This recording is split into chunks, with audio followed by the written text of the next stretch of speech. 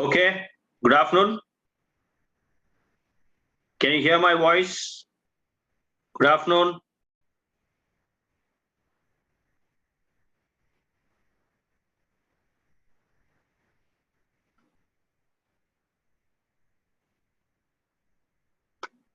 Yeah.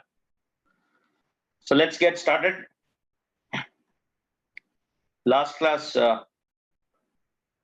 where did we stop? We stopped at the transfer characteristics.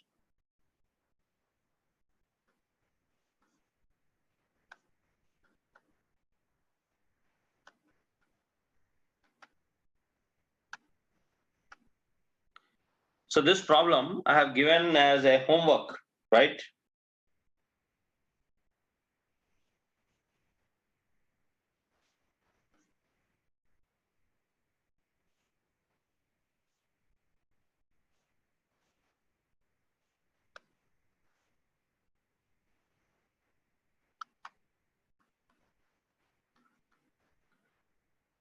Okay, have you tried?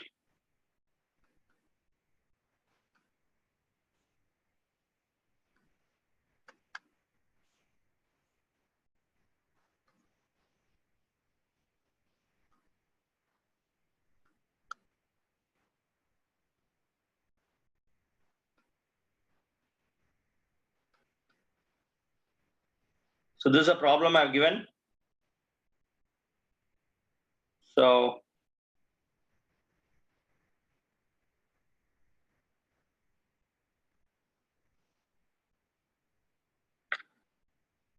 So how can we start? To know the breakpoint, we have to somehow break the circuit, right? So split that circuit into two parts. So how do we do this? I mentioned that if you give a large positive input V in here, what happens if you give V in here? Right? So some large voltage, 1000 volts like that. Then the anode of D3 is given to V in and the cathode of D2 is given. So if V in is a large positive voltage, naturally D3 is going to get on. So if you think D3 as an ideal device, then it's almost short. So this node is also positive. So when this node is positive, this node is also positive, the same 1000 volts. Or if 0.7 drop is there, then it's 999.3, something like that, right? And then your D4 also gets off. So consider a large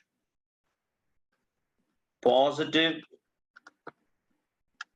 input V in. What happens if I give a large positive input V in? Then D3 is on and D2 is off. D3 is on, D2 is off. But if D3 is on, I told you, your D4 is also off. D4 is also off. So what happens if D2 and D4 are off and the anode of D1 is given to 10.7? The anode of D1 is given to 10.7 and D2 is off. Then your D1 is also on. So your D1, D3 on and your D2, D4 is off. So the circuit looks like this.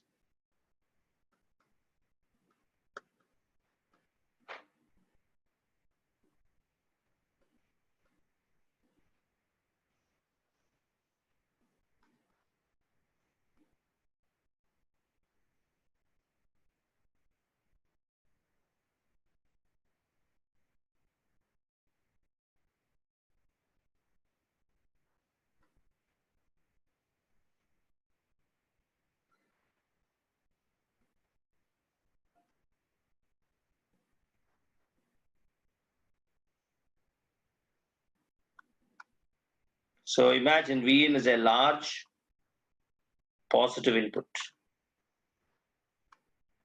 A large positive input, right? So what is the current I here?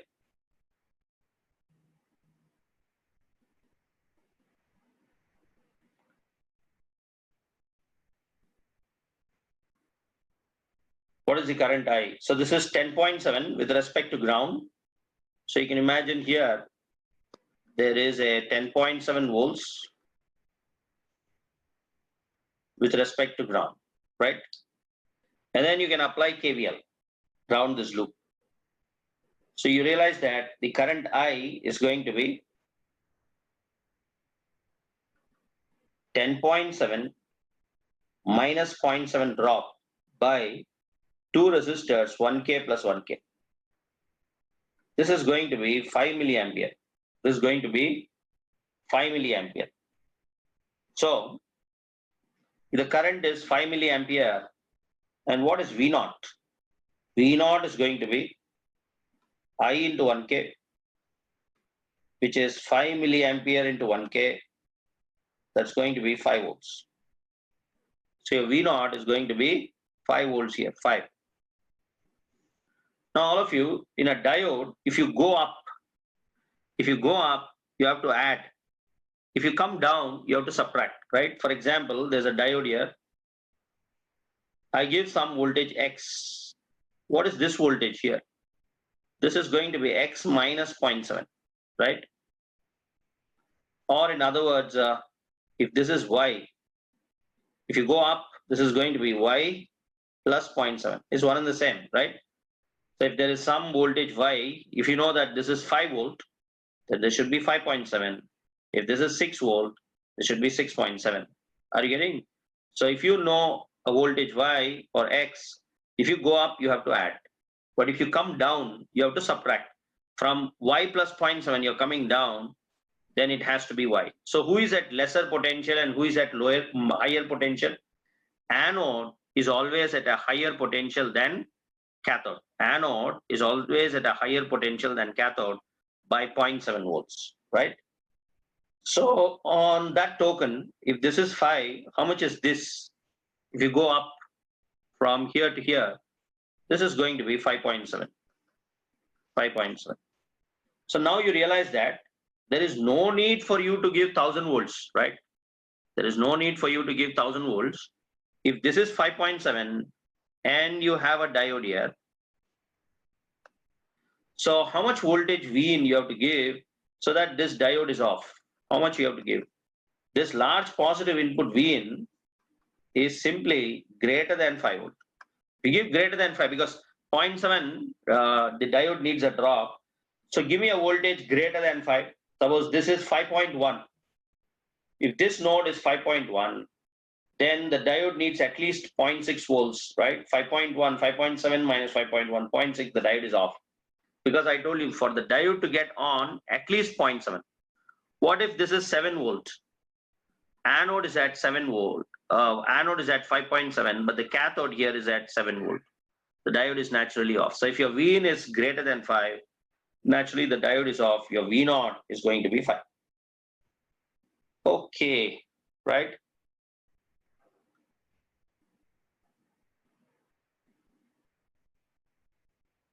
So for V in greater than 5, your V naught is at 5 volt, right? So your V naught is going to be 5 volt, right? So this is first case.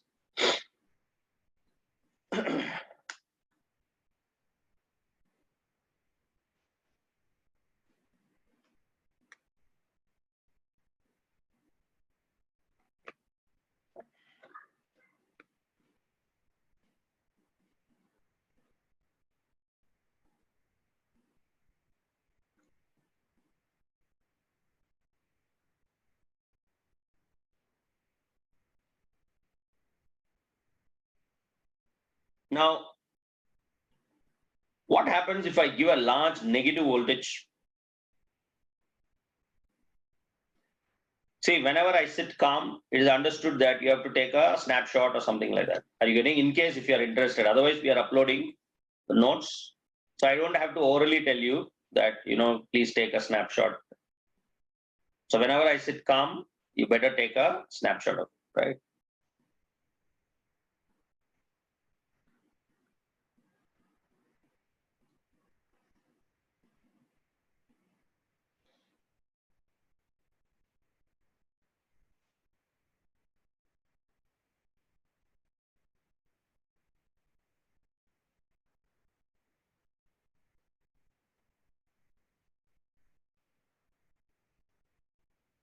Now, how much voltage is dropped across 1K here? This is 10.7 minus 0.7, 5.7. The voltage here is going to be 10.7 minus 5.7 is going to be 5 volt, right? So you can simply say 5 volt by 1K, 5 milliampere is current flowing, right? Okay. What happens if I give a large negative voltage? If I give a large negative voltage, the second case, let us apply a large negative voltage.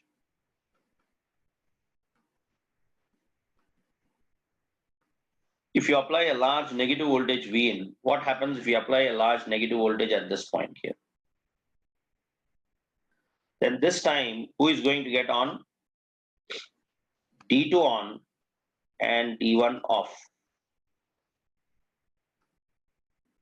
D2 on and D1 off, right?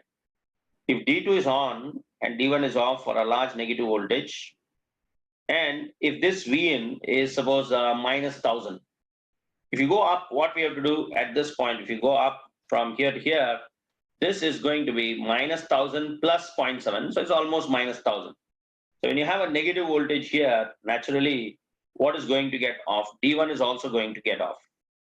So D1 is off, and D3 is also off, right? D3 is off. D2 is on, and D4, you can see here, the cathode is at minus 10.7, so your D4 is also on, right? So let us draw an equivalent for this.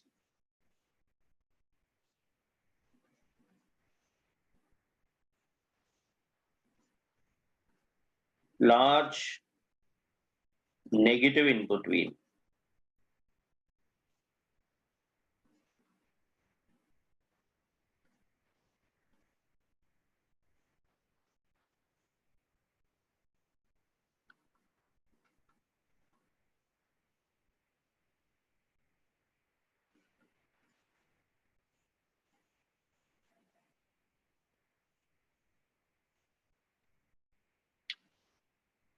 Now, how is this diode on? How is this D4 on? The D4 is on because the cathode is given to minus 10.7. You can see here, the cathode is given to minus 10.7. So this time, the diode that is on is D2 and D4. This is D2 and D4.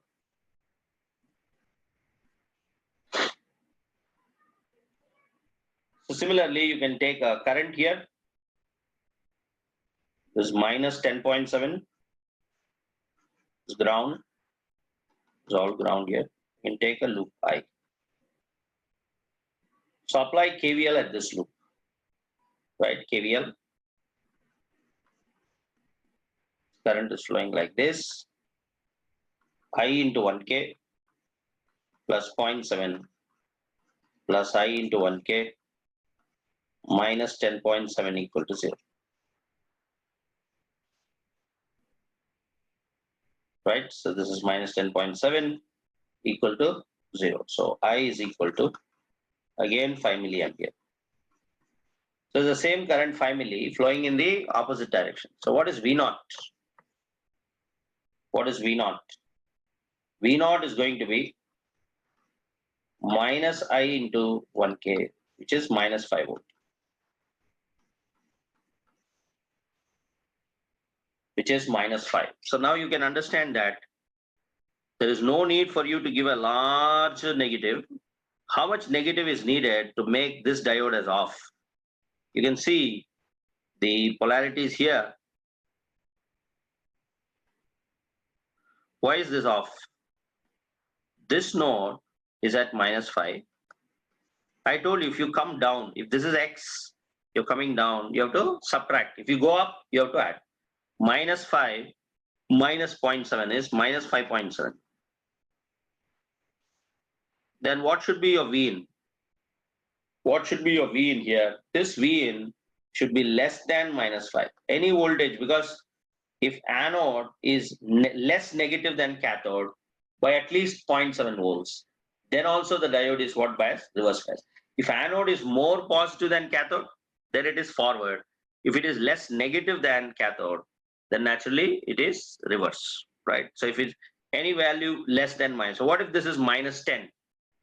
If this node here is at minus 10, then naturally the diode is off, right? Okay. So the third case is,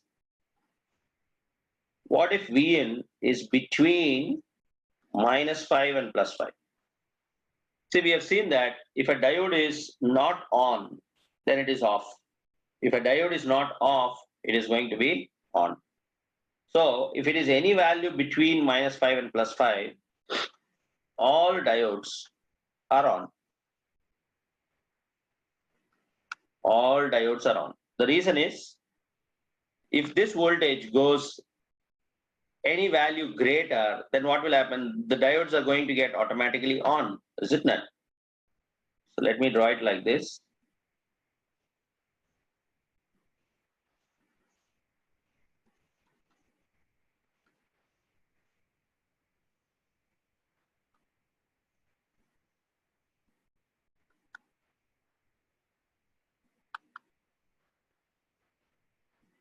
Now, give me a voltage between minus 5 and plus 5.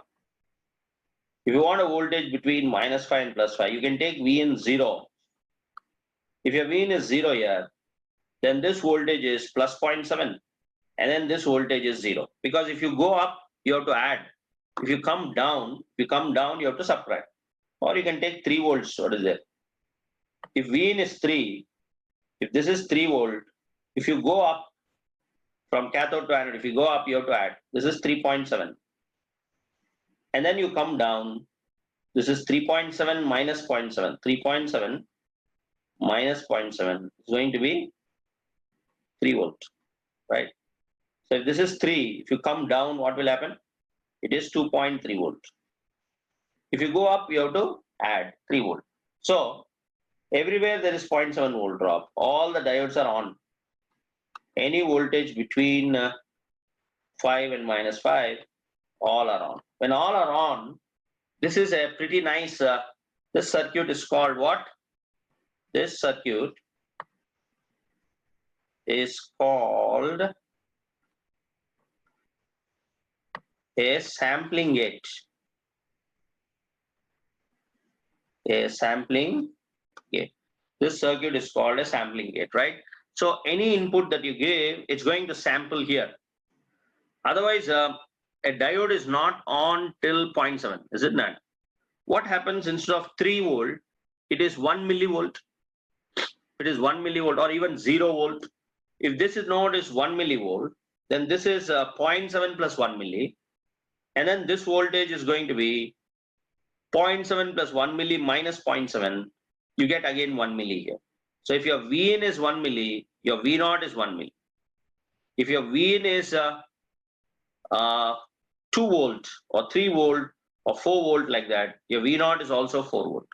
So at any instant of time, your output and input both are same. Output follows input. So what is the transfer characteristics? Vn on x-axis, V0 on y-axis. Your output follows input till Vn touches 5. Minus 5. 5 and minus 5. What happens if Vn is greater than 5? In case 1, your output is restricted to 5. If Vn is less than minus 5, your output is less than minus 5. So what is the benefit of such a circuit? If I give some signal like this, right? Some communication signal, some signal like this, even for 0 plus, even if you give 0, the diodes are on because of the plus 10.7 and minus 10.7. You can see that even if you give 0, all the 4 diodes are on because of 10.7 and minus 10.7. So the output is going to get clipped between 5 and minus 5. So you're going to get a voltage between 5 and minus 5 volts.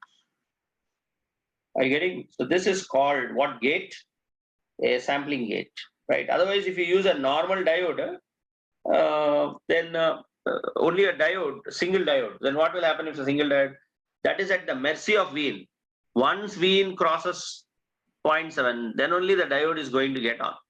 But here, very cleverly, they have connected 4 diodes, and two are connected, right, joined at one point and given to plus 10 and minus 10.7. So that is the reason, even when Vin is 0, the diode is going to get on. Now, the same technique we can apply in future also. In future,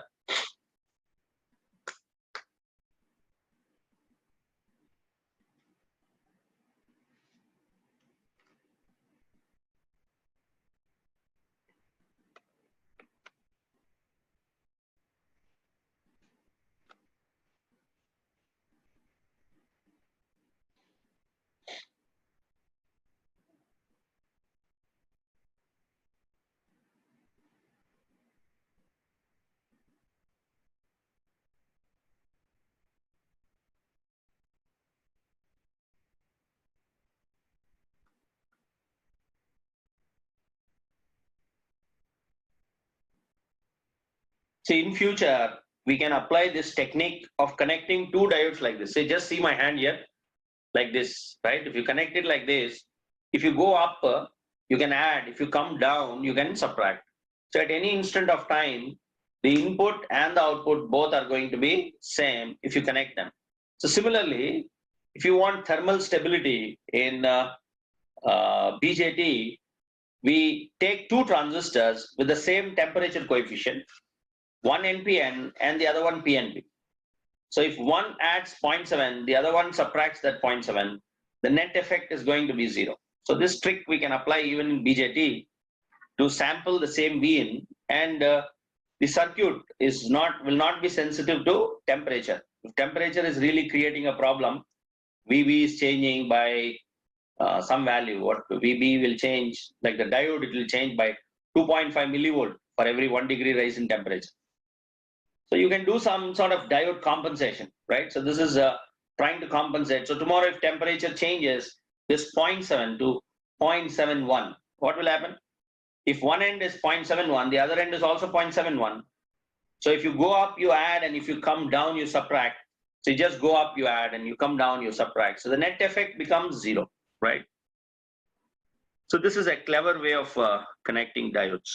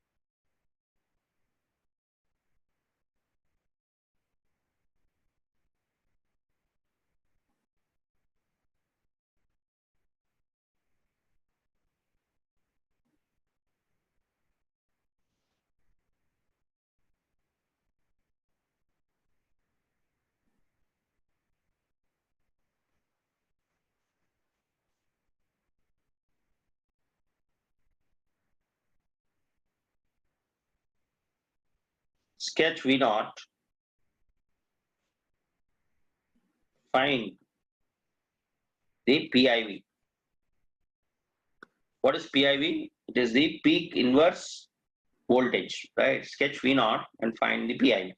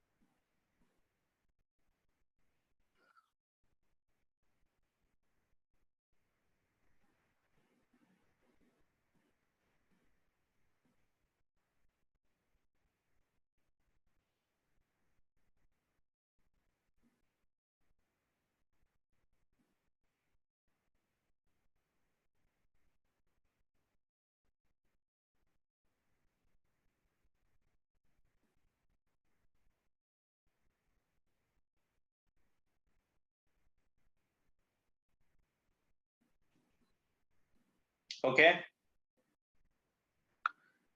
Now, when I say 1:1 and 1:1, so this is the primary winding, right? So here you have secondary winding, but it is center tapped. So, but I wrote 1:1 down and 1:1 up. What do you mean by that? It means that if the primary turns are 20, above this ground node, you have 20, and below this ground node also you have 20. So that means whatever input that you give is going to appear between the 2 points as well as between the 2 points, right? So it's going to appear here as well as here. So that means if there are 20 turns in primary, total turns in secondary are going to be 40.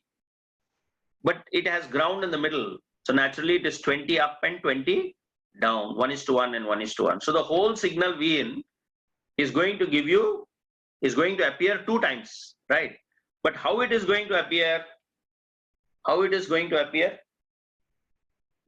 Tell me, can two resistors give 180 degrees phase shift? I have 2 resistors with me and Vin, and I have a multimeter with me, and I want to show my friend that if I put like this, if I get some, say, 5 volt, if I reverse the polarity, I should get -5. So 5 and -5, right? You put like this, connect like this, and then connect it reverse. So can I do that 5 volt and -5 volt with 2 resistors? I just have 2 resistors, that's it, right? With 2 resistors, can we get phase shift? With 2 resistors, can we get phase shift?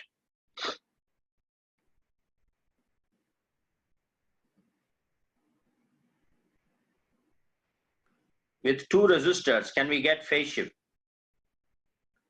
Right? Now see here, suppose I have 2 resistors, R and R, R and R. Now I'm applying some voltage Vin. I'm applying some voltage V. Then what is the drop across each resistor? Suppose this is a current flow. This is going to be half Vin by 2. This is also going to be half Vin by 2. Am I right? Vin by 2 and Vin by 2. So what's the big deal in that? Suppose if I take ground here at this point, then what is the voltage VA? VA. What is VA? VA is going to be Vin, because voltage is measured with respect to ground. What is the voltage of ground with respect to ground? What is the voltage at this point? VG. The ground voltage is always equal to 0 volts. 0 volts. Ground is 0. VA is nothing but Vin. So this is also VA. What is VB? What is VB with respect to ground? VB from this node to ground is nothing but Vin by 2, because plus is here, minus is connected to ground. Your VB is going to be Vin by 2. Okay, so fine.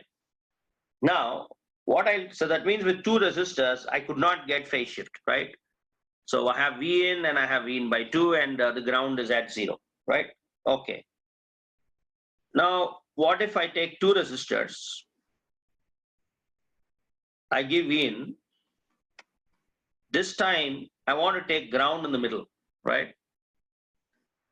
So naturally, this is R and this is R. There's a loop here, current flow.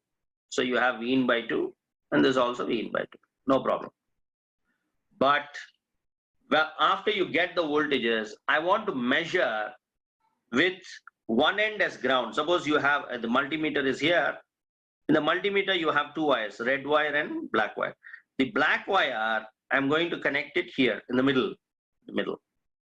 And the red wire with this point here and here, I'm going to measure VA and VB. This is VA, and here I want to measure VB. So with the red point, I want to measure VA or VB. Now give me Ohm's law. This is current I. So what is I here? I is going to be VA minus 0 by R. And what is the same I in the, because in a series circuit only one current will flow. It is 0 minus VB by R. So your VA is minus VB. That means you have got two voltages whose magnitudes are equal,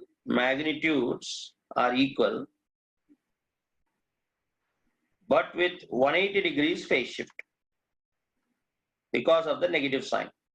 So if VA is having positive values, your VB will have naturally negative values. So if VA is a sine wave, your VB is also a sine wave, but it is flipped by 180 degrees, is it not? Right? So such a technique is called phase splitting. It is called phase splitting. And the circuit is a phase splitter, right? Phase splitting.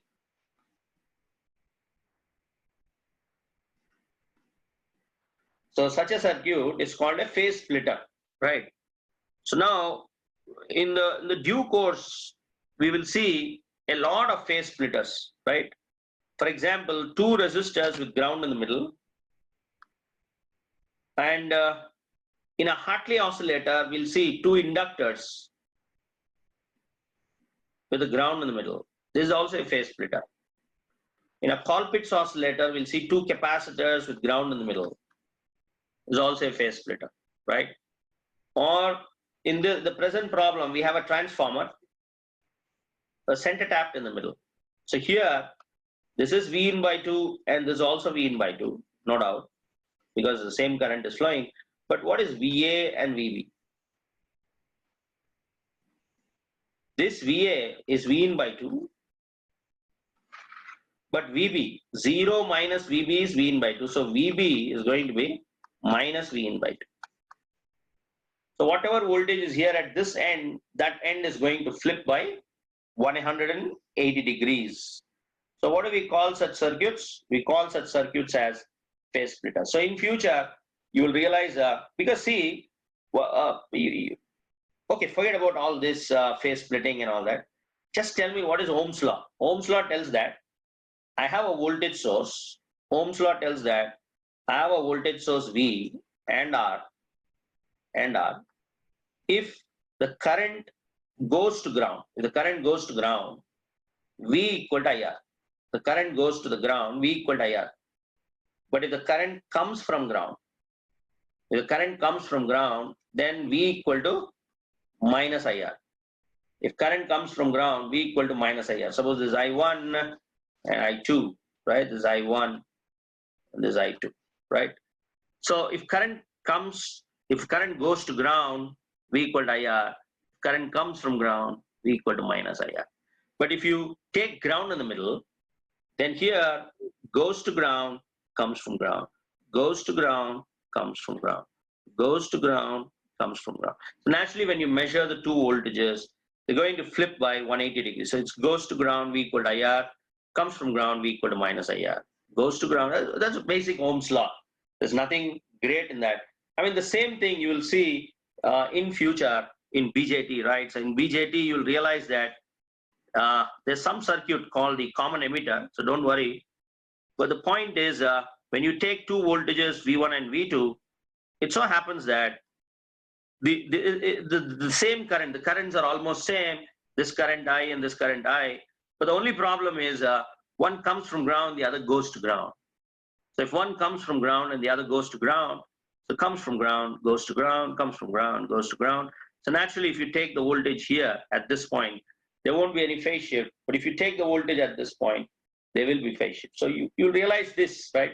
In common collector amplifier, you will take at V2, right? So as compared with the input, the same thing. But when the moment it comes from ground, V is not IR, V is going to be minus IR. Okay, so all this we will see later. But I'm not talking about BJT. I'm just talking about Ohm's law, right? I'm trying to tell you why there is a phase shift just by simple Ohm's law, right? By looking at the circuit, you realize that is it V equal to IR or is it V equal to minus IR, right? But if the same circuit has a provision where one end is going to the ground and the other end the voltage is coming from the ground, then by comparing those two voltages, we can say that this circuit overall is going to act like a phase splitter, because on one end is this positive voltage, the other end there is negative voltage, right? The same thing we will see in a differential amplifier.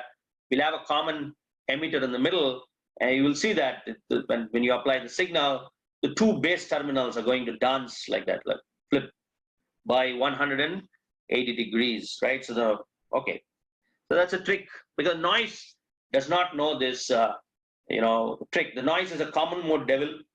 The noise comes and attacks that circuit. The circuit dances like that, and it'll say, okay, noise, I know who you are, right? So it's like a common noise coming to the BJT, but the circuit is, the circuit voltages are one up and one down. So the circuit can easily recognize, the noise. It's the noise will be like a what you call, like the black sheep, right? So he can easily, he's a terrorist there. The noise is a terrorist, right? He's going to corrupt my signal, but my signal is dancing like this. But noise comes and attacks as a common signal, so it's easy for the circuit to recognize noise. So all that we will see later. Yeah, but finally, what is the summary of all the discussion? Ohm's law. Remember Ohm's law: current goes to ground, V equal to IR. Current comes from ground, V equal to minus IR, right? Okay, fine. Yeah, let's go to the circuit now.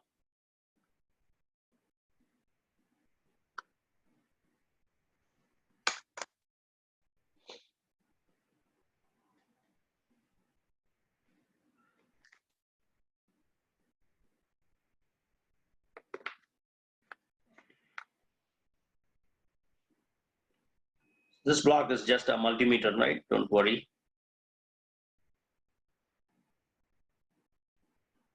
So how many of you have multimeters? Huh? How many of you have multimeters? How many of you have cell phones? Right? So multimeter a student should buy, right? At least to measure 230 volts at home, right?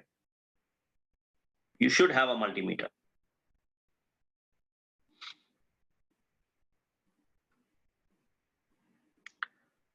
Okay, so let's look at the problem now.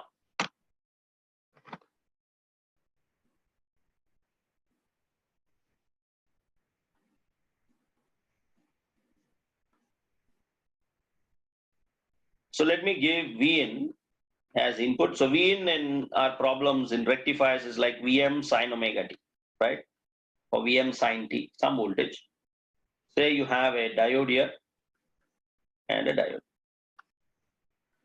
Now, during positive cycle, when the current is flowing in this fashion, this end is plus minus and plus minus, right? So this end is plus minus, and the maximum voltage you have is Vm, right? Vm. Now tell me, what is Va and what is Vb? What is Va and what is Vb? Va with respect to ground is Vm, and Vb with respect to ground is minus Vm. Va with respect to ground is Vm, and Vb with respect to ground is minus Vm. That means when the signal gives you peak, one end is at positive peak, but surprisingly the other one is at negative peak, right? Suppose if I, instead of Vm, I write 1 volt. If this is 1 volt, this is also 1 volt, but Va is 1 volt, but Vb is minus 1 volt, right? Suppose the upper one is not at Vm, it's minus Vm, then the lower one is going to be plus Vm, right? So what happens during positive cycle? During positive cycle, the upper one is going to have what? Vm sine omega t. The lower one is also Vm sine omega t. But which diode is going to get on? Which diode is going to get on? Tell me. Which diode? D1 or D2? Anode is connected to plus and cathode is connected to minus. But here, cathode is connected to minus. Anode is connected to minus, and the ground node is the cathode, right? So naturally, this diode D1 is going to get on, D1 on, and D2 off. D1 on, and D2 off. So let me draw an equivalent for this.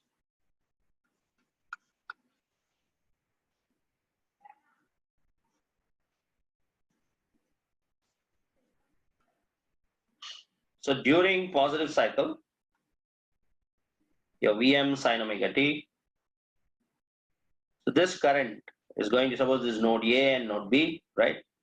RL current is going to flow like this. What about the other diode? This is off. D1 on. Okay. Now, this is during positive cycle. During negative cycle, what happens? During negative cycle. So imagine during negative cycle, the polarities as compared with the positive, the polarity should be reverse. Am I right? So now this is going to be plus minus, right?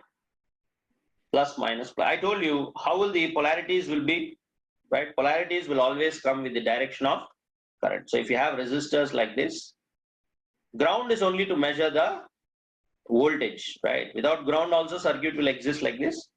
This V, R1 and R2 and R3, right? Whether you connect ground here or here, it doesn't matter.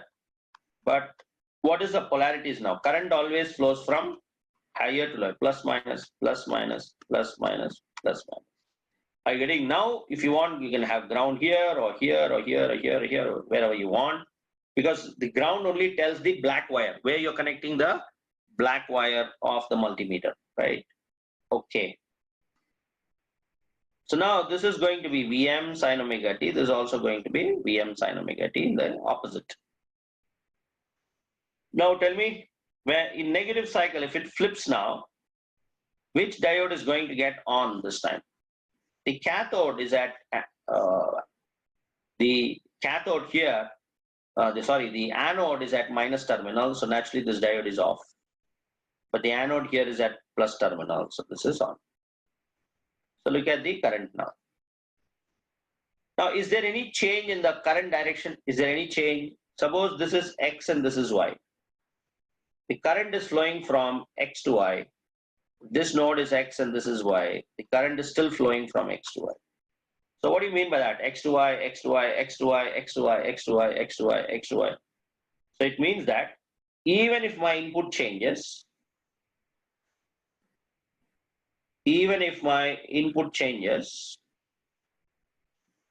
my output is always going to be unidirectional. During positive cycle, if I get this, during negative cycle also, because the same signal is available at both ends, right? So my current direction hasn't changed yet.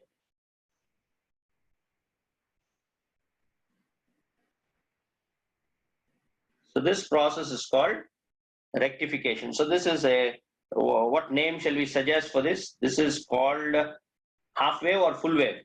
This is called the full wave rectifier, right? It's called the full wave rectifier with using a center tap transformer.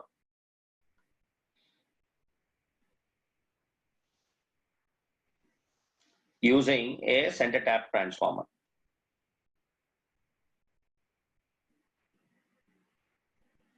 Now, how do you calculate PIV?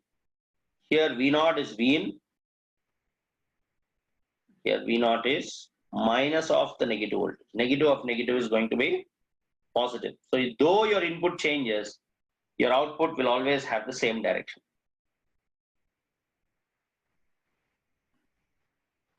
Calculation of PIV. So how do we calculate PIV?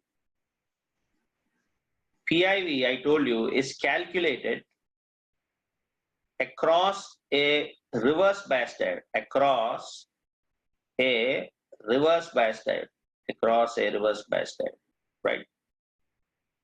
So if during positive cycle, this is Vm and this is also Vm, right? And now I want to calculate the PIV, right? PIV. If you want positive voltage, you can put like this, PIV. right? This is plus here and the minus here. VPIV, this is a diode voltage. Now you can apply a KVL round this loop like this, round this loop. Minus to plus, or if you want, see, PIV is always mod. Some students say, no, sir, I'll put here plus and minus, your wish, right? But if this voltage is positive, the diode would have been on, right? That's the reason. Fine, you can apply KVL. Minus to plus, minus VM, plus VPIV equal to 0. So what is VPIV mod, right? It's going to be 2VM. So because the diode one end goes up on the secondary winding of a transformer, this node goes right on top of the transformer, but this node goes right at the bottom of the transformer. So what is the total voltage from the top of the transformer and the bottom of the transformer, right? It's going to be 2 times of peak. It's going to be 2 times of peak. So your VPIV is going to be 2 VM.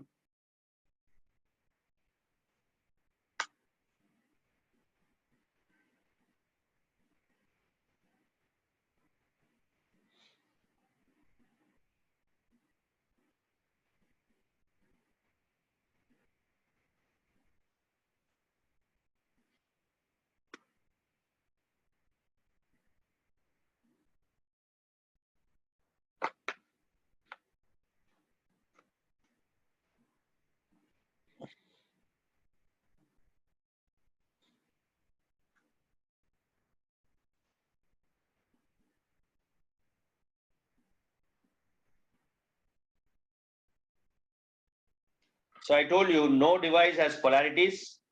Polarities will come only with the direction of current, right? So if this is the current direction, plus minus, plus minus. What happens? You have resistors and the current is flowing in this direction. Then what you will do? Again, you're right, plus minus.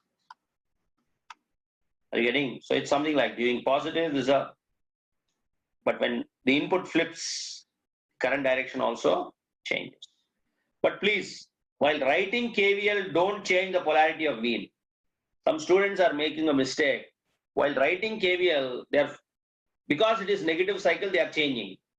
Okay, after changing, are they keeping quiet? No. After changing whatever the value V they have got, in that V they are substituting negative values for final answer. First you have made positive as negative, and then you are substituting a negative value to V. So negative of negative is becoming what? Positive. So your input, you would have given negative -5, but your answer you are getting +5. So that is why it is a mistake. While writing KVL, Vin, when you allot a voltage, see that is what the even electromagnetics when you go from Maxwell's equations to the Kirchhoff's law, the greatest assumption that made is allot a unique value of voltage and allot a unique value of current. Don't change that value, right? As long as you allot a unique value of current, the current is not going to change with time. Similarly, if you allot a unique value of voltage, that voltage is not going to change with time, right? But if it is a negative cycle, you substitute in that a negative value, that's all. Don't reverse the polarity. That is why what I'm doing, V in is V in. For positive cycle, I'll put arrow up. For negative cycle, I'll put arrow down. Are you getting, right? But you can see that even though I have changed my polarities at the secondary, like plus VM and minus VM, my V in, let my V in be like that. But the current direction hasn't changed, right? So the current direction hasn't changed yet, right? So at the secondary, we are seeing that this is plus minus where the current is flowing like this. Minus plus minus plus. Are you getting? These are polarities of the current, right? Remember, this is the polarities of the current, right? The current is flowing in this direction. Okay, right? Fine. So VPIV is going to be 2 VM.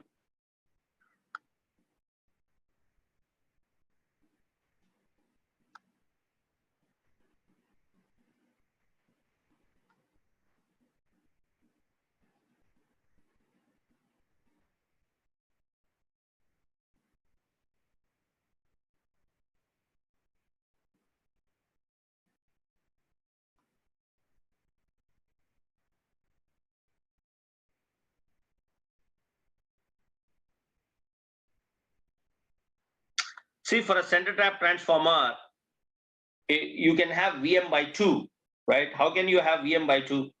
If left primary windings are 10 and the secondary windings are also 10, then when you center tap, above is 5 and below is 5. But just for my convenience, what did I do? I said 1:1 on top and 1:1 bottom. Are you getting? Because that's how when you buy a transformer center tap, it'll be like, 12:012, 18:018, like that, right? So whatever you get up, the same you get down. But for easy calculation, what am I doing here? I am taking left side turns.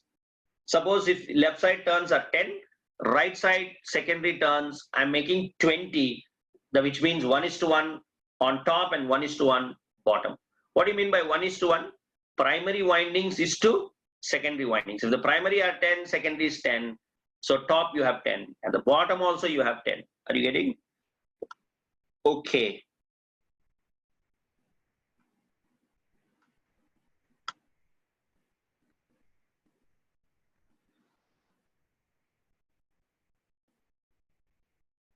But if the number of primary windings and secondary windings are same, then what you said is correct. It's good. It should be Vm by 2 and Vm by 2. Okay, good.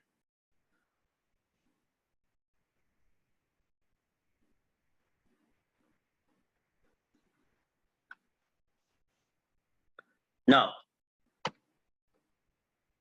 calculate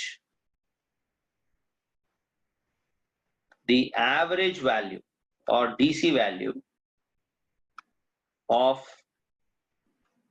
the output voltage and current for half wave rectifier, full wave rectifier, half wave peak detector,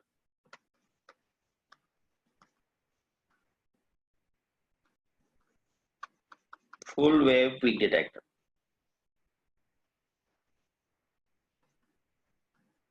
Half wave rectifier, full wave rectifier, half wave peak detector, full wave peak detector. So what is the, given a half wave rectifier, what is the average value? Because what do you mean by rectification? Rectification is converting AC to DC. So it could be pulsating, but we want to know the average value. I think we've already done this for half wave. I told you the average value or the DC value is going to be Vm by pi.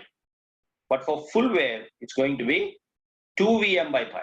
So similarly, what is the average value for a half wave peak detector or full wave? So we expect the output to be always Vm peak detection, right? Full wave or half wave, but there is a slight ripple, right? So that small error is there. And we have seen how to decrease that error also. Are you getting? So all this we have seen. So it's kind of a revision now, right? Calculate the average value of output voltage and current for half wave, full wave, half wave peak detector and full wave peak detector. So just kind of a revision.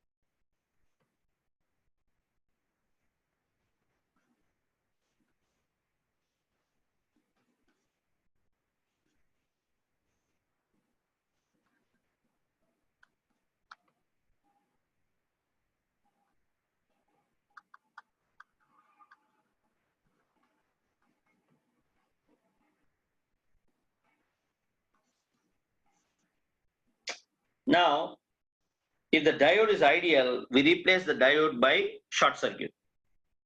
But what if when the diode is on, because in some problems, old books, if you see, they say that let RF be the diode forward resistance,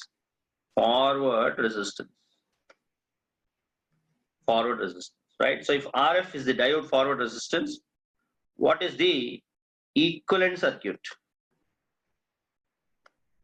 Equivalent circuit for average value, right?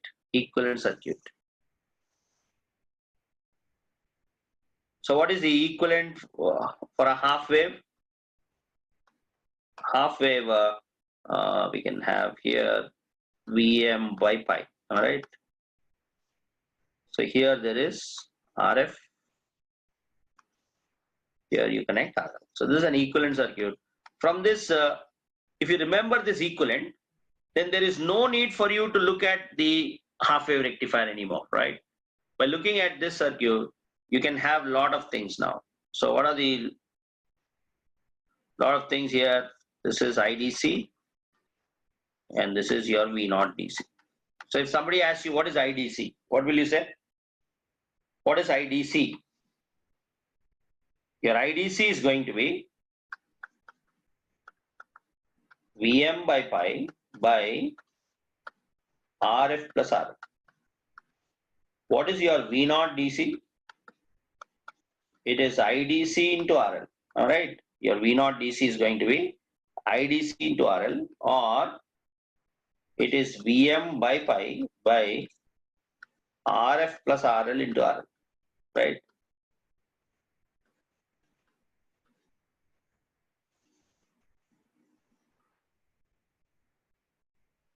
So these type of average current, average voltage, right? So for half wave, full wave, they used to ask for IES, but for gate, they are giving a new problem. Like we have seen, 2 diodes were there and 3 resistors. So for a new problem, you have to calculate then and there the average value. So these are standard questions for half wave, full wave. So these type of questions, they are seldom asked in gate exam, but for IES exam, yes, right.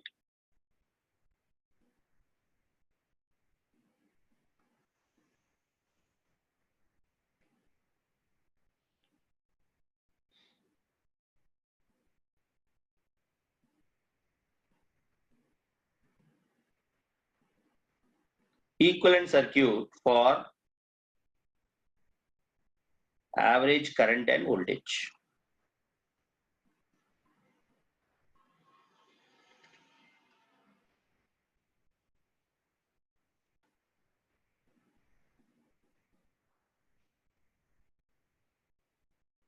See, first class I struggled to write, but now it's okay. But the letter size is not coming down. That is a big problem. So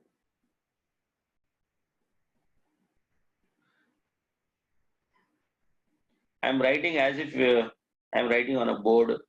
Huh? Is this okay for you? Because even if you say I cannot, because maximum is this handwriting, right? What to do? At least now it is better than first class. First class, I don't know what I was writing.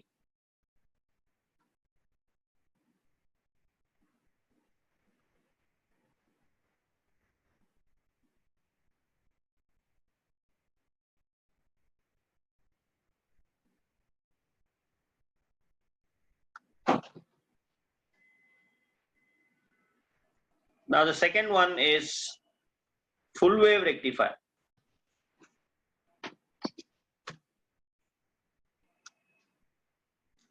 For a full wave rectifier, we know that, okay, just now we have taken this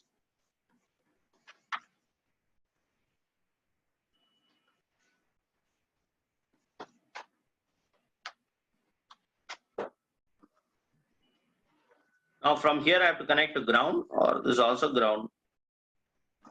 So for a full wave rectifier,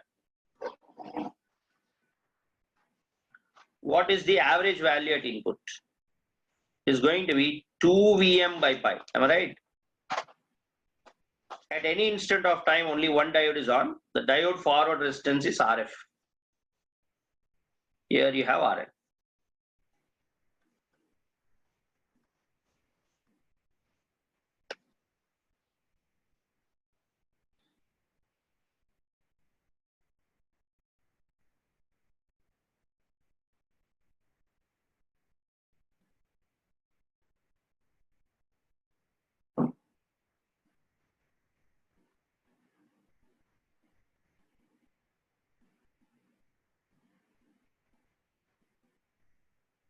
So now tell me, what is V0 DC or I0? Just so see how important a voltage divider is, right? The voltage divider. Most of our circuits are voltage dividers. It could be, it could be a rectifier, it could be a peak detector, it could be a half wave, full wave, it could be a what you call a differential amplifier. It could be a filter for that matter. One resistor and a capacitor. Capacitor we replace by 1 by SC, right? So you see how important the voltage division is. So if you know the voltage divider rule, what is IDC? IDC is going to be 2 Vm by pi by Rf plus Rf. So what is V0 DC? It is going to be IDC into Rf. So now you don't have to look at the circuit, please. This is the equivalent, right? This is the average current and voltage equivalent circuit, right? So once you draw the equivalent circuit, you don't have to look at the original circuit. So this simple voltage divider is going to give you all the information. This is a model for the average current and the voltage. So what is IDC here? You can substitute it as 2 Vm by pi by Rf plus Rf.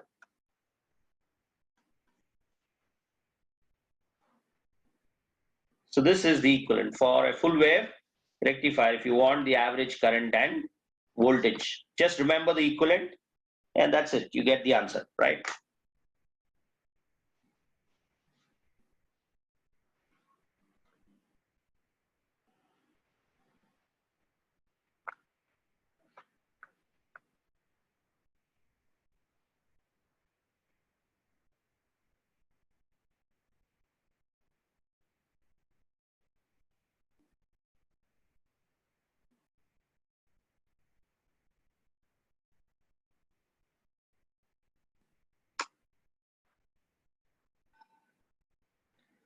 Oh, I forgot the bridge rectifier. In the bridge rectifier, when the signal from the input goes to the load, how many diodes will it cover, the bridge rectifier? At any instant of time, in positive cycle or negative cycle, how many diodes will it cover? Do you think the number of diodes are 1 or 2? Is 1 or 2?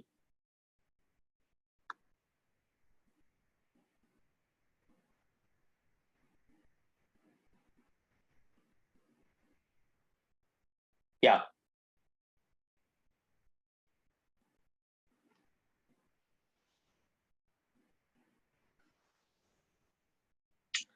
What if it is a bridge rectifier, I'm saying?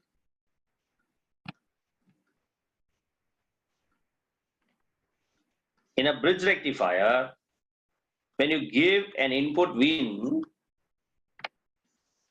before you reach the load, if each diode has a resistance of Rf, forward resistance of Rf, do you think only one diode is going to get on? No, two diodes are going to get on. If each diode has a forward resistance of Rf, then what is the equivalent circuit for a bridge rectifier? It's going to be 2 Vm by pi,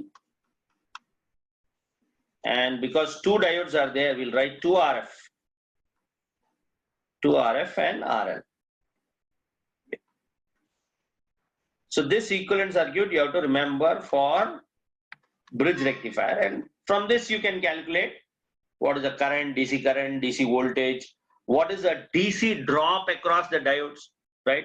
Which is the voltage across 2 RF. What is the DC drop across the resistor? What is the total current flowing, DC current flowing? So everything you can get from here. So why did I put 2 RF? Because at any instant, you're going to have how many diodes?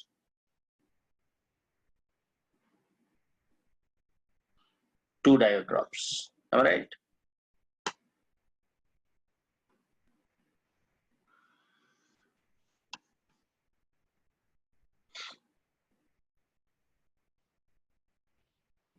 So your IDC is going to be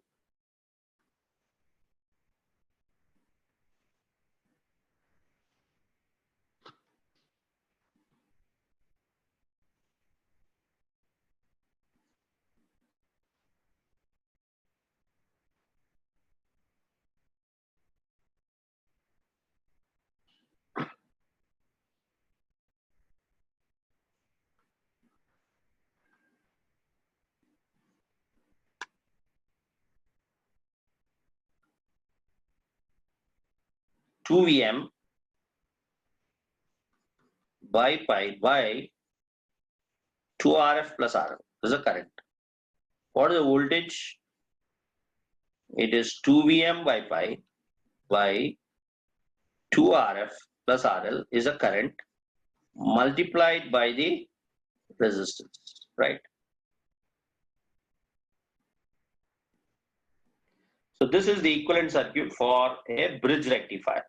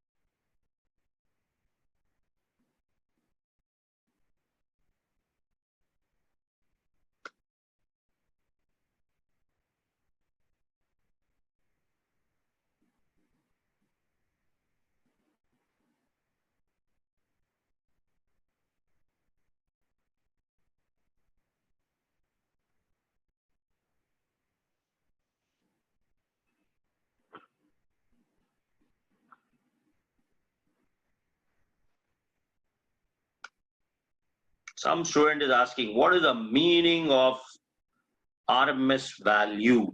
What is the meaning of RMS? Even I don't know what is the meaning of RMS value. But somewhere I read that in good universities like Stanford and MIT, they used to teach wrong initially, right?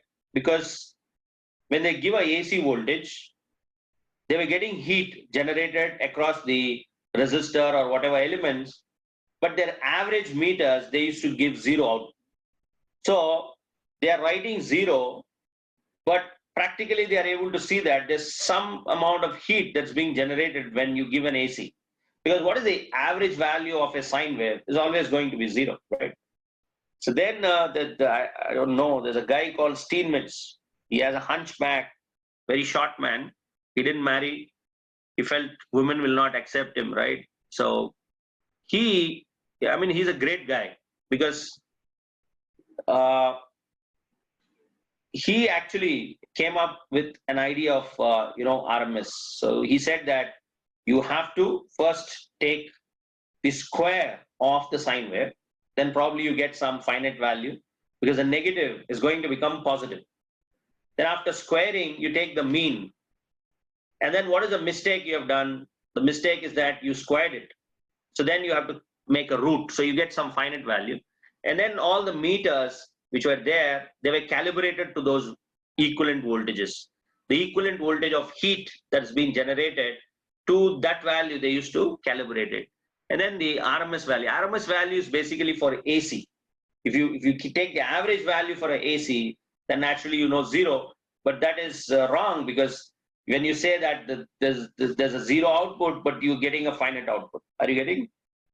So that way RMS became very, very popular. So that was a mistake initially. All the average meters, they used to give zero, but when you apply AC, they were giving finite, right? That is why what we have to do, whenever an AC waveform is given, first you have to square. When you square it, all the negative is going to become positive. And then like the DC average, you again take the average for it. So what's the RMS, by the way? RMS stands for root, mean, and then square. Is it done? You have to. How do we calculate RMS? Yeah, RMS, VRMS. How do we calculate VRMS? VRMS. It is first you square, right? Average. First you have to do average for a square and then the root, right? Something like that. Okay, right. Steinmetz is a great guy. You know, Steinmetz he earned so much of money for his patent, because the hysteresis, the BH curve, everything, he came out with the idea, the great electrical engineer. And then one day he felt that he wants a family, because he's not married, he wants a family. Then a young boy who was his student, who came for PhD, he requested him, said that, can I adopt you, right? Then he said, no, I'll go and ask my wife. And then they discussed it. Then they said, okay, you can adopt me as a father. Then he adopted him. He wrote all his property to him, all the mansion, everything. And then that guy had 2 children, so he had grandchildren also. And he used to tell all those wonderful electrical stories to him, all the stories. And he made a lab also for those kids. And he spent the rest of his life with his student, right? So great guy, a very, very inspiring guy. Fine. That's so, yeah. The RMS hysteresis, lot of other things came from him. During negative cycle, that RFB, the diode resistance. Okay, so that's the bridge rectifier. What about the peak detector? The peak detector, half-wave peak detector.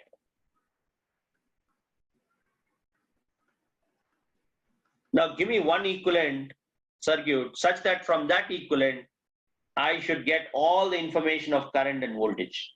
So then I don't have to analyze this circuit also, right? So I don't have to look at this circuit and analyze it.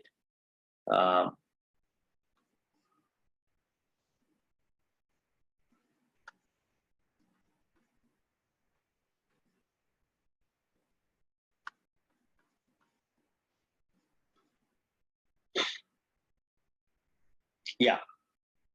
So what sort of equivalent can we write? Can we get an equivalent from the graph?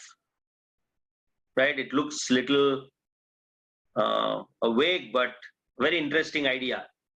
I'm going to draw the equivalent not from the circuit, but I'm going to draw the equivalent from the response of the output, right? So by looking at the output response, can we have an equivalent? Because this is a sine wave. We have seen that if the diode is ideal,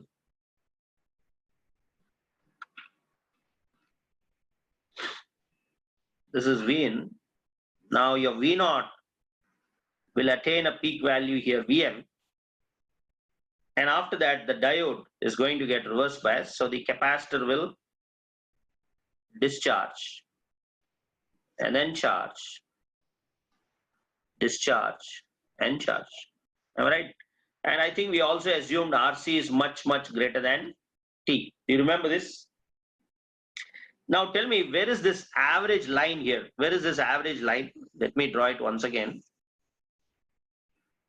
Suppose my VM is here. Okay, okay, this is my average value. So the average is somewhere here. It should be VM. It should be VM, but it's not VM. It is this. So if my VM is here, my DC average.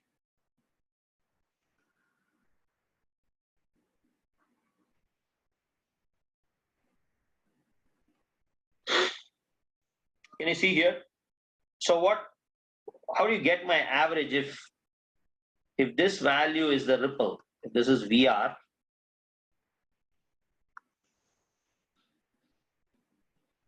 right? This is VR. This is my VDC, and this is my VM. And this portion is my VR, and my VDC is lying somewhere in the middle. So can I say my VDC is going to be almost VM minus this chota value, What is this value? I want to subtract this value here. From here to here, it's VR, but my VDC, this value, this chota value. Can I say it's VR by 2, V ripple by 2? Maybe, right? So it's almost VM, but to be more specific, my DC is going to be VM minus VR by 2. Is it okay? Or if you don't like, we can take this diagram as a trapezium, and then I forgot, what's the area of a trapezium? Or do you want me to calculate the average value for this? What is the average value? This is A, and this is B, and this is height. What's the area of a trapezium? It's half H bracket A plus B. Am I right? Go back to your 9th standard. What is the average value? It's half H bracket A plus B by H. It's A plus B by 2. Am I right? A plus B by 2. That is the average. But who is A here? Who is A? A is VM. And here you have this ripple, VR. Who is B? VM minus VR. So it's VM plus VM minus VR by 2. Is 2VM by 2 is VM minus VR by 2. Okay, something like that. So that's your DC average value. Average is nothing but the DC value, right? Or by inspection, you can just see, okay, the line in the middle is the whole value VM minus this VR by 2. Are you getting? Or you can take that area and then make this a trapezium, and the area is half H bracket A plus B. So I found this in my son's book, right? So half H bracket A plus B is the area of a trapezium.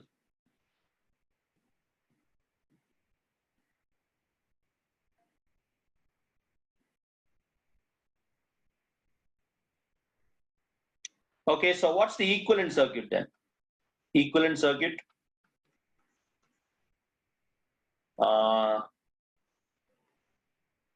VM, I'm having VM, and then there is a drop of VR by 2, and then my output across the load is going to be by V naught.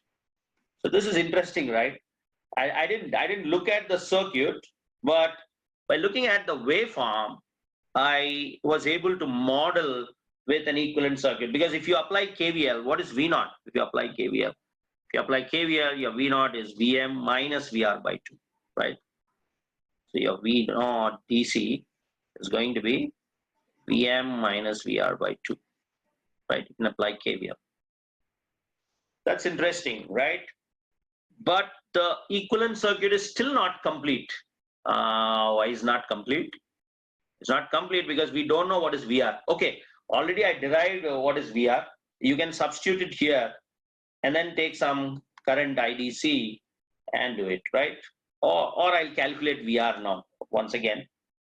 Do you remember what is VR for a half wave peak detector? What is VR for a half wave peak detector?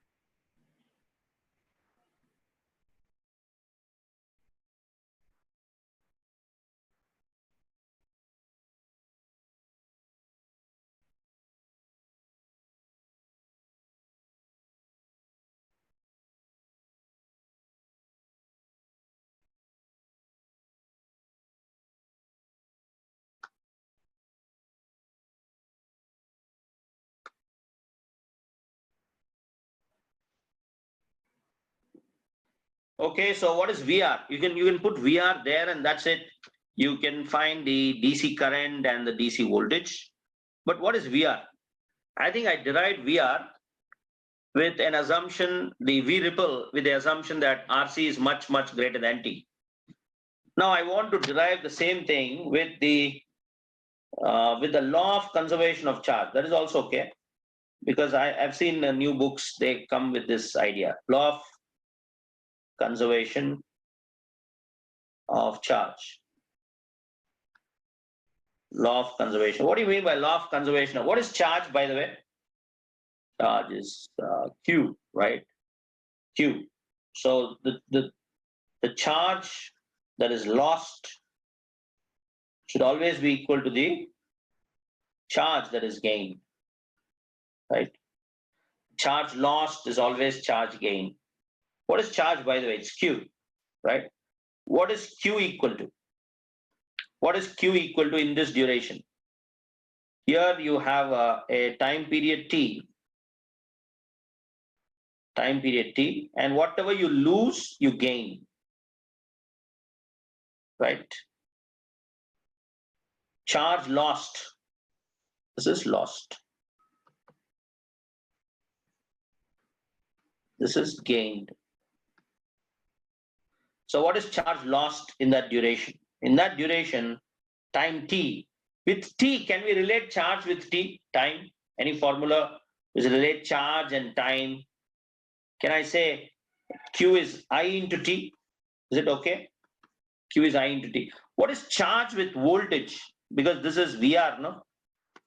What is charge Q with respect to voltage?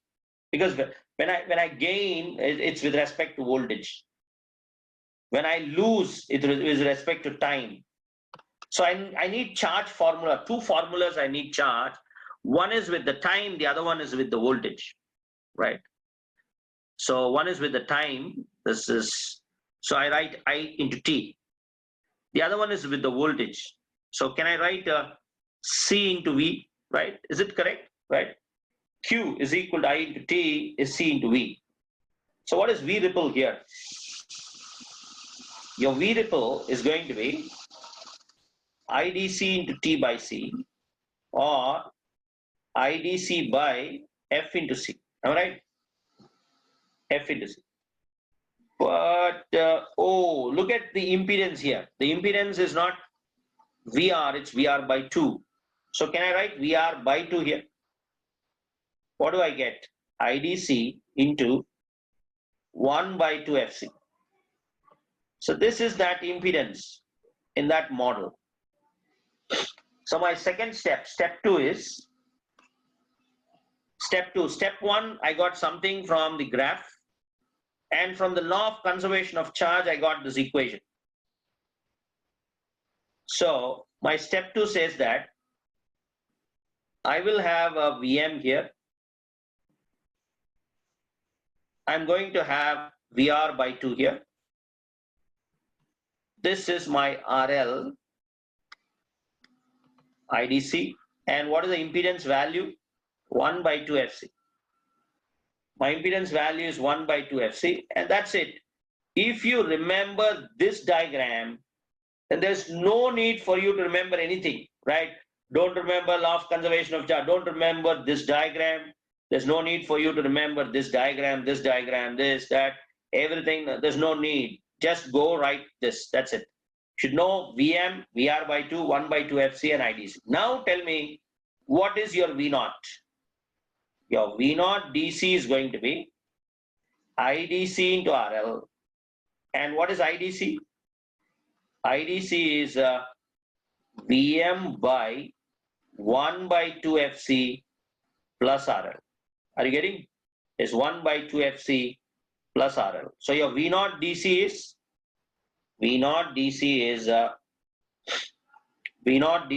is VM by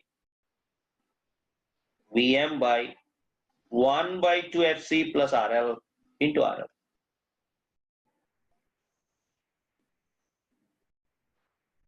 One by 2 FC plus RL into RL. Are you getting?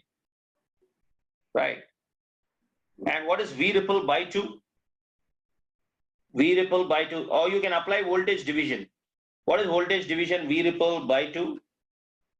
It is VM into R1 by R1 plus R2. Right. This is V ripple. Or what is VR? It is going to be VM by 1 by 2 FC plus RL into 1 by FC. But is this what we got? Is this what we got? I don't think this is something we got. What was our assumption there? RC was much greater than T. Is it correct? That means your RC by T is much greater than 1. Or your FRC is much greater than 1. Okay, so you make this assumption, you're going to get VM by FRC, right? FRLC. So just do this now. 1 plus 2 FC into RL by 2 FC, right? So the 1 gets cancelled, the 2 gets cancelled. VM by FRC. This is your V ripple, approximate. VM by FRC. Is it correct? Right. Let me use my rough work here. VM by 1 plus 2 FRC by 2 FC into FC. So FC gets cancelled. 2 FC is much greater than 1, so 2 gets cancelled, right? Is 1 by VM by FRC. Okay, that's VR. Fine. There's one. It's all one and the same. So what is our answer? This is just to cross check.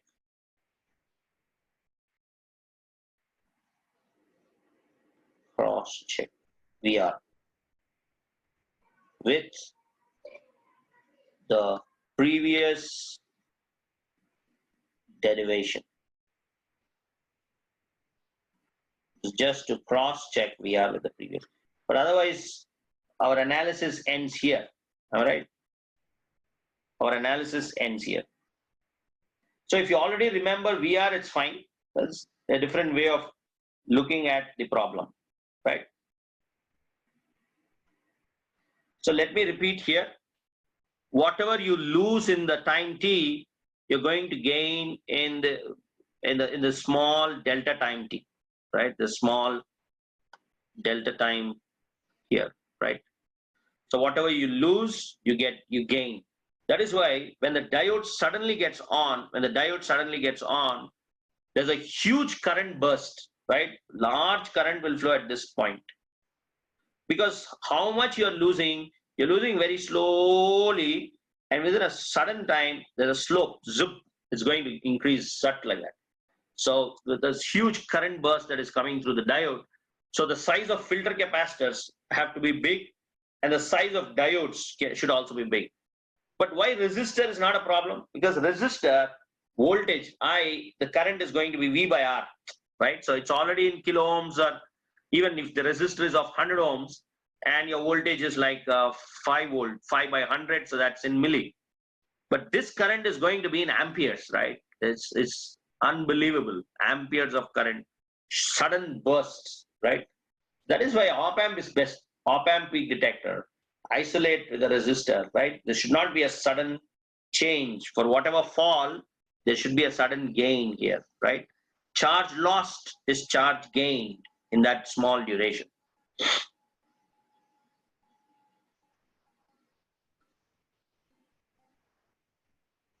Okay, so anything is okay. If you remember that formula, like some of you have given in the comments, they already remember VR is nothing but VM by FRC, then it's fine, right? If you don't remember, there's one more method of solving it.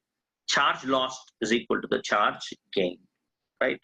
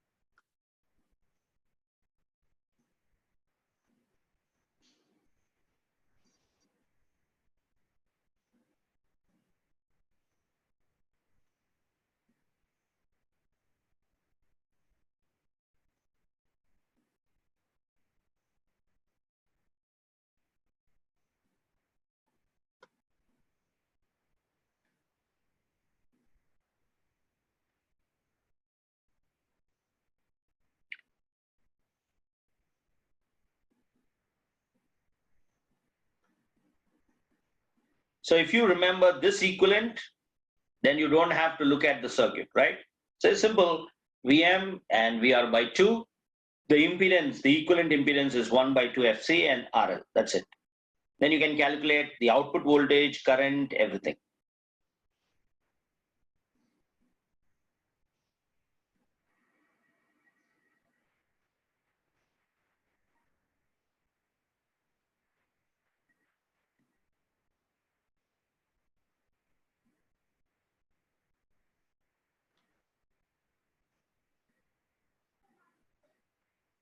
Now what about full wave peak detector? Everything is same. The T becomes T by 2. We have seen, right? The T becomes T by 2.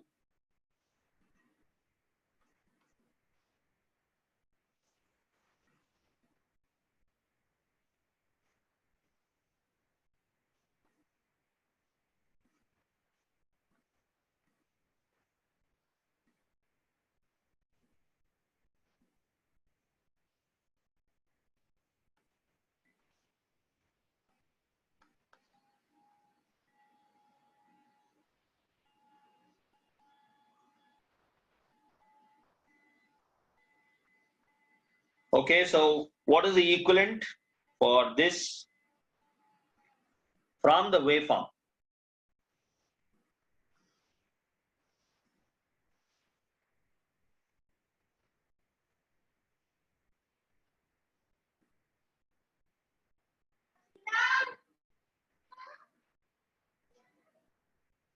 So now you're going to go only halfway, right? Halfway. This is T by 2 now, right? T by 2 till here. So the first step is the same. You have VM. This is going to be V ripple by 2. And here you have RL. And what is V naught? V naught is going to be, this is VDC, VDC. So this is your VM. and this is your VR. And there's a line going in the middle. So your VDC, VM, and this height is going to be VR. So your V0 or VDC is going to be VM minus VR by 2, right? VR by 2.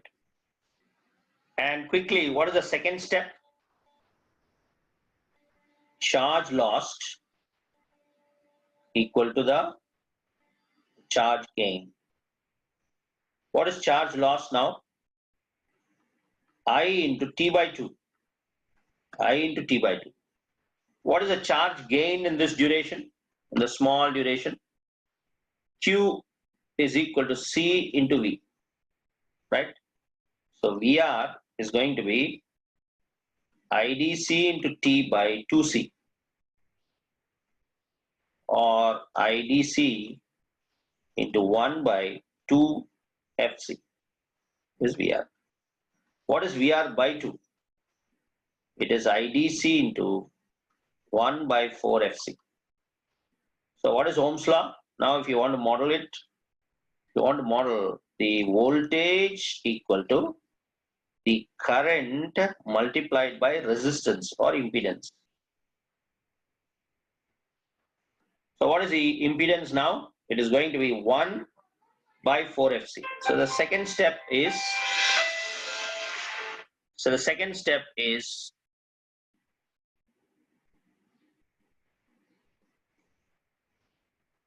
this is VM.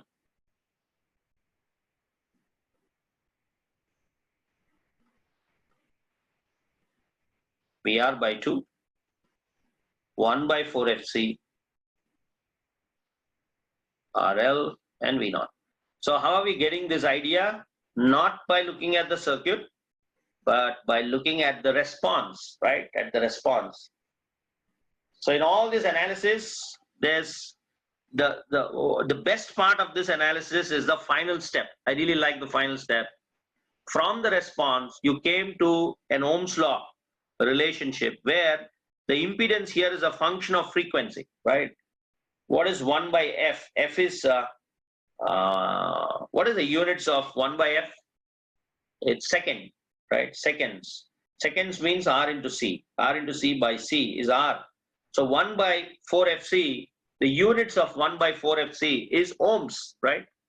So that, I really like that, right? 1 by 4 FC is ohms. So we can model the response with a voltage divider, right? VM is the input, the peak. From there, there's a slight deviation. Now you tell me, what happens if the frequency keeps on increasing? Then I told you the ripple will, your output is almost going to be what? A VM, right? So your IDC is going to be VM by 1 by 4 FC plus RL. So what is your V0? V0 DC is going to be IDC into RL, or VM by 1 by 4 FC plus RL into RL. This is your output DC value. So all this idea we got just by the equivalent circuit. Just take the equivalent and draw. Remember, what is it difficult to remember here? If you put 1 by 2 FC, then it becomes a half wave peak detector. If you write 1 by 4 FC here, it becomes a full wave peak detector. Then you don't have to look at the circuit. Every information is there. You want the ripple voltage, you want the current, you want the output voltage. Everything is on this diagram, right?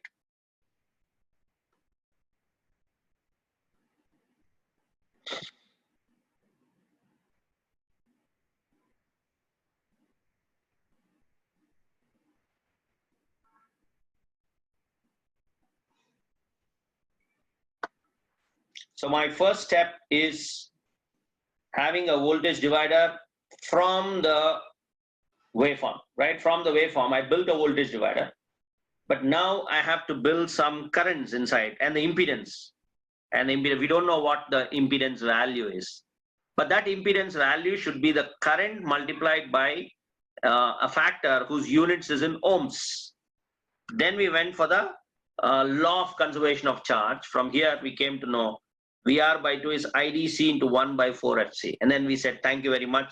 This 1 by 4 FC should be having a units of ohms. So we replaced it by like this, right? A modeling. We replaced it by a equivalent model here, right?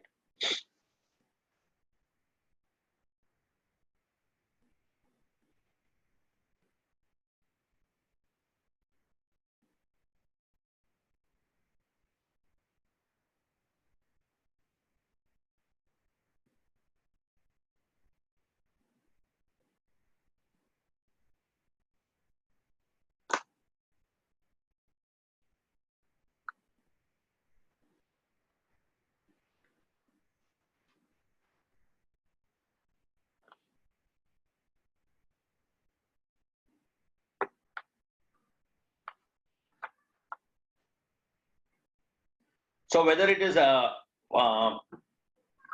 rectifier with a center tap or a bridge rectifier, both are full wave rectifiers, right? But the examiner has to mention full wave rectifier using center tap or a full wave rectifier using a bridge, right?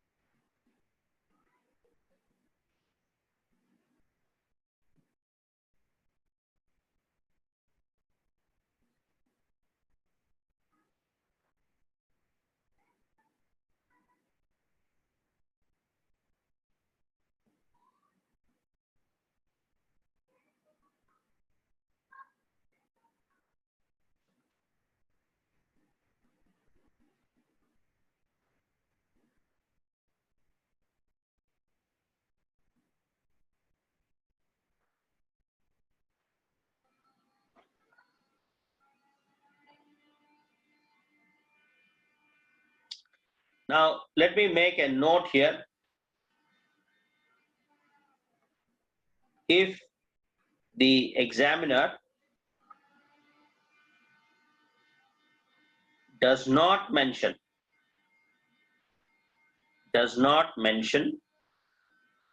diode as ideal or VD on equal to 0.7, then treat diode as a non-linear device. Non-linear device. You have to treat the diode as a non-linear. If the diode is non-linear, please watch. He should have mentioned the eta value and VT, right? Then in such an occasion,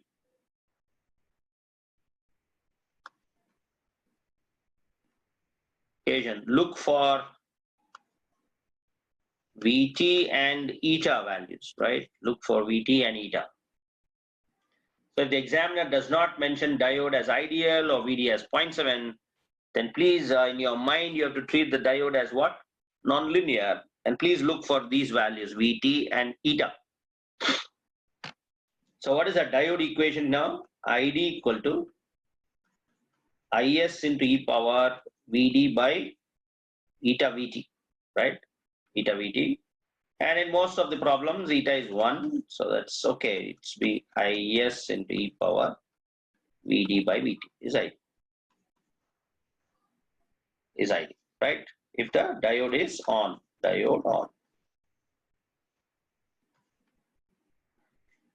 Now tell me, I told you, is VD controlling ID or ID controlling VD? Who is controlling whom? Is VD controlling ID or ID is controlling VD? I told you a diode is not an exponential device. It's what device? A logarithmic device. A logarithmic device. It's better if we write the same thing as what? As Vd equal to, you send the Is here, it is Vt log Id by Is. Id by Is. From here, Vd equal to Vt log Id by Is. So which one is true here? Do you think a small change in voltage here is going to produce a large change in current? Or do you think however the current changes here, the voltage drop does not change much? So however the current changes, the drop is almost 0.7, right? So in my opinion, the diode is basically what device? A logarithmic device. But if I take the help of a driver stage like an op-amp, then I can have both these cases. Then I can have both these cases, right?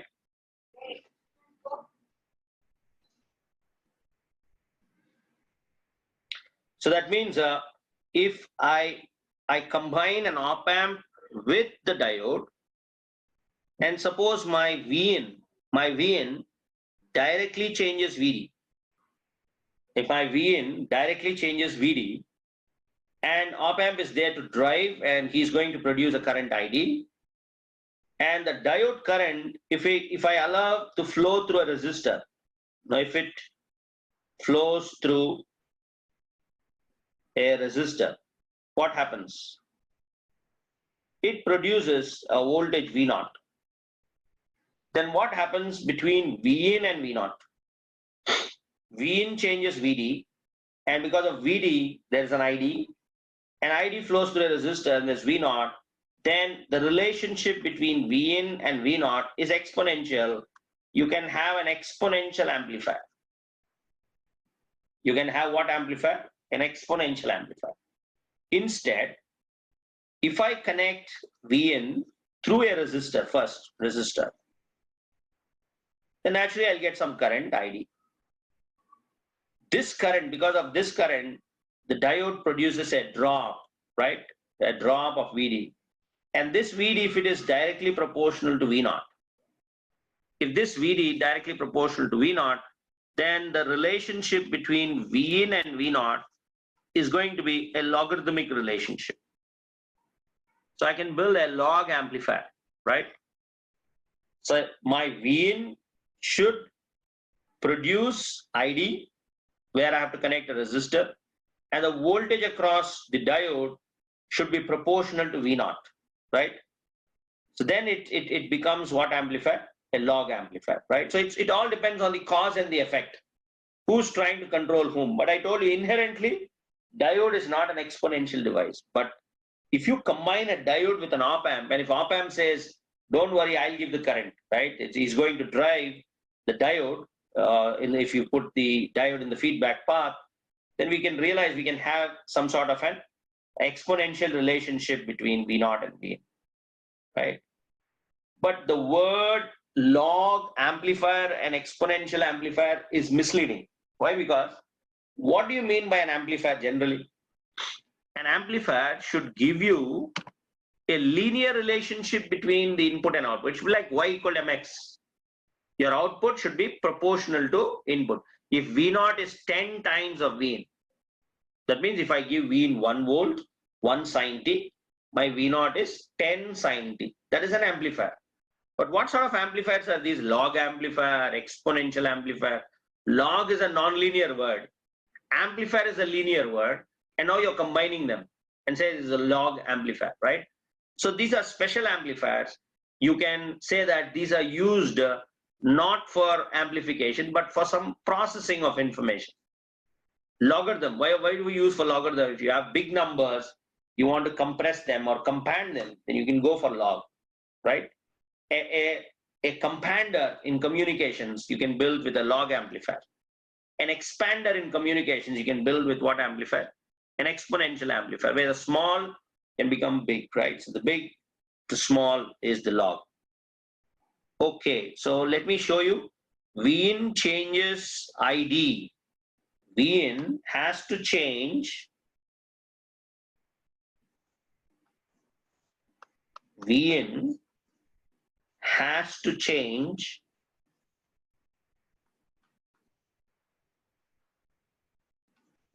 ID, and the drop VD is proportional to V0, and the drop VD is proportional to V0. This amplifier is called what amplifier? Log. It's called what amplifier? Log. Because the input is changing the current, and then because of the current, there is a drop here. Op amp draws no current, so the same current is going to flow here. This is also going to be the same current ID. And later on, your V0 is proportional to VD. So this is a log amplifier. How do you build an exponential amplifier or an anti-log amplifier? An exponential amplifier, we have to switch places now.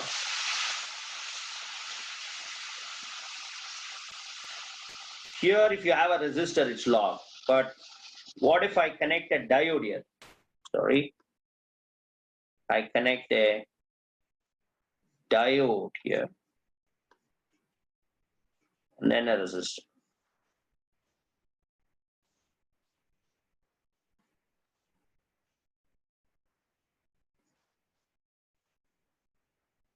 So your output is proportional to current, but your input Vin directly changes VD. Are you getting it?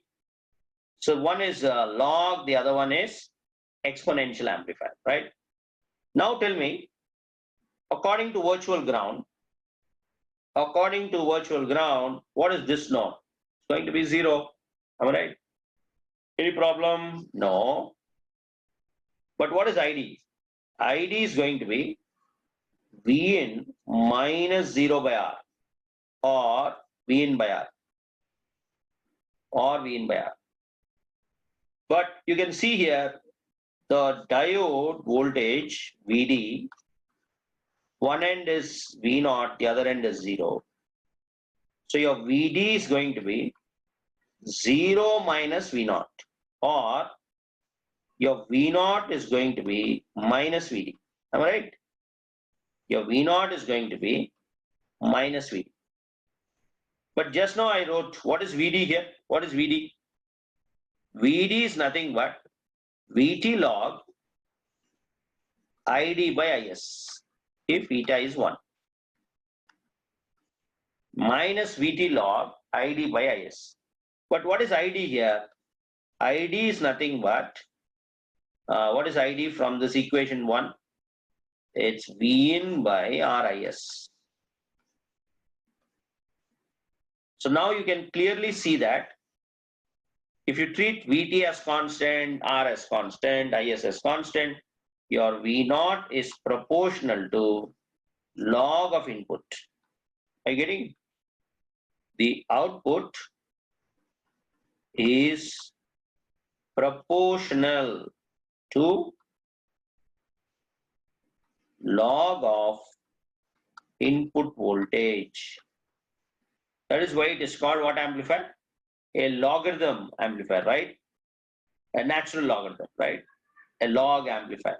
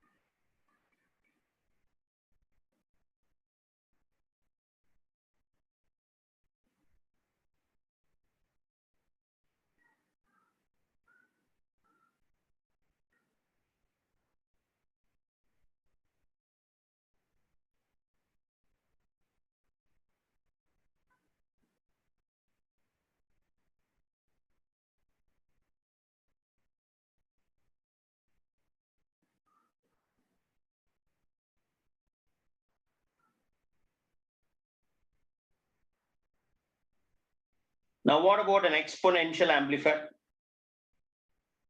This node is 0. So your VD is going to be Vin minus 0. It is Vin. Your Vin and VD both are same. But what is ID?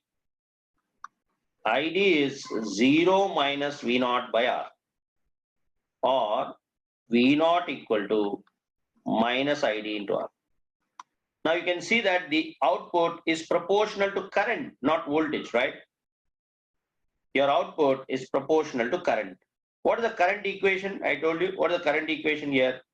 ID equal to Is into e power Vd by Vt. ID equal to Is into e power Vd by Vt into R. So now your V naught is minus Ris e power Vd by Vt. But from equation 1, what is Vd? Vd is nothing but Vin minus Ris e power Vin by Vt. So now you realize that your output is proportional to exponential of input voltage. Your output is proportional to exponential of input voltage. That is why it is called what amplifier? An exponential amplifier. It's called an exponential amplifier. So this is a log amplifier and exponential amplifier. So please, you have to mention these equations only when the examiner says that the diode is non-linear. The diode is what? Non-linear. That is why these are non-linear applications. Non-linear applications, right? The same diode. But if you cleverly put the diode just at the VOP of an op amp and then put a resistor there, then your output is never function of this VD 0.7, right? And then it becomes a precision half wave, full wave rectifier we have already seen. But if the diode comes in the feedback without a resistor, then automatically it is for doing some sort of analog processing like log and exponential and so on, right? Okay, so shall we take a break now? After every 2 hours, I'll generally take a break, right? Shall we take a break?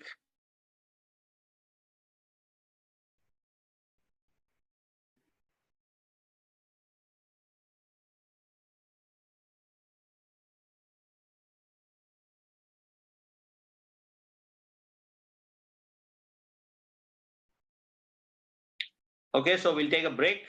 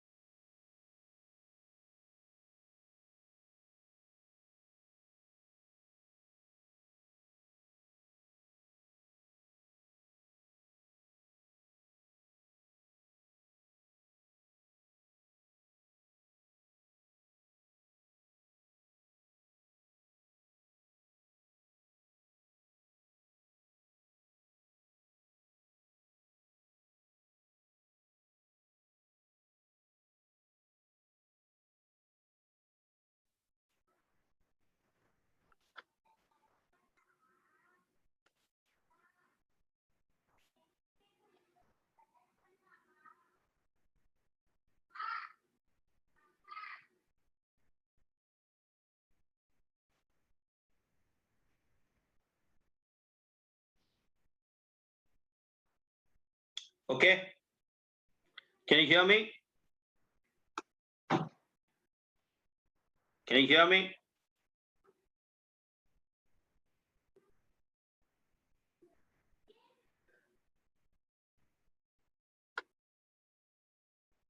Yeah.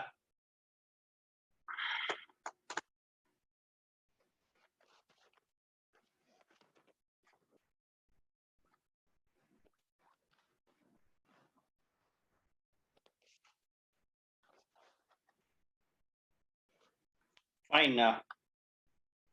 So if the diode is nonlinear, then you cannot replace the diode with short circuit, or neither you can replace it by 0.7. So what we have to do is we have to use the nonlinear equation. What is the nonlinear equation?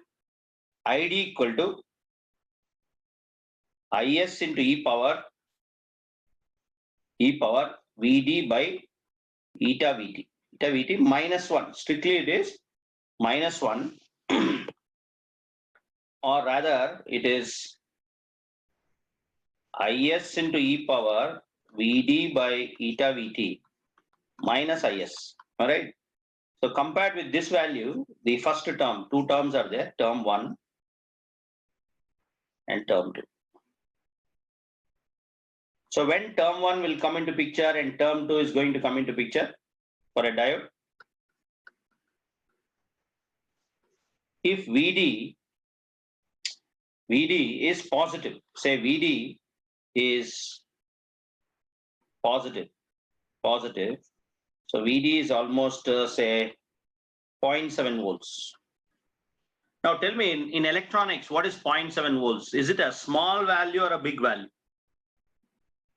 Huh? What is 0.7 volts in electronics? Is it a small value or a big value? 0.7, is it small or big? 0.7 volts is a very big value in electronics because 0.7 is nothing but 700 millivolt. That's a big voltage. Should say 700 millivolt, right? So that's a very big voltage. So if your Vd is 700 millivolt and your Vt is 25 millivolt, then naturally you can neglect term 2, right? You can neglect term 2. So therefore, Id equal to Is into e power Vd by eta Vt when diode is on. Now what happens in reverse bias? In reverse bias, your Vd is negative. If Vd is negative, then term 1 is neglected. Term 1 is neglected. If term 1 is neglected, what is Id? It is going to be minus Is. That means a reverse saturation current flows. Reverse saturation current. That means the current is going to flow around 10 power minus 13 amperes is going to flow even in reverse bias.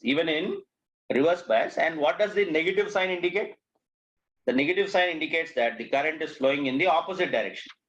The current is flowing in the opposite direction. Are you getting? So in general, this is the diode equation, but we use this for the diode on. This for the diode on.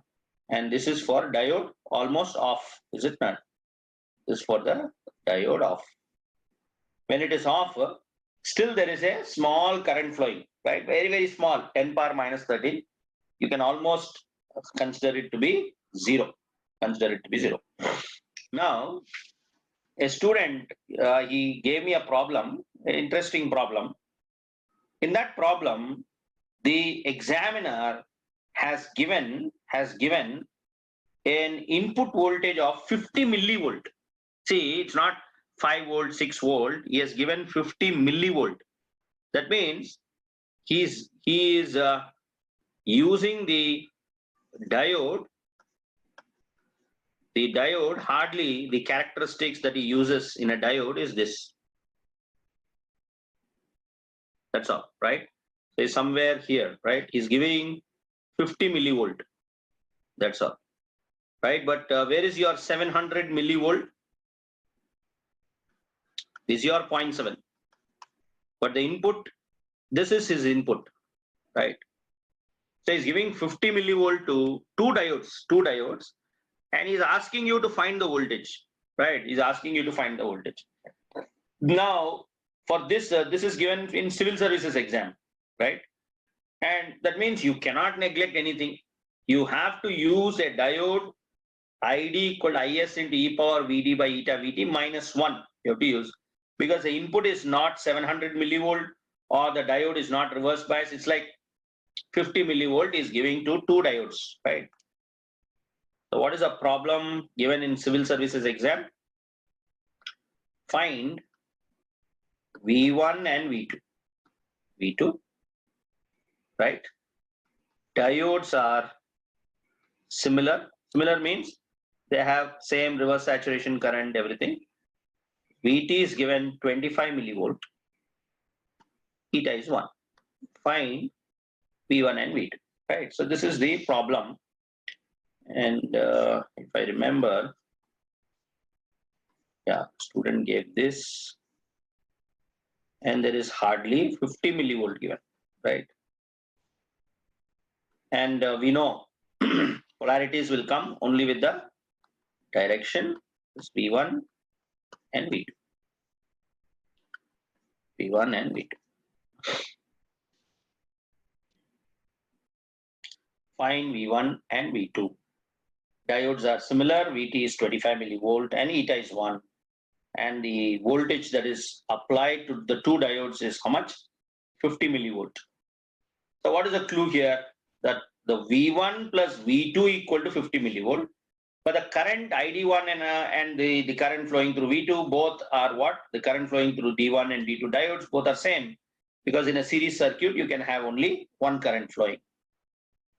So this is a problem given for in civil services exam. How do you do it? A student posted this problem. He said, how do we do it? I said, we'll do it in the class. Right? Because here, the diodes are not linear devices. It is non-linear. It is non-linear, right? So we'll do it together. You have to help me with the mathematics.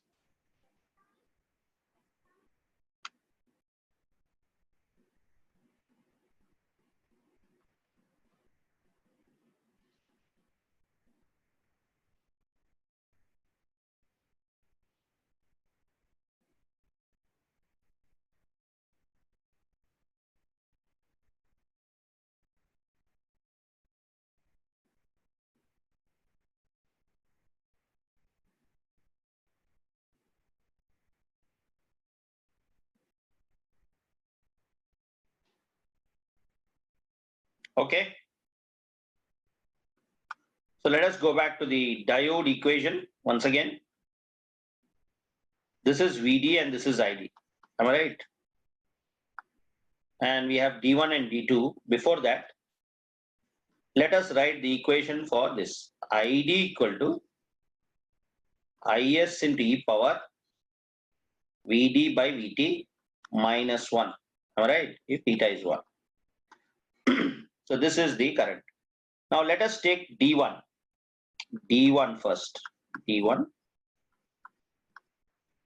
For D1 current, for D1, we have I here. We don't have ID. The examiner has given I. And this he's saying V1. This he's saying V1. So what shall I write now? The ID and I both are in the same direction. So I will write I equal to Is into e power Vd. In the place of Vd, we have what? V1 by Vt minus 1. In the place of Vd, we have V1 by Vt minus 1. Right? So this is for D1 diode. What about D2?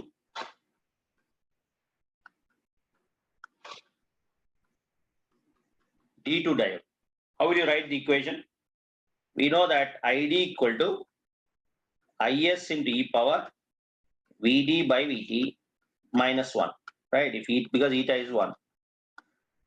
So please look at the Vd and Id directions here, VD and ID. V is plus, the anode is plus and cathode is minus, but examiner, see how the examiner has given polarity for V2. I didn't give polarity for V2. The examiner is asking find V1 and V2. So accordingly, we have to adjust the equation.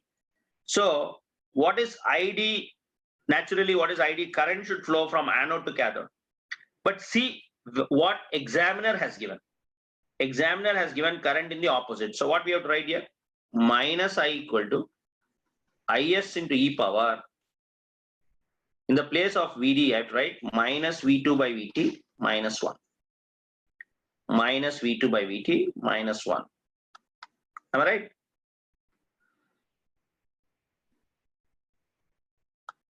And of course, 50 millivolt equal to V1 plus V2. V1 plus V2. This is by Kirchhoff's voltage law. This by Kirchhoff's voltage law. 50 millivolt is applied is equal to V1 plus V2. Right? You can apply KVL around the loop.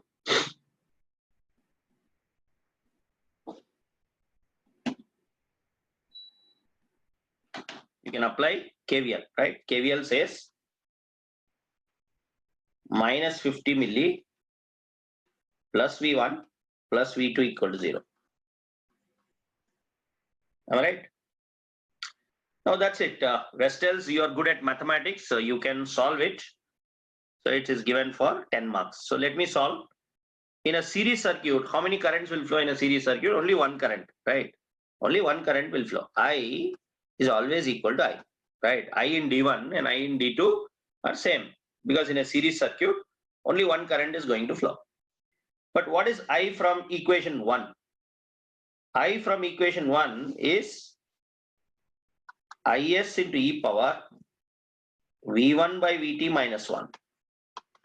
And here, what is I here? It is minus IS into e power minus V2 by VT minus 1. Am I right? So what should I do now? Can I cancel IS here? Can I cancel IS like this? Yeah, we can do it. And then what should I write? E power V1 by VT plus e power V2 by VT equal to minus of minus is plus 1. 1 plus 1 is 2. It is equal to how much? 2. Am I right? Or what is V1 from equation 3? V1 e power 50 milli minus V2 by VT plus e power V2 by VT equal to 2. Like that also you can write, right? E power V2 50 milli by VT. Oh, what is VT, by the way? What is VT? What is VT? Is this minus, right? What is VT?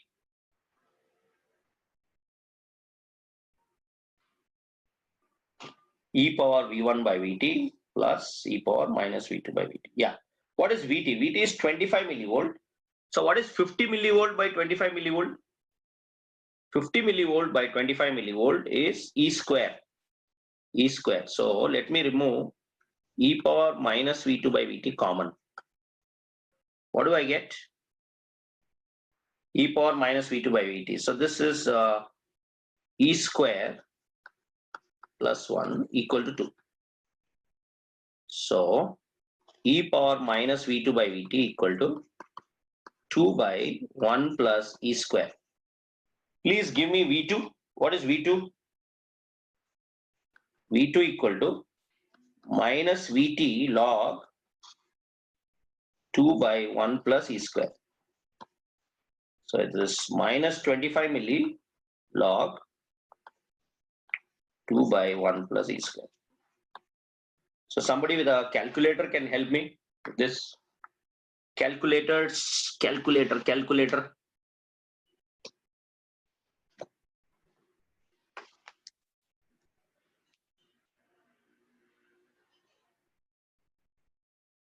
Let me check the comment section. Calculator.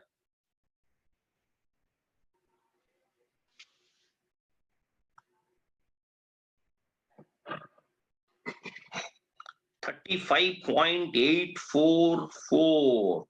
Very good, very good. 35.8. Can I say 36 then? Very good. Right. They say V2 is 35.844. Seen in the comment section. So I'll take it 36 millivolt, right? Approximately 35.88. But V1 plus V2 equal to 50. Because this makes my subtraction simple. Then V1 is 50 minus 36.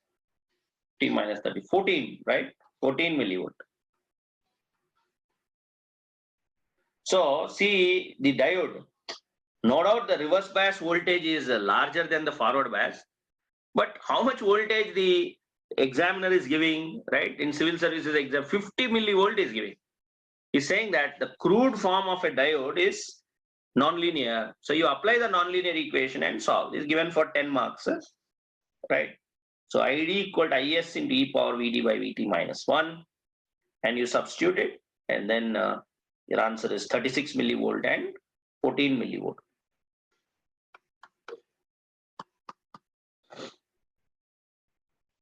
So such type of questions you can expect in IES exam, right? In IES exam, you can expect such questions. But in GATE exam, what is there? Diode is always ideal, right? Some GATE problems, the VD on, they will give 0.7 volts, right?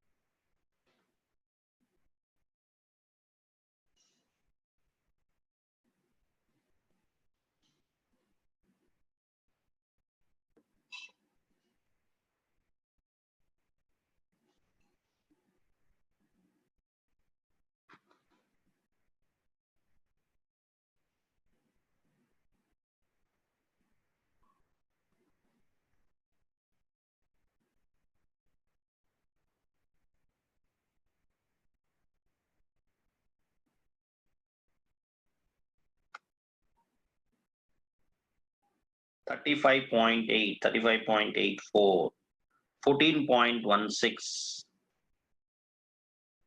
Good, very good.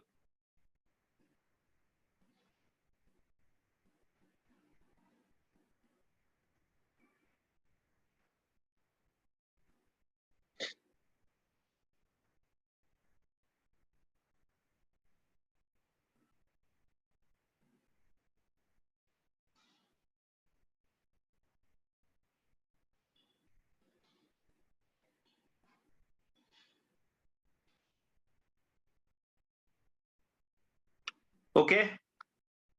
So let's see where we have arrived in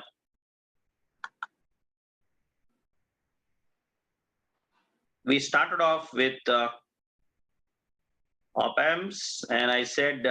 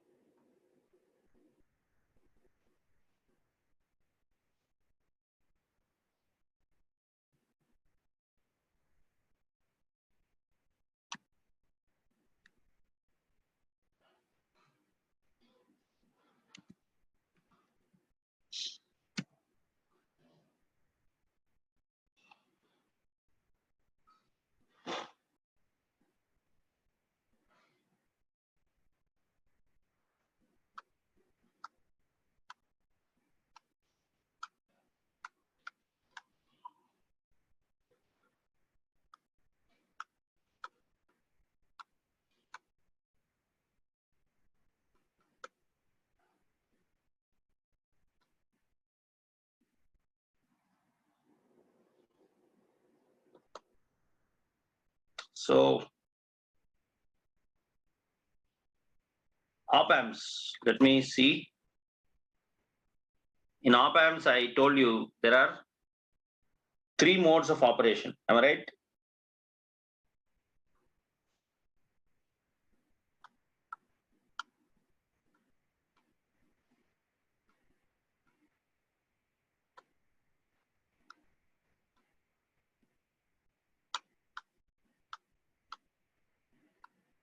So what are the 3 modes of operation of an op amp?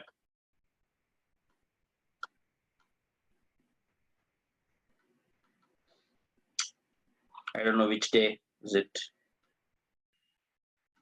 Yeah. So 3 modes of operation of an op amp. One is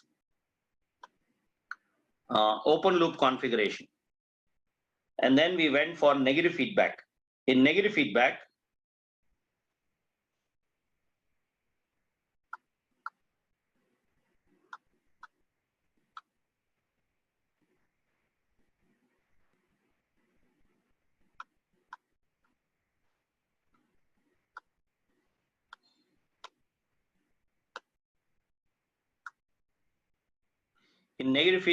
I told you there are linear and non-linear applications. If you remember, linear applications are adder, subtractor, all the 4 types of amplifier, VCVS, CCCS, VCCS, CCVS. And then we did simple filters. When it comes to non-linear application, we had rectifiers, peak detector, right? Clippers, clampers, and we had log amplifier, exponential amplifier, and so on. So that covers the negative feedback part. But we are left with positive feedback, right? So we didn't see positive feedback. We have seen only what feedback? Negative feedback, but we have not seen positive feedback circuits. So what are these separate class of circuits, right? The positive feedback.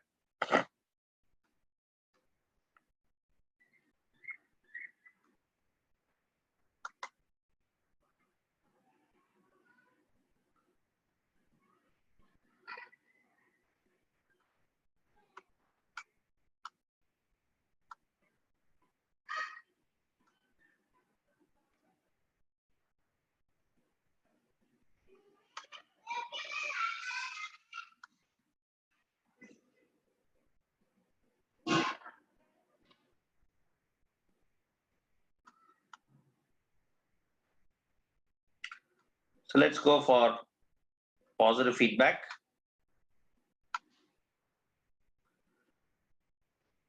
There's a separate class of circuits, right? Positive feedback. So before I go for positive feedback,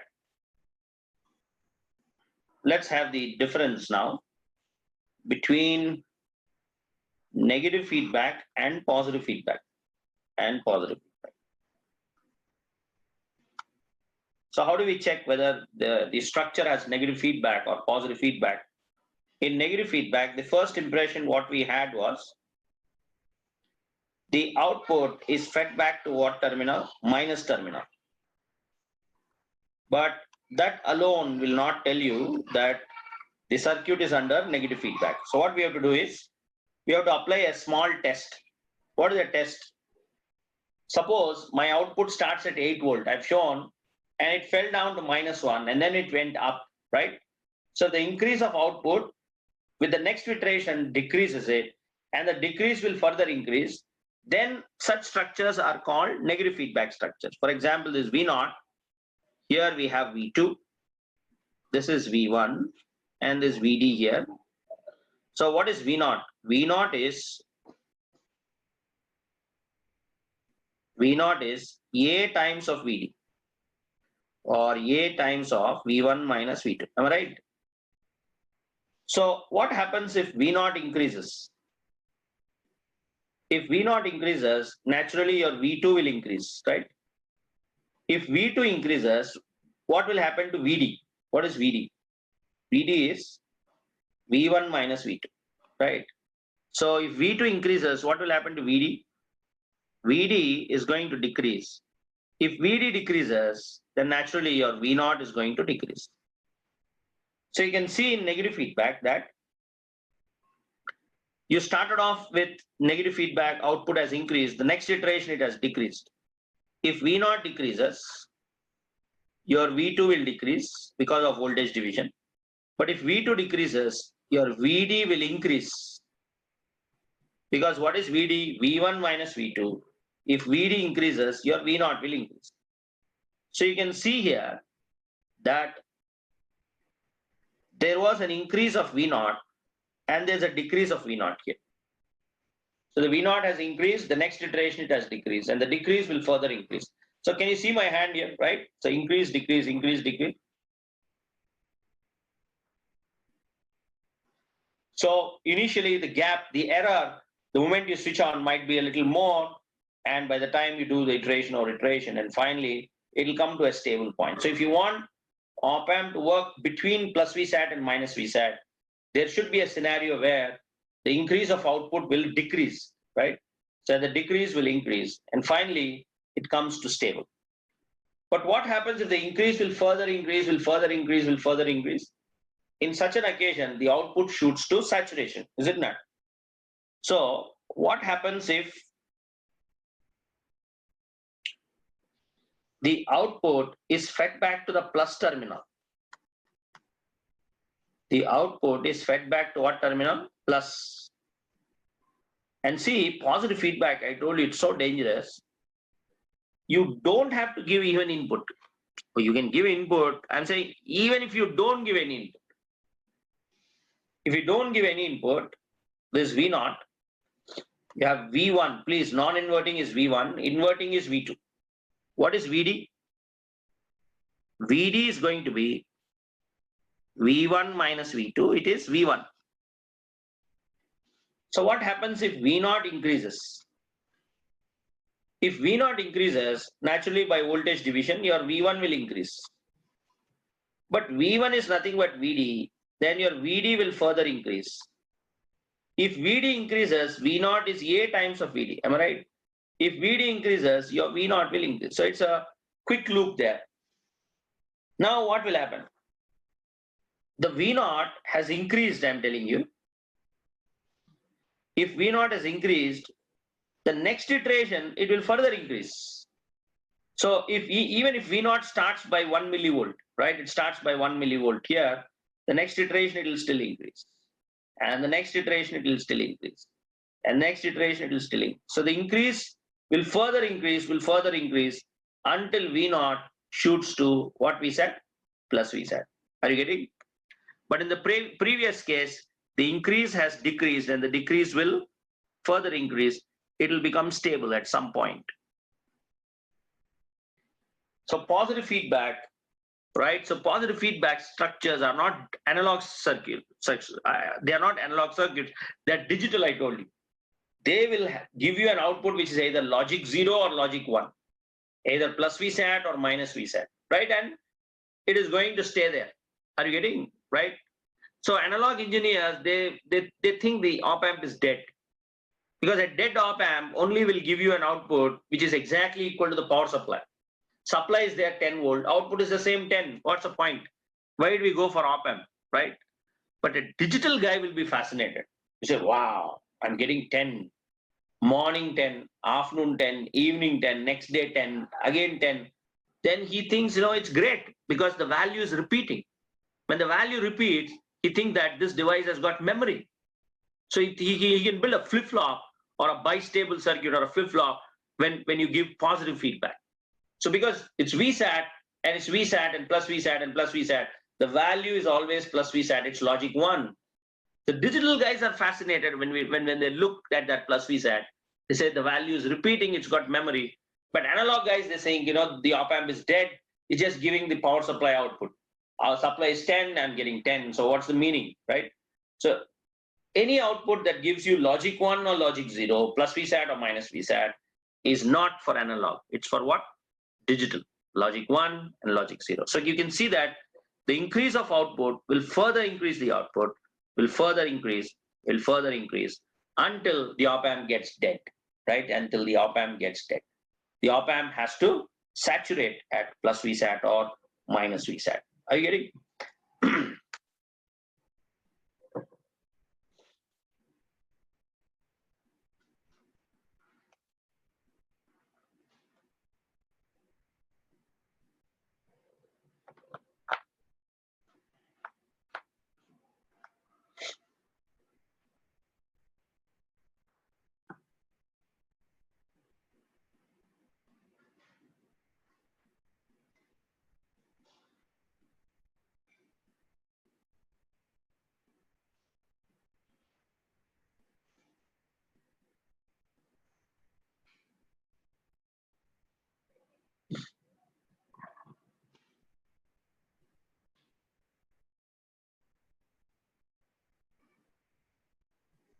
So what happens in negative feedback? The error VD converges to 0 and the voltage at non-inverting is almost equal to voltage at inverting. So what happens in this due course? Finally, when the moment it settles down, we will find that the V1 is almost equal to V2 if the gain is very high, right? So if A is large, then the error VD is going to converge. What happens here in positive feedback? VD increase, VD increase, VD increase. So error VD diverges. It diverges and V0 is either at plus VSAT or minus VSAT. The V0 is either at plus VSAT or minus VSAT in positive feedback. Whereas in negative feedback, the VD is going to converge at 0 and your voltage at non-inverting is going to appear as voltage at inverting. That's the final outcome in negative feedback, right?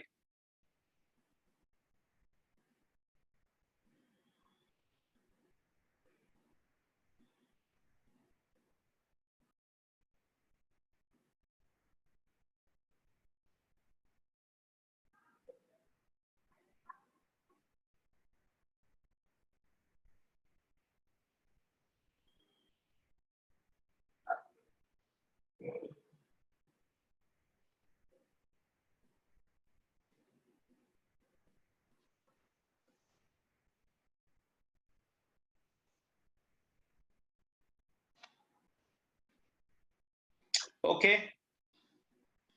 Now, what if feedback is given at both sides? Suppose you have an amplifier where the feedback is given both to plus terminal and minus terminal. So how do we know whether there is positive feedback or negative feedback, right? Now, the procedure to check for feedback is procedure to check whether the feedback is positive or negative.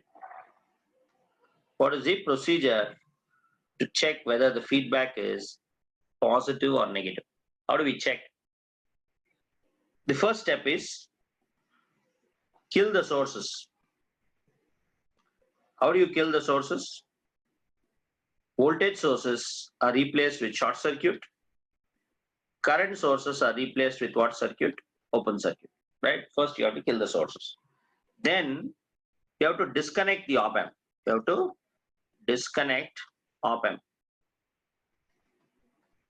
You have to disconnect the op amp. Just remove the op amp from that place. You have to cut it here. Cut it here, right? Disconnect the op amp and apply 1 volt at output terminals. Apply how much? 1 volt. You can apply 5 volt also. But 1 is simple. Everybody likes the number 1, right? 1 volt at the output terminals. Now what happens? Now you have to backtrack and calculate beta n and beta p. You calculate what? Beta n and beta p. Or you can calculate just V1 and V2. V1 and V2, right? Calculate V1 and V2. V1 and V2, right? So if you take a positive voltage 1 volt and suppose V1 is greater than V2, what will happen? Just imagine V1 is greater than V2. This 1 volt is positive. The next iteration, because V1 is greater than V2, that difference is multiplied by A and output will further increase. So the increase will further increase, will further increase, will further increase. That means it is positive feedback. So if V1 is greater than V2, then the feedback is positive.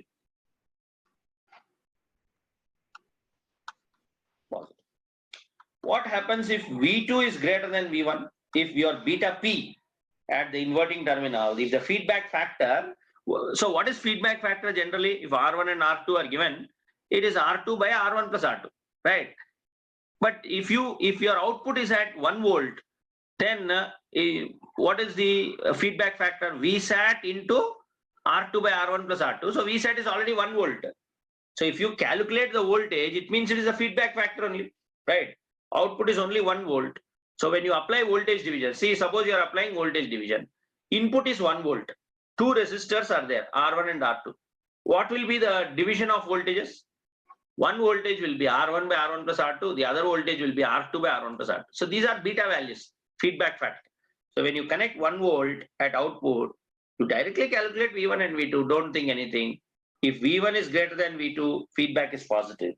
If V2 is greater than V1, what will happen if V2 is greater than V1? Then VD is negative. The next iteration, your output is going to be negative from 1 volt. So if V2 is greater than V1, then the feedback is positive. See how simple it is, right? How simple it is. See, just connect 1 volt, what is there? Calculate V1 and V2. If V1 is greater than V2, that means it is positive feedback. V2 is greater than V1, it is what feedback? Negative feedback. Are you getting? Right? So you can do this procedure.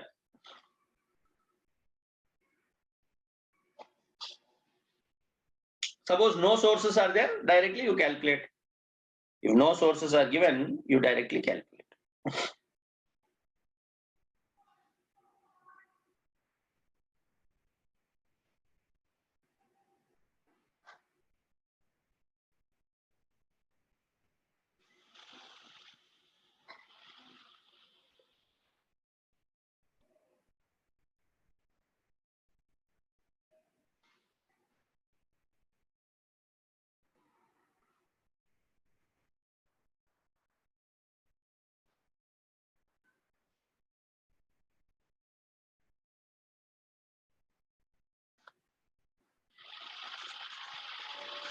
Check whether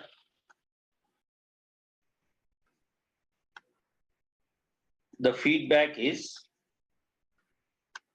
positive or negative feedback. Check whether the feedback is positive feedback or negative feedback.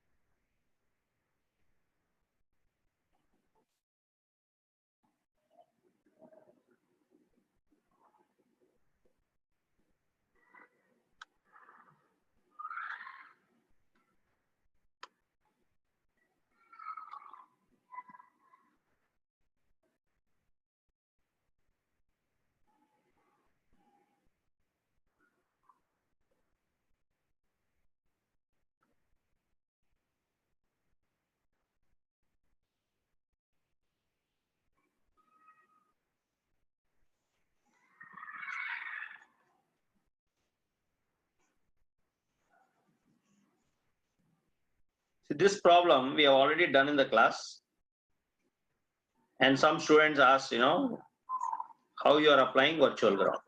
So just cross check.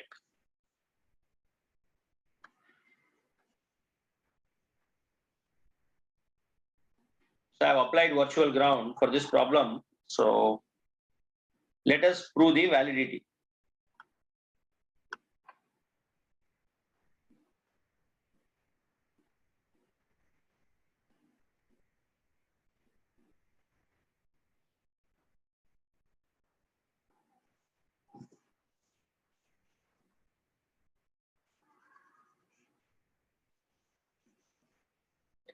This problem also we have done in class.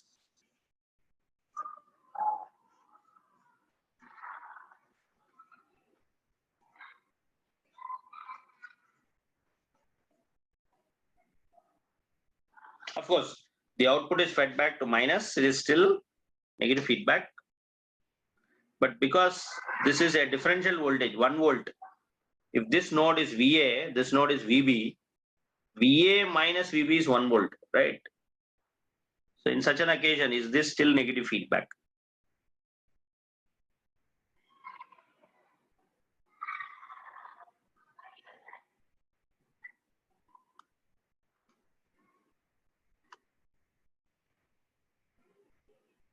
So like this, you can have any number of questions. The basic non-inverting amplifier, inverting amplifier, right?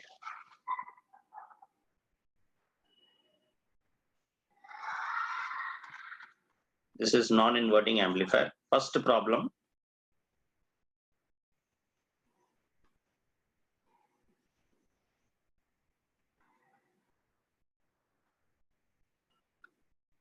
And this is the inverting amplifier.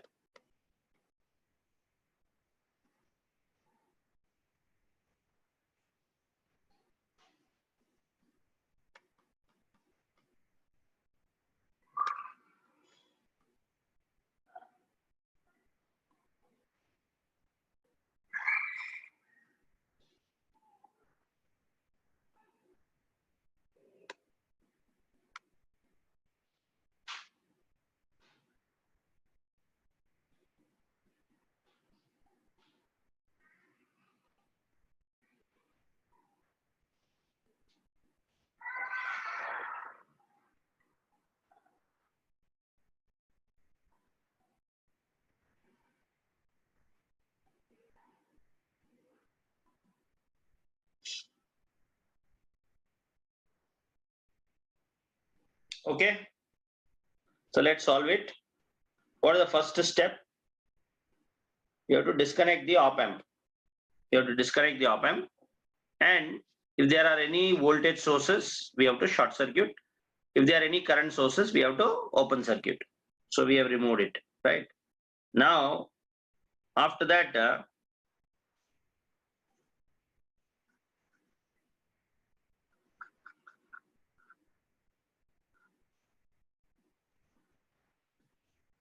at this point at the output, you have to connect 1 volt. You have to connect how much? 1 volt.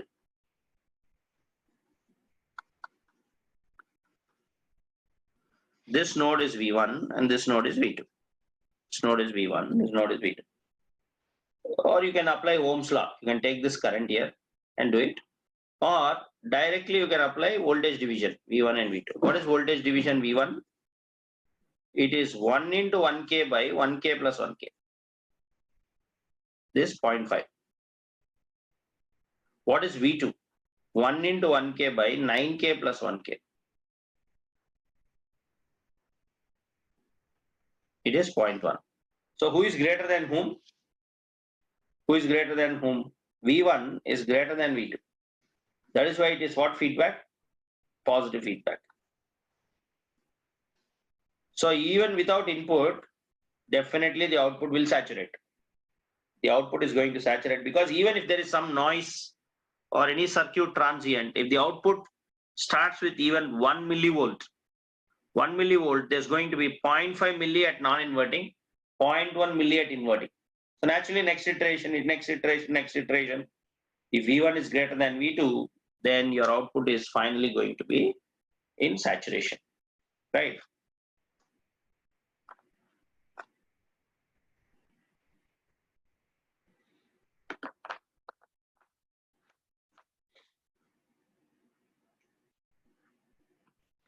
So similarly, you can disconnect here. You can apply how much? 1 volt. So what is your V1? V plus and V minus. V1 equal to 1 into 1K by 9K plus 1K. This time V1 is 0.1 volt. But what is V2? 1 into 1K by 1K plus 1K. 0.5 volt. So now tell me, who is greater than whom? V2 is greater than V1, or V minus is greater than V plus. If the voltage at minus is greater than voltage at plus. Therefore, the circuit has negative feedback. The circuit has negative feedback, right? So both look same, but one will saturate and one will try to be in the linear region. Try to be in the linear region, right?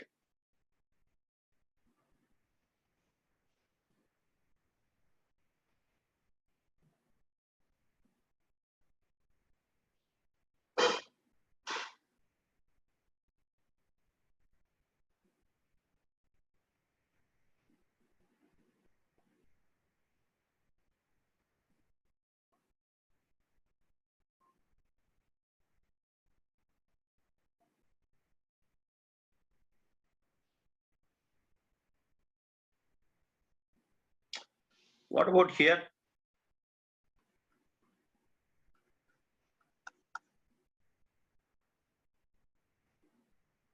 Vs should be replaced with short circuit. Is should be replaced with open circuit. Am I right? And then disconnect op amp. Disconnect the op amp. Vs is short circuit. Because it is short circuit,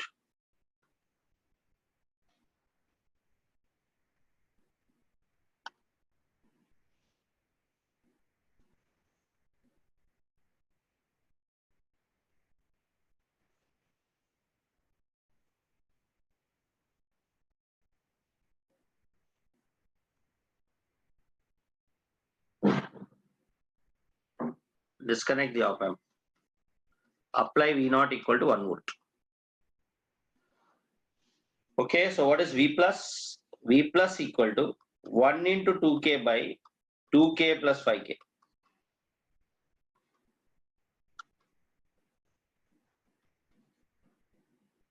It is 2 by 7 volt. V minus is directly connected to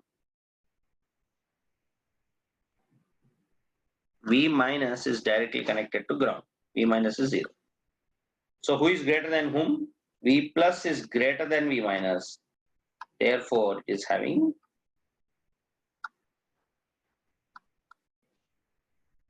having positive feedback. It is having positive feedback.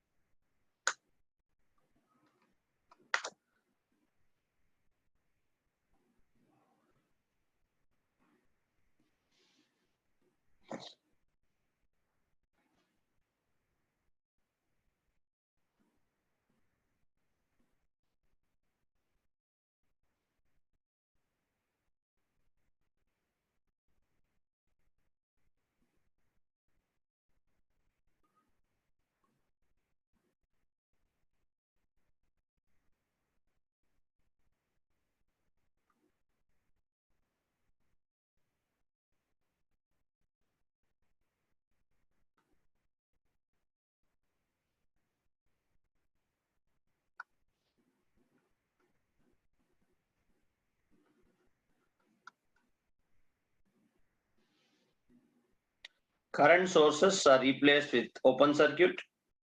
Voltage sources are replaced with short circuit.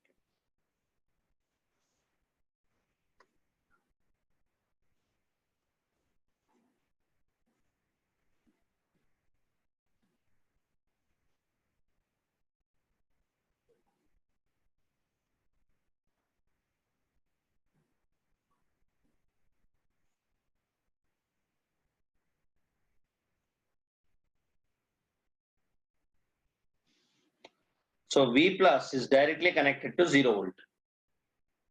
What is V minus doing?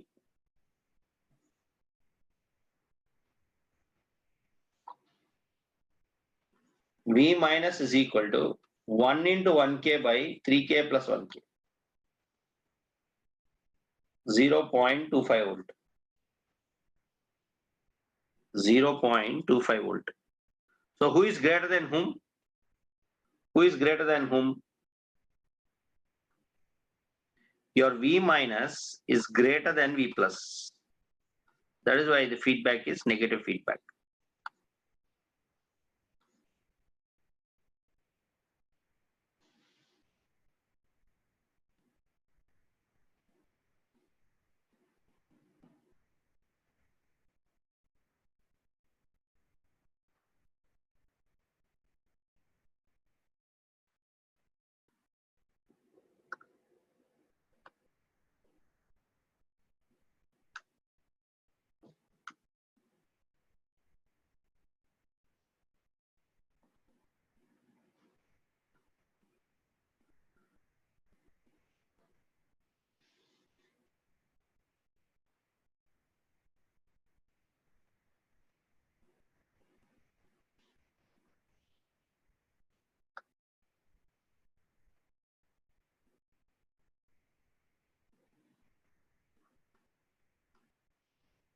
So what is this V plus and V minus? It is V1 and V2.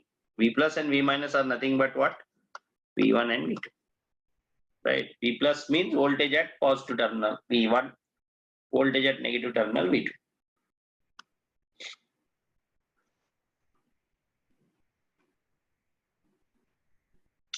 So for this circuit, first step is what? We have to kill the sources.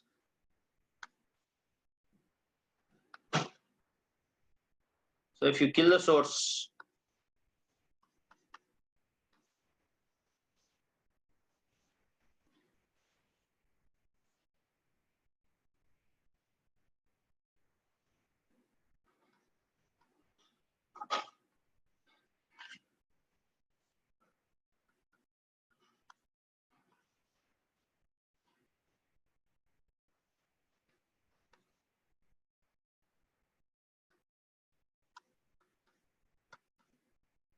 so your V1 and V2 here, V plus and V minus, Your V2 is nothing but V minus, which is 1 volt.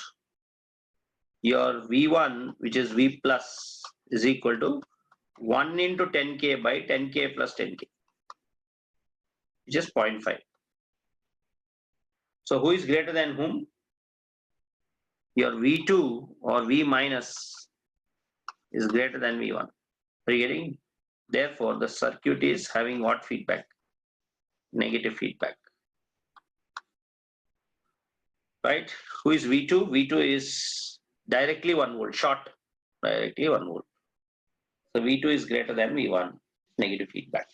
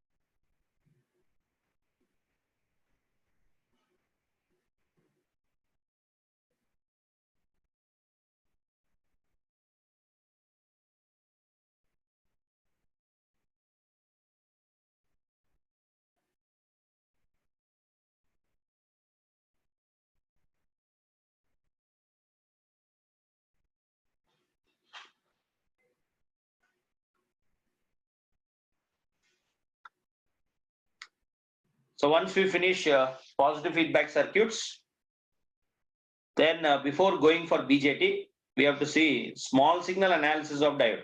We have to see what small signal analysis of diode and what procedure we will apply in the diode analysis, DC and AC. The same superposition theorem we have to combine there in BJT also. When a BJT circuit is given, you have to do DC analysis separately and AC analysis separately. That motivation of how to solve BJT circuits you will find in a small signal analysis of diode. Are you getting? So after a positive feedback, small signal analysis of diode, then we can go for BJT and MOSFET side by side. BJT DC analysis, MOSFET DC analysis, BJT AC analysis, MOSFET. Differential amplifier with BJT, differential amplifier with MOSFET. Current mirror with BJT, current mirror with MOSFET, like that, side by side. That way you can understand it much better. It looks easy also, right? Okay. So now kill the sources.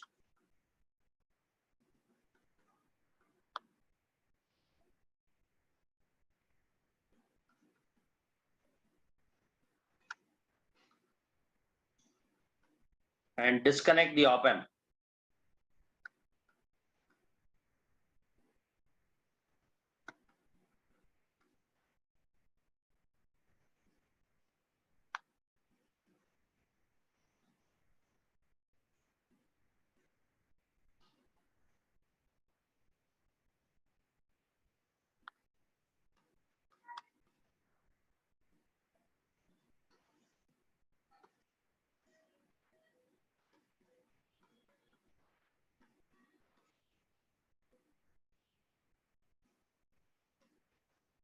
So what is current I?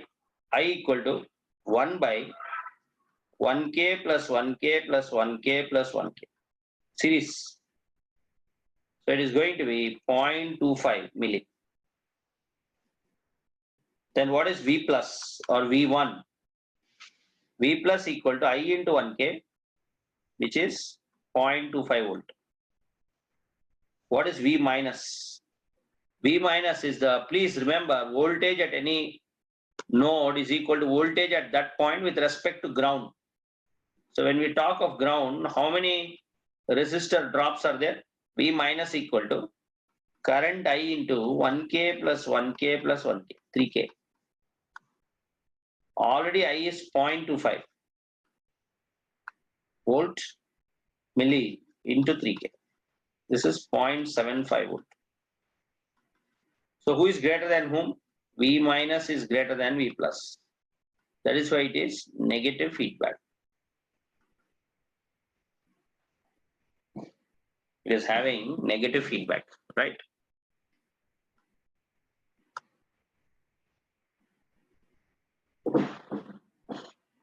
So you have to disconnect the op amp.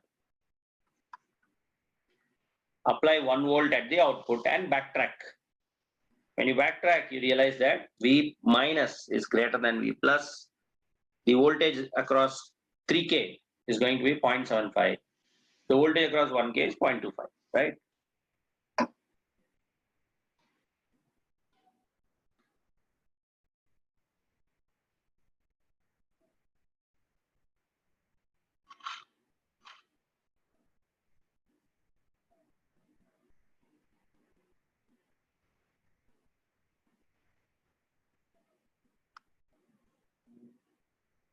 Of course, this is non-inverting and inverting amplifier.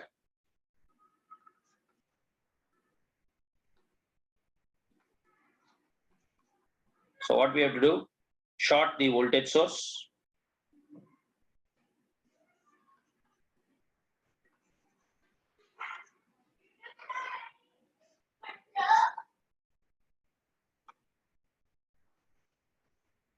Here you can apply 1 volt.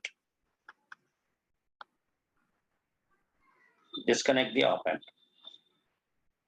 So V plus, which is V1, is equal to 0 volt. V minus is equal to 1 into R1 by R1 plus R2. So who is greater? V minus is greater than V plus. That is why it is negative feedback.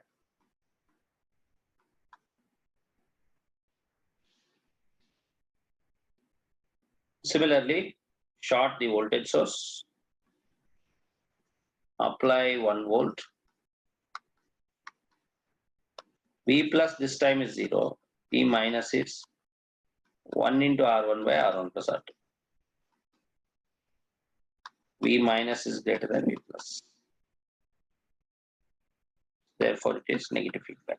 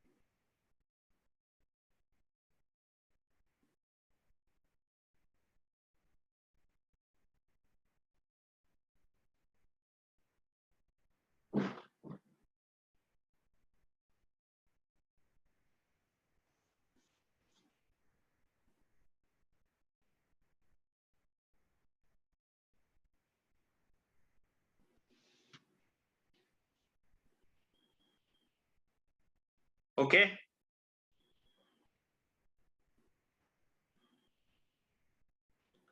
Now let's look at comparator once again.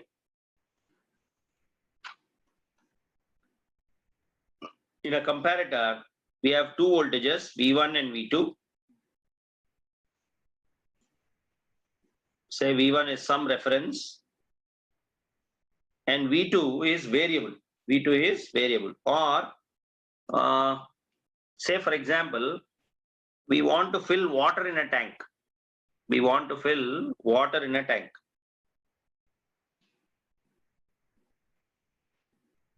And once the tank is completely filled, the motor should be off. The motor should be automatically off.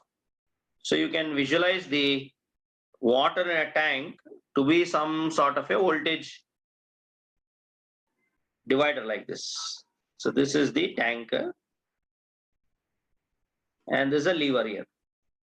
So here you imagine you have some voltages here, right? You have some voltages. You have 0 volt, you have -1, you have -2, 1 volt, 2 volt. So if the water level goes above 3, so I'll keep 3 volts as reference here. So what happens if the water level is at 2 volt here? 3 minus 2, VD is positive. When VD is positive, the motor should still be off. So here you can connect some motor. See, BJT is not started. Just think that if this diode is on, motor is on. Are you getting? Because BJT is not started, what can we do? Whenever the output is positive, the diode is on. Think that the motor is on. Here I will connect a relay. Through relay contacts, you can give 230 volts and connect some motor. Connect some motor here, right? So just imagine this output V0. What is V0? V0 can either be plus Vsat or minus Vsat. Whenever the output is at plus Vsat, the diode is on, that means motor is on. Are you getting? So if the lever is here, what happens if the lever is here? Motor is on. What happens if the lever is here? Once the lever goes here and this voltage is 3.1 volt, what will happen? If the voltage at inverting is 3.1 and non-inverting is 3, if the voltage at inverting is 3.1, non-inverting is 3, what will happen to output? This output is going to be negative, right? So I'm going to call this inverting terminal as input now, the input, and this is my reference, V reference. So where is my input? My input is at inverting terminal. This is my output. This is the motor, right? So if my Vin is at 0 volt, and 3 volts is reference, the motor is on. This is at plus Vsat, motor is on. If my Vin is 1 volt plus Vsat, motor is on. So nicely you're filling water. Once the voltage goes to 3 volt or 3.1 volt. If this is 3.13, the output is at minus Vsat, the motor is off. So nicely you are able to fill water. But what is the problem with this circuit? What happens if I want to drain this? If I want to drain this water, right? I'm putting a glass here or a bucket here, and I want to drain this. I just open the tap here, and I'm able to, drain the water. What happens when you drain the water? Say, again, this 3.1 becomes, say, after you drain a water, at least 1 glass of water or 1 spoon of water, if you remove from the tank, even 1 spoon of water, 2.9 volt if it reaches. What will happen if it is 2.9? 3 volt and 2.9, VD will become positive. Again, the motor is on. That means you will be worried to touch the tap. If you touch the tap, means motor will be on. Are you getting? So if you touch the tap, what will happen if you touch the tap? This is the tank here. So once you drain water, what will happen? The motor, after filling, till filling is no problem. Right here at 3.1, the motor is off. At 2.8, 2.99, the motor is on. That means how much water are you using actually? Here the motor is off, motor is on, motor is off, motor is on, motor is off, motor is on. Then in such an occasion, why did you put an overhead tank there? You could have put an overhead mug there. Yes or no? Just above the house, you can put one small mug. Anyhow, water will be filled. No? So this is a wrong way of design, right? Instead, what we can do is, if you have a tank, then you have to fix two thresholds for it, two thresholds.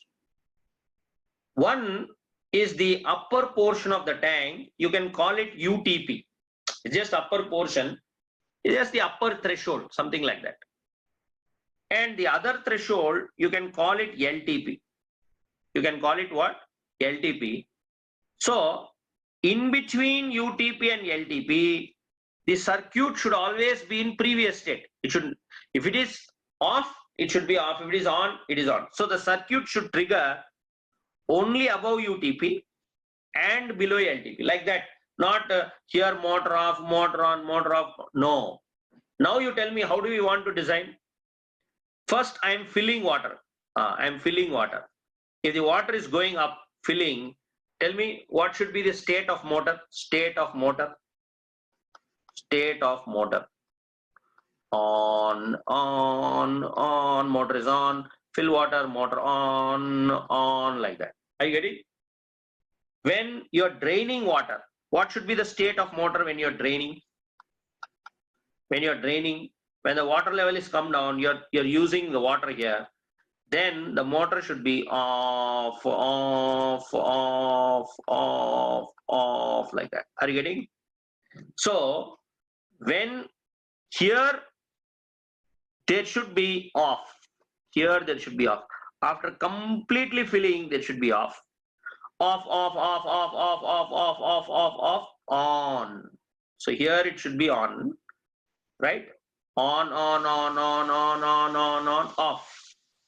And after that, what should be the criteria now? After that, it should be off, on. And then again, on, off. When you're filling, on, off. When you're draining, the motor should be off, and again on. Are you getting? If it is off, on, use only this much water. If you remove water, again motor will be on. There's no point, is it not? So if you say that, sir, what is this idea? V in is here, V naught is here. Shall we, whatever idea we got, shall we try to draw the characteristics between V in and V naught? I mean, it's just a vague idea. How are we going to do that? We will see. Suppose my motor is on at plus Vsat. At plus Vsat, the motor is on. Output is, what is output? Output is V naught, input is V in. So motor is on at plus Vsat. Then I'll give V in 1 volt, still plus Vsat. V in 2 volt, plus Vsat. V in 3 volt, almost plus Vsat. V in 3.1 I will give. What happens if I give V in 3.1? Here, 3.1. The motor should not be on, it should be off. That means it was on, and now it should be off. It should be off at minus Vsat. And then off, on. That means for any voltage you give, it should be off. It should be off. It should be off. It should be off. It should be off. It should be off. It should always be in that state. But if you give a voltage anywhere, what is the voltage I have written? 3, 2, 0, 1, minus 1. Once the whole water comes down here, if it goes below minus 2, again it should be on. So when we see this diagram, we will think, what is this? It looks very odd, no? Yes or no? We are saying that the motor should be from on to off. This is from on to off at 3 volts, which is UTP, and off to on is at minus 2, which is LTP. That means I want 2 thresholds for the tank. I'm saying that this tank, I'm imagining it to be 2 voltages. Here minus 2, here 3. So here the motor should be off. Here, once the whole water comes down, at this point it should be on. Are you getting? So here it should be off here. Then I can use the whole tank, right? Nicely fill water, fill water, fill water, fill water, fill water, go till there. Once the water is filled, off. Then use water for 1 week. 1 week use water. Then after 1 day, it will come to 2 volt. After second day, it will come to 1 volt. Third day, it will come to 0. Fourth day, it will come to -1. Fifth day, -2. Then fifth day, right? Sixth day, early morning, whole water has come down. Below -2, the motor will be on. So we have to do some sort of hysteresis is expected in the transfer characteristics. So how are we going to design this? How are we going to design such a circuit? Such a circuit, how are we going to design, right? That we are going to see now. It's just a motivation for this topic, right? So very simple, very, very simple. This is also a comparator only, but what we are going to do is, we will connect two resistors here, that's all. We will connect two resistors and this is my Vin. Now you will say, with connecting two resistors, how old two thresholds you are going to get, 3 and 2? Very simple. See, this is plus Vsat and minus V. Suppose this is plus 12 and minus 12. Whenever this is at plus 12, can't you choose the value of R1 and R2 such that the voltage division here is going to give you plus 3? Is going to give you plus 3. Is going to give you how much? Plus 3. But now you will say, okay, plus 3 we already know, but how do you get -2? Simple. When the output switches to minus Vsat, this voltage division, right, should give you some voltage. You can also connect a battery or whatever it is. See that the voltage division will give you -2 volt. Then maza aega. Are you getting? Then you will realize, how beautifully this circuit will trigger above UTP and below LTP. It is not going to change in between UTP and LTP, right? So if you want to check, imagine this is your motor, right? Motor. Just tell me some value. Just tell me some value. We'll start from there and I'll show you how it is going to not change between 3 and some value. We'll take 0. What is there? 0. Let us assume the present state. Let us assume, suppose motor is on. Motor on. Okay, that is better. Motor on. If more, I'll put a tick mark here. If motor is on, what is the voltage here? It's better we put a tick mark, otherwise we'll forget, right? Motor on means 12 volt. Motor is on 12 volt. If this is 12, what is the voltage here? 3. So first motor is on 12, then 3. Then this voltage is at 0. It is at the middle, 0. Now tell me, 3 is greater than 0, motor is still on. Still on. Okay, no problem. Then this lever will come to 1 volt. Then it will go to 2 volt. 2, 3 minus 2, motor on. Then finally you have filled it, 3 volt. Then once it reaches 3.1, 3 minus 3.1, the motor is off. Now the motor is off. Now I'll change the color of the pen. The motor is off now. Now see here, look at the magic now. Yeah, look at the magic. Now the motor is off. I have changed the color of the pen. If the motor is off, what is the voltage here? -12. Now look at the beauty here. When it is -12, this is not 3, my dear. This is not 3. The threshold has jumped. Once the water is filled, you go to -12, you go, right? This was 3 previously. The moment it changed to -12, it is -2.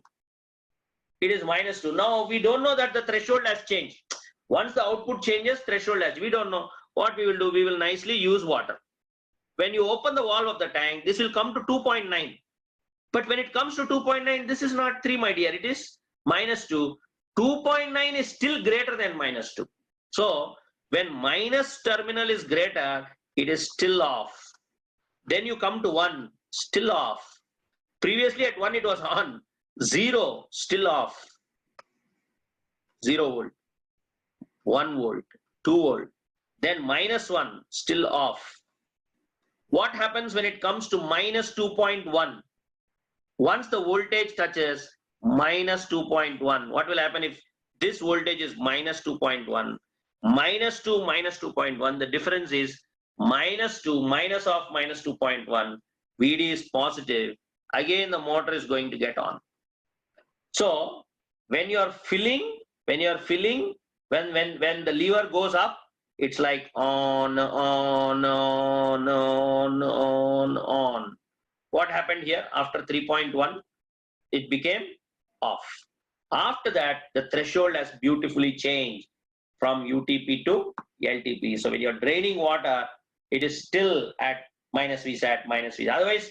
Otherwise, what will happen when you have a tank here? Here it is on, here it is off, here it is on, here. No. Here it should be off. Then you have to use that tank. Complete big tank you have put. The whole water should come down. So till that point, you have to wait. For that, what we have to do, we need an extra threshold, not 3. How do you get an extra threshold? 2 resistors you have to connect. That's right. This is a simple idea because op-amp does not know whether there is a tank, whether there is a resistor. He only knows the language of VD. He only knows the language of what? VD. If VD is positive, output will be plus VSAT. If VD is negative, your output is going to be minus VSAT. Are you getting? So this is just a motivation for which topic? What is that topic? This is also comparator only. Very, very simple topic because comparators are usually simple, is it not? Comparator means simple, right? This is a simple topic. VD positive, output positive. VD negative, output negative. But the only difference is you are having how many thresholds? 2 thresholds, right? So this is a Schmitt trigger we are going to see now, right? Just an example. Why did I take tank? I don't think Schmitt trigger purpose is only to fill water in a tank, right? Why did I take tank? Because when a student goes for ISRO interview and all, that fellow interviewer is giving pen, board is there. He'll ask the student to go and explain Schmitt trigger and solve the tank problem. So it is like a very standard question. Are you getting? Right? But don't think Schmitt trigger job is only to fill water in a tank. Are you getting? I've seen students drawing a line and there's some kind of a Schmitt trigger which keeps changing the threshold. There's a line tracker, right? So the robot keeps moving on that line, continuously changes its threshold. So the limit is a human's mind. Not only Schmitt trigger is used for filling water in a tank. But tank is a good example. The reason is the upper portion is UTP, lower portion is LTP. So you can use this. Are you getting? So what is the difference between comparator and a Schmitt trigger? Only one difference. Comparator has how many thresholds? 1 threshold. Schmitt trigger has how many thresholds? 2 thresholds. What is the operation of comparator and Schmitt trigger? Both same. VD positive, V not positive. VD negative, V not negative. So to solve any Schmitt trigger problem, simple logic is VD you have to see. If VD is positive, your V naught is positive. VD is negative, your V naught is negative. Are you getting? But remember, it does not have 1 threshold. It has 2 thresholds. That's all. 2 thresholds, right? And if you have wide gap between the first threshold and the second threshold, the circuit is not going to trigger between those 2 points. So any voltage that comes between the 2 points, the output is going to be safe, same value. It is not going to change. So the that's called the margin of safety. This margin of safety, digital engineers call it as noise margin. They call it what digital guys will call the UTP and the LTP, that gap where the circuit is always in previous state. They said this is our margin of safety. That is called what margin? Noise margin there. I don't call it noise margin. I call this as a hysteresis width. I'll call this is some kind of a hysteresis loop. I'm going to call this as hysteresis width.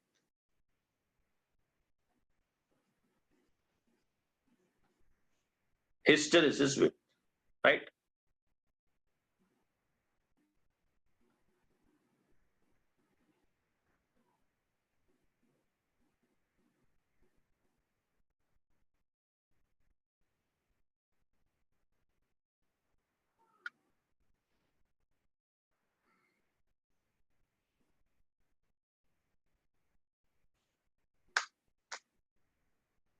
So given a problem, what is this UTP and LTP? We will calculate. then you will know how to choose the threshold.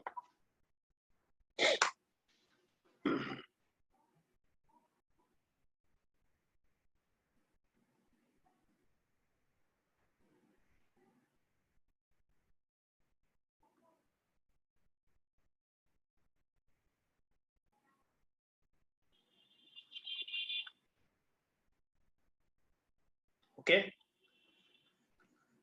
So Schmidt trigger. What is a Schmidt trigger? It is a regenerative comparator. It is a comparator only, but why am I calling it regenerative? Regenerative. Why am I calling it regenerative?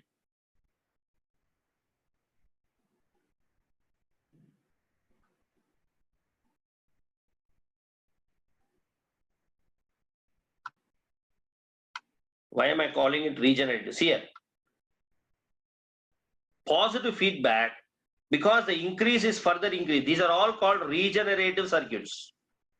All positive feedback circuits are called regenerative, right? Regenerative feedback or regenerative comparator. But negative feedback is not regenerative. The error is converging. It is called degenerative.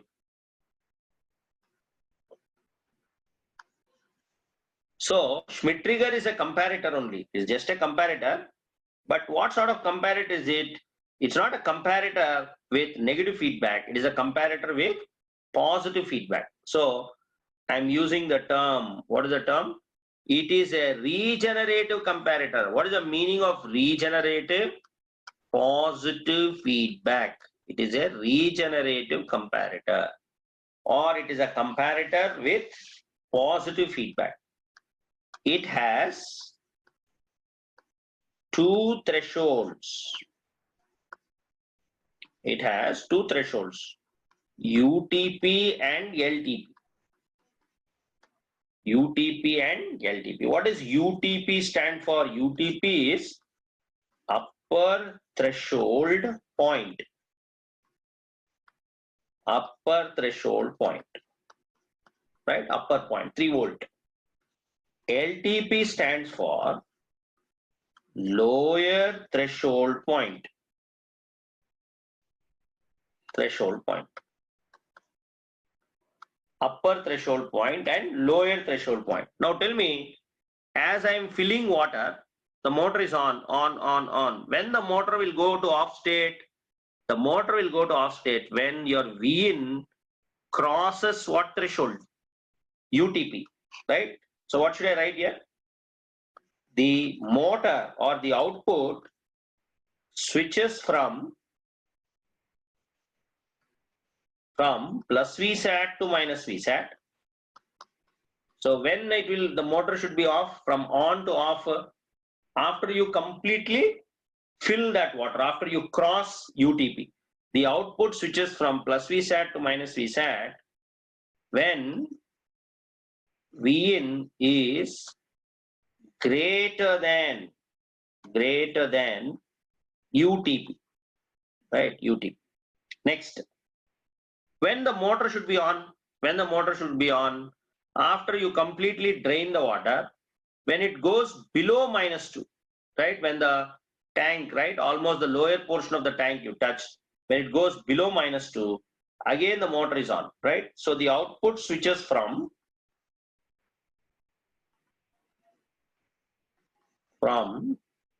minus Vsat to plus Vsat.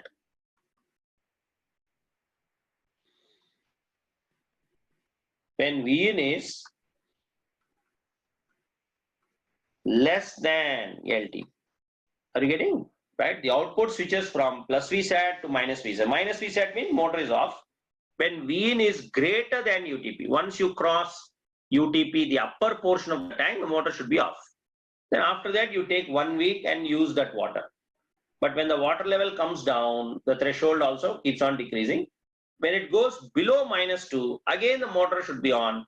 So the output switches from minus Vsat to plus. Plus Vsat means the motor is on when Vin is less than LTP. So less than LTP.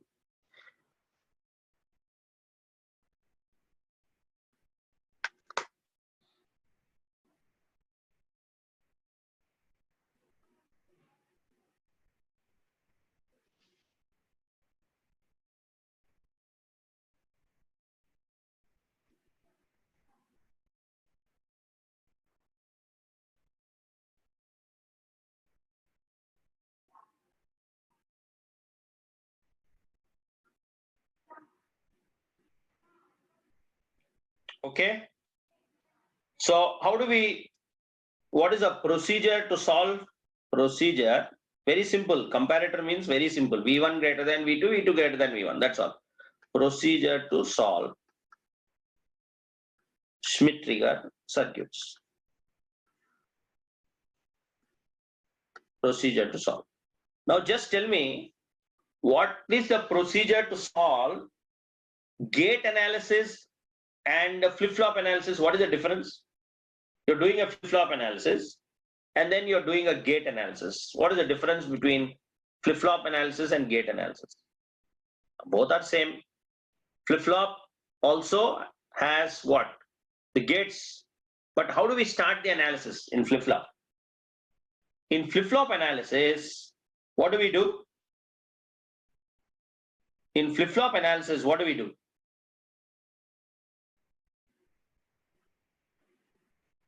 In flip-flop analysis, you should always start the analysis by assuming the present state.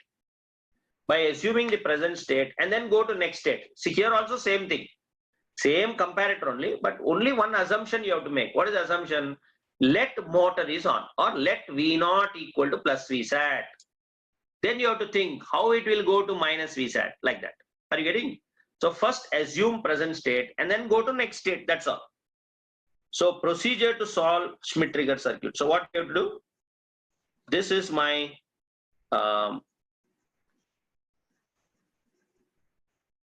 here we are giving V in. This is the threshold, right? This is the threshold. This is V naught. Tell me what is the difference? Right? So how do we start? Let V naught equal to plus Vsat. Let V naught equal to plus Vsat. Find V threshold. Find V threshold, right? Find V threshold. This is the first step. Let V naught equal to plus Vsat. Find V threshold, because there is a feedback here. The feedback, right? Now after that, if my present state is plus Vsat, what is my next state? If my present state is plus Vsat, what is my next state? Next state is not plus Vsat, it is minus Vsat. It is what Vsat? Minus Vsat. But when a comparator will give you plus Vsat and minus Vsat, you tell me. Let me write this here in a small box, so then you will know. If V threshold is greater than V in, then V naught is at plus Vsat. If V in is greater than V threshold, then V naught is at what Vsat? Minus Vsat. This is something we know. Now you tell me. This is a procedure. This is a procedure. So this is something we have learned in comparator, right? So let V naught is at plus Vsat, find V threshold. Now tell me how to switch from plus Vsat to minus Vsat. If V in, find V threshold and V in, and V. Find V threshold and V. What is V in? There is nothing to find. The examiner will give, right? Let V naught is with plus Vsat, find V threshold and V. If V in is greater than V threshold, if V in is greater than V threshold, then V naught switches from plus Vsat to minus Vsat. That's all. Are you getting any doubt here? If V in is greater than V threshold, V naught is at minus Vsat. We know it. But you have to start from plus Vsat. Let V naught is plus Vsat. If V in is greater than V threshold, then V naught switches from plus Vsat to minus Vsat. Next, let V naught equal to minus Vsat. Let V naught equal to minus Vsat. Find V threshold and V, right? Find V threshold and V. Now you tell me, if the present state is motor off, what should be the next state? The next state is motor should be on. Motor should be on. So remember, in first case V threshold, second case V threshold, both are different in Schmitt-Trigger. But in comparator, first case V threshold and second case V threshold are same in comparator. In Schmitt-Trigger, they are different. because of the feedback. Let V naught is minus Vsat. Find V threshold and V, right? Find V threshold and V. Now what will you write here? From these two, which one will you pick now? From these two, which one will you pick? I want from minus Vsat, it has to reach plus Vsat. So I will pick the first one. If V threshold is greater than Vin, then V naught switches from where to where?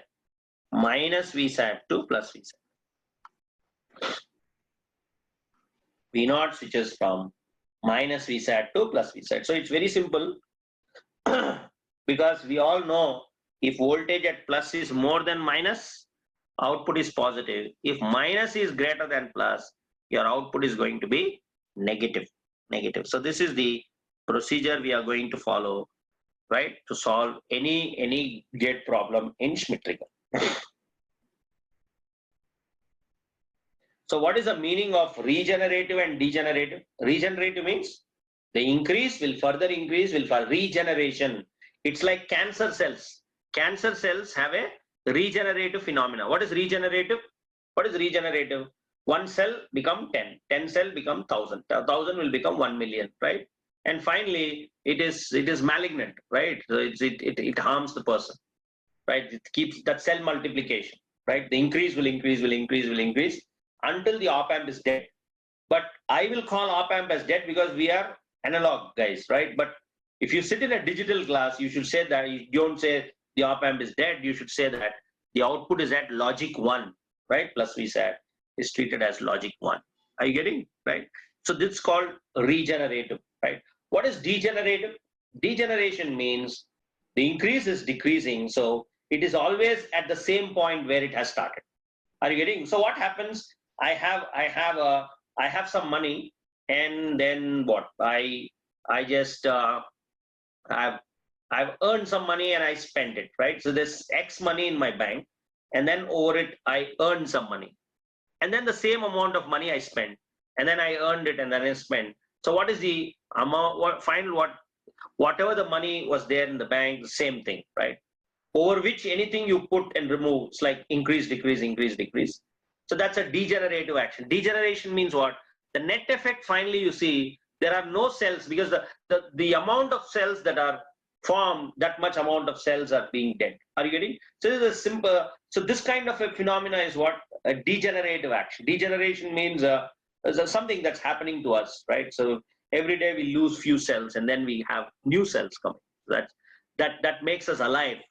But when a person, right, it becomes a malignant tumor or something like that, increase will further increase. Are you getting? Right? So until the op amp hits that plus Vsat or minus Vsat. So your V naught, if it is plus Vsat, see that how to go to minus Vsat. To go to minus Vsat, increase your input voltage more than the threshold. Right? If your output is already at minus Vsat, see that your Vin is less than that threshold one, less than -2 or above 3, something like that, right?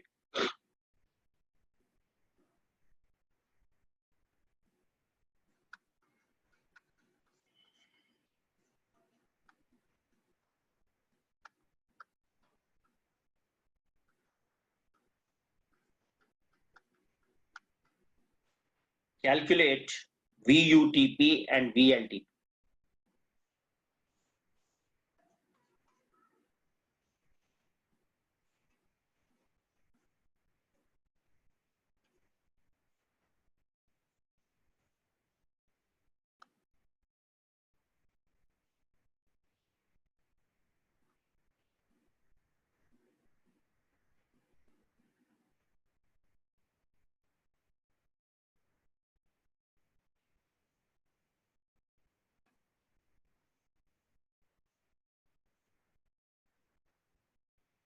Simple gate problem.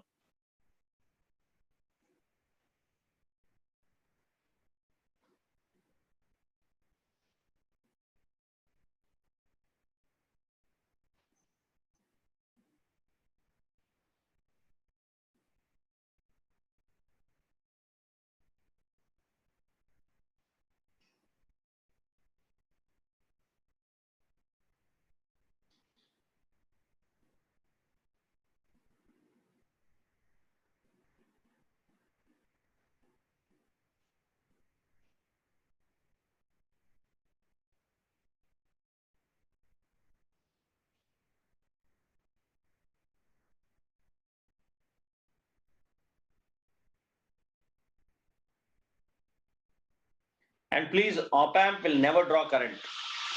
Op-amp will never draw current, whether it is plus VSAT or minus VSAT, it's not going to draw current.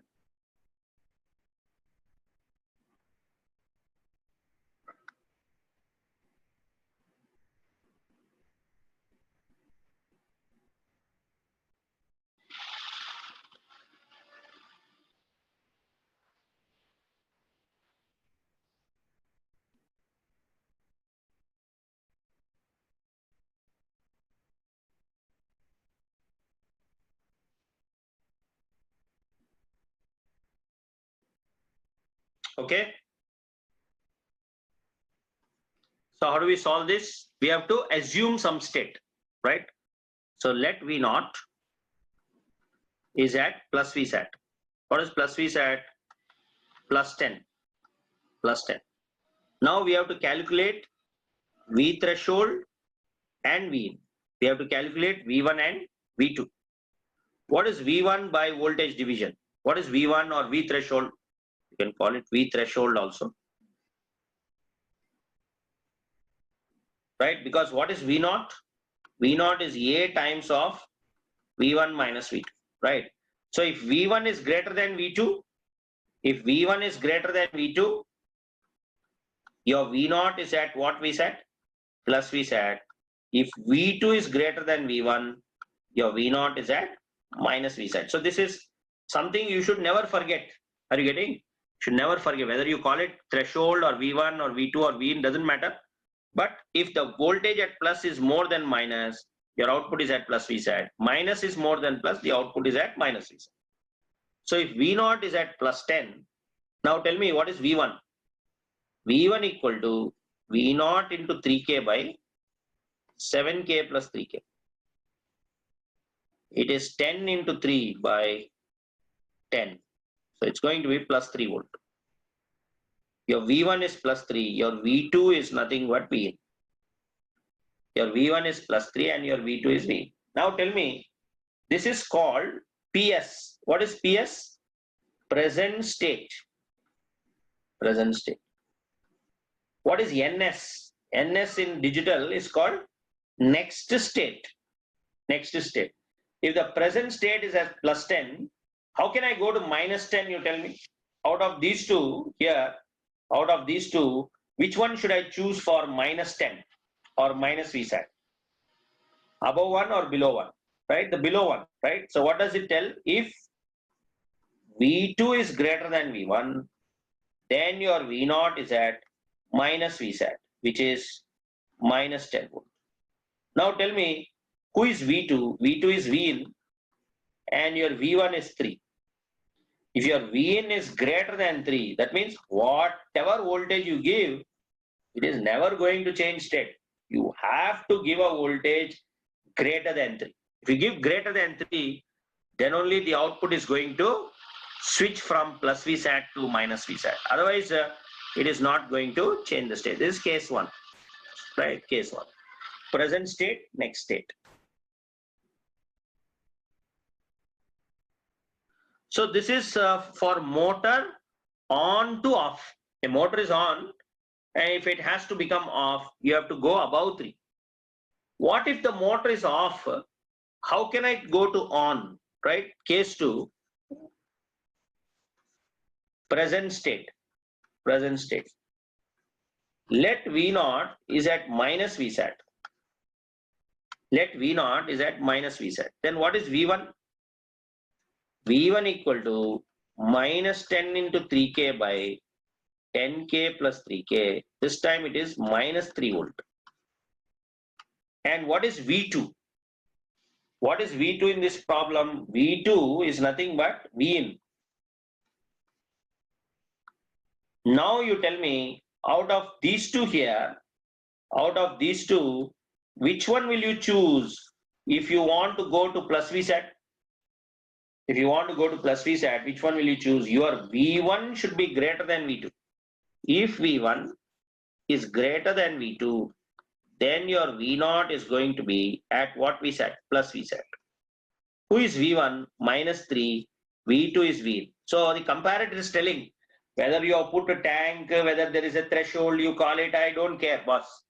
I want V1 greater than V2. If V1 is greater than V2, then my output will go to plus 10, then the motor will be on. Because you are saying present state motor is off, to make it go to on, you have to give V in less than minus 3. So, how are you going to draw the hysteresis? Hysteresis. First, you should know how to draw Cartesian, right? Cartesian. Some students are asking, sir, how will you draw transfer characteristic? Right? See, to draw a line, you need 2 points, right? So, the right side, you'll have positive numbers like this. Positive 1, 2, 3, 4 like that, right? In Cartesian. Left side, it is going to be minus 1, minus 2, minus 3 like that. Are you getting? Minus 4. In the y-axis upper side, you are going to have positive values. Plus 1, plus 2, plus 3 like that. Up to plus 10, right? Like that. What about the y-axis down portion, right? Negative. Here you're going to have minus 1, minus 2, minus 3, minus 10. Are you getting? So this is something you would have seen in your younger classes, right? Cartesian coordinate. Right side is going to be positive. Left side is going to be negative. Then upper portion V0 is positive, negative. Now if I say 1, 1, 1, 1, that means this is a point. Yes or no? 1, 1, 2, 2. So you know how to locate it. But the good news here is Vn is changing. V0 is only plus 10 or minus 10. So if Vn is 1 plus 10, Vn is 2 minus 10, that means it's like x comma y, 1 comma 10, 2 comma 10, 3 comma 10. So the points are lying above, right? Somewhere here on this line only, right? Because your output is always 10. Your input is 1, 2 like that. Are you getting? Now let's see how to sketch. Let V0 is at plus 10. V1, V2 we have calculated, right? V0 is at plus 10. So what he's saying is V0 is at plus 10. And this V0 will never change, sir. It will never change. It is waste of time to give 1 volt. Why did I take 1, 2, 3? Time pass we have done. But the comparator is saying, don't do time pass. I'm not going to change state until and unless you give V in greater than 3. If you say, no, this is 3, I want to give V in less than 3. You give any voltage, I'm not going to change. He's saying that I'm not going to change. You give any voltage less than 3, I am not going to change. I'm not going to change, right? But if you give a voltage greater than 3, then the case 1 says that the output switches from plus 10 to minus 10. It says it switch from plus 10 to minus. Now, what does case 2 says? Case 2 is saying don't do time pass. Don't put again tank 1, 2, 3 like that. You give whatever voltage, I will not change. I'm not going to change. I'm going to be in minus Vsat. But if your Vin is less than minus 3, then I'll switch to plus Vsat. So suppose you keep on giving positive voltages, it's not going to change. You give any voltage, not change, not change, not change. But if your Vin is, this is minus 3, anything less than minus 3, it's going to flip to plus Vsat. So I'm not saying, the comparator is saying, right? Comparator is telling how do I know whether you have put tank voltage, this, that, I don't know. If you give in less than minus 3, output will VD, here your VD will become positive. Your VD is going to be positive here. Your VD is positive. Here your VD is negative, right? V2 is greater than V1, VD negative. V1 greater than V2, VD positive. So whether you put threshold, V in, tank, whatever you want, for all V in greater than 3, your output is going to be 10. For all V in less than 3, your output is going to be minus 10. This plus 10, you can call this plus 3 as UTP. This is LT. And what is the difference here? This is called the hysteresis width. Hysteresis width. It is called what? Hysteresis width. Are you getting? Right. So what is hysteresis width? It is VUTP minus VLT. It is going to be 3 minus of minus 3, which is 6 volt. So 6 volt is hysteresis. Are you getting? 6 volt is hysteresis. So what is the benefit of having hysteresis, sir? What is the benefit of having hysteresis? Suppose if you have a waveform like this, say this is a waveform, some waveform, Okay. And this waveform has got two thresholds, +3 and -3. And how do you sketch your output? V0. How do you sketch your output V0? I told you in Schmitt-Trigger you cannot sketch until and unless you make an assumption. What is the assumption? We can start with +10.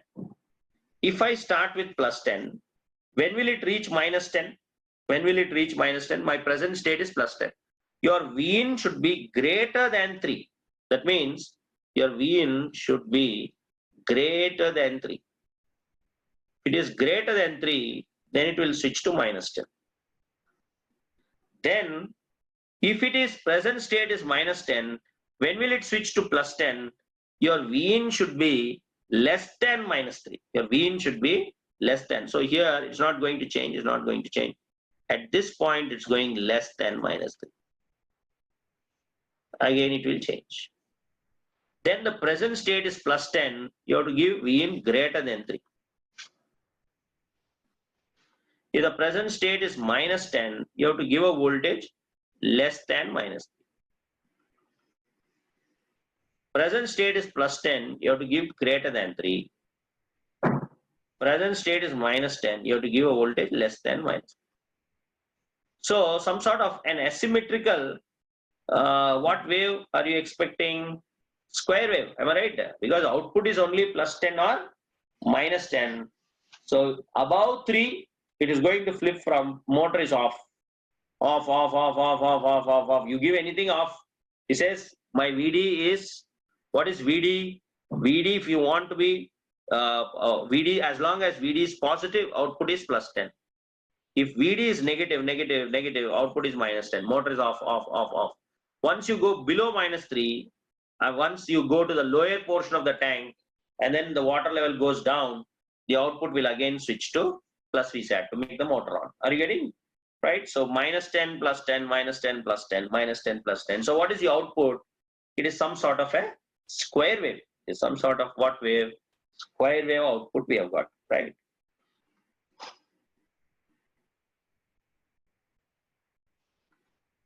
So next time you don't have to do all this. You can orally tell. If it is 10, V1 is +3, that is UTP. If V0 is -10, V1 is -3, that is LTP. That's all. So by looking at the circuit, 10 volts is given to 7K, 3K. What is V1? V1 is going to be +3 volts, which is UTP. V0 is -10. V1 is going to be how much? -10. That is going to be LTP. That's all. Are you getting? +10 and -10.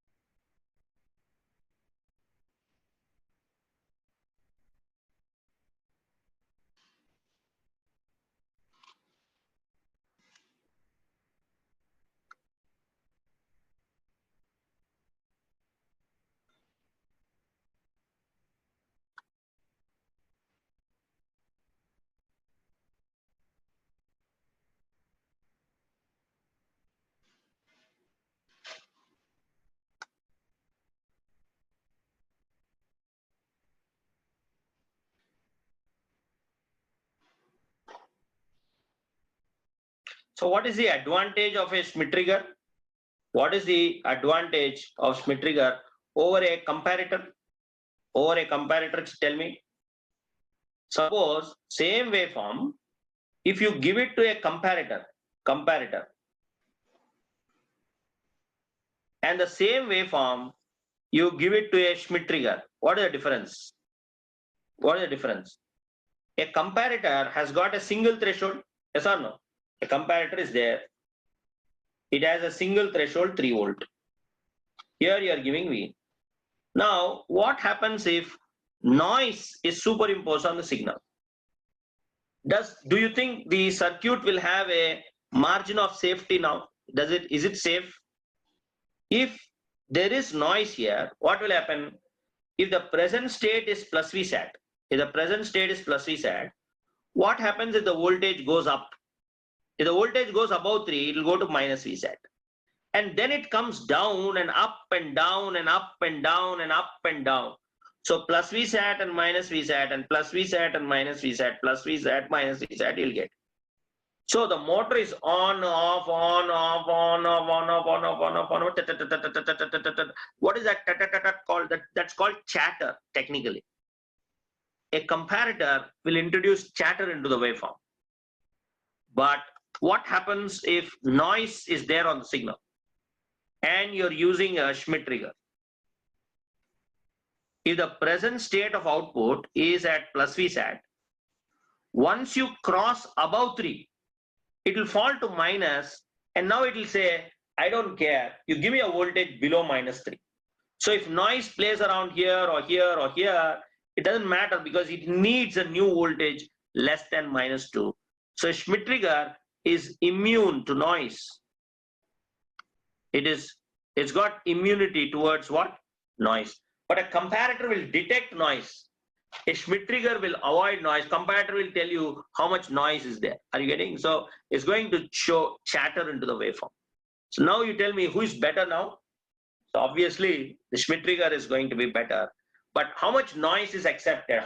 If you get a noise as big as the hysteresis width or more than that, then it's a problem. So that is why the margin of safety is called the difference between UTP and LTP. So that much amount of noise is accepted. Are you getting? So this noise margin is very, very important when you do digital circuits, right? What is a major advantage of digital over analog? Why digital had that charm, right, over analog? Why analog? The real world is analog. You cannot talk digital, speech, video, audio. I mean, the real world is analog, but still, we don't do processing with voltages and currents. Instead, with the variation, the analog voltages. Instead, we convert analog into what? Digital, right? So what's the major advantage of digital or analog? Is the margin of safety. Is a margin of safety. Even if a voltage changes by some amount, we still say that it's still safe. It's logic 1. It's not corrupted. The data is not corrupted. But analog, it's not like that. Even if there's a small change in the voltage, the change in the operating point, then the whole parameters of the circuit are going to change. So digital circuits has the greatest advantage of the margin of safety called noise margin. So I think you would have done, TTL, ECL, all these, logic families, you would have calculated something called the margin of safety in those logic families, right? Okay. So we'll take a break then, right? So we'll take a break. When we come back, we will solve simple problems on gate problems on Schmidt trigger, right? Okay, so let's take a break.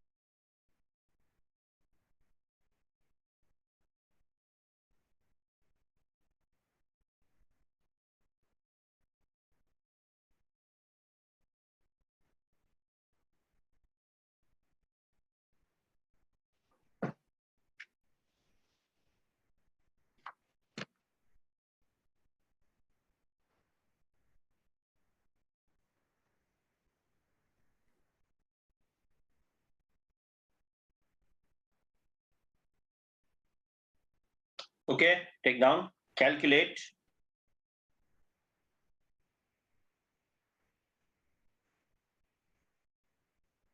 VUTP and VLTP.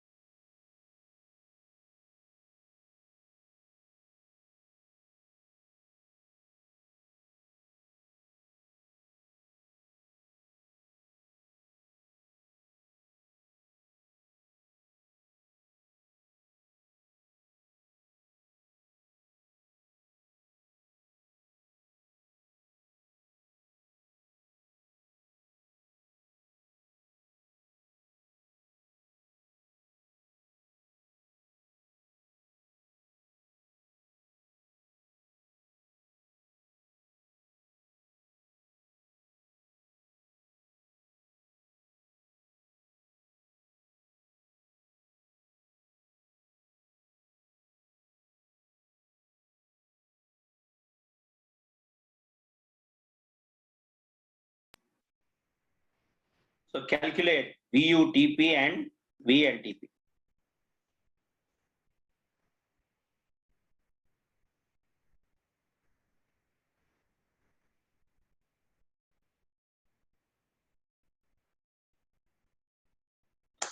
See, for instrumentation students, tomorrow from 2 o'clock, you have electronic instrumentation from 2 o'clock to 4:30, I think.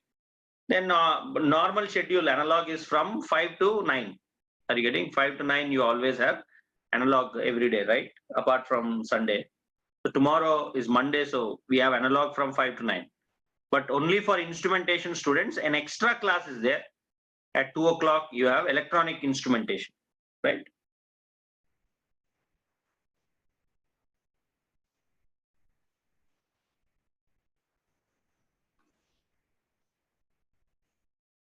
So this is also a gate problem.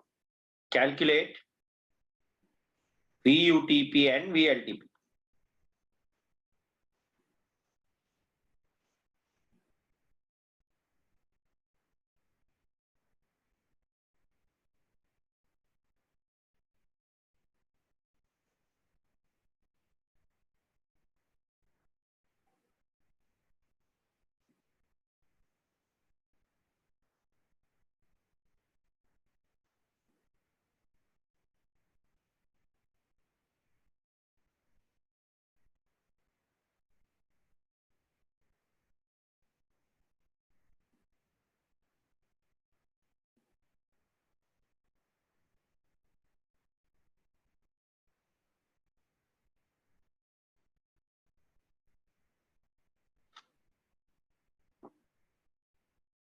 So two problems are given. Calculate UTP and LTP. This is also a gate problem.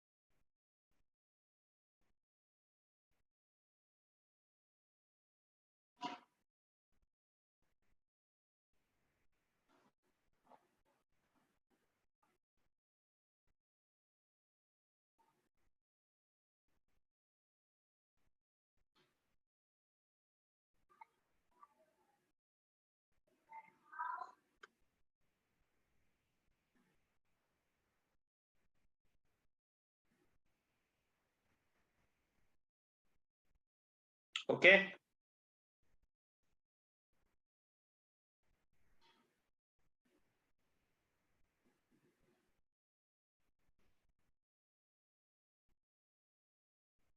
This is V1 and V2. So let's start. Let V naught is at plus V sat.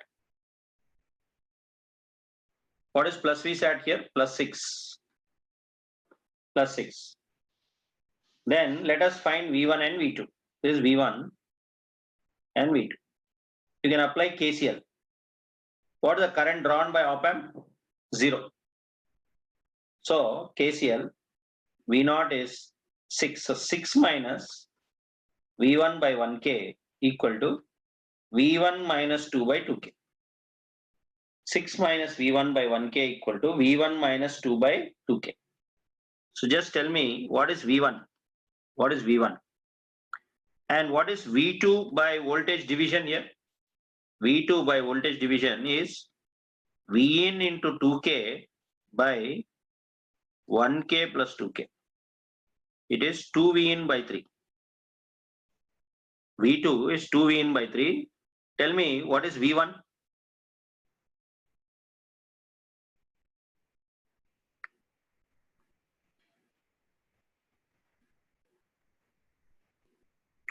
What is V1?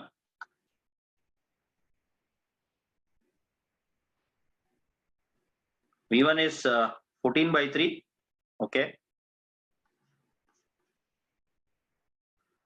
So V1 is 14 by 3 volt. V2 is some value 2 Vin by 3. Now this is present state. What is next state? What is next state? I told you V0 is A times of V1 minus V2. What are the two cases in a comparator? V1 greater than V2, V0 will be at plus V sat. V2 greater than V1, V0 is at minus V sat. Am I right? Now tell me out of these two, which one should I choose? First one or second one? Because already the present state is plus 6. Now this is present state. What is next state? Next state. We have to think how output goes from plus 6 to minus 6. So we have to choose second case. If V2 is greater than V1, then your V0 is going to be minus 6. What is V2 here? 2 Vin by 3 is greater than 14 by 3. That means your Vin should be greater than 7 volt. If your Vin is greater than 7, then your V0 is going to be switching from plus 6 to minus 6. So your Vin should be greater than 7 volt, right? So if your present state is 6, you have to give more than 7 to switch from plus 6 to minus 6. This is case 1. Case 1. What about the other case now?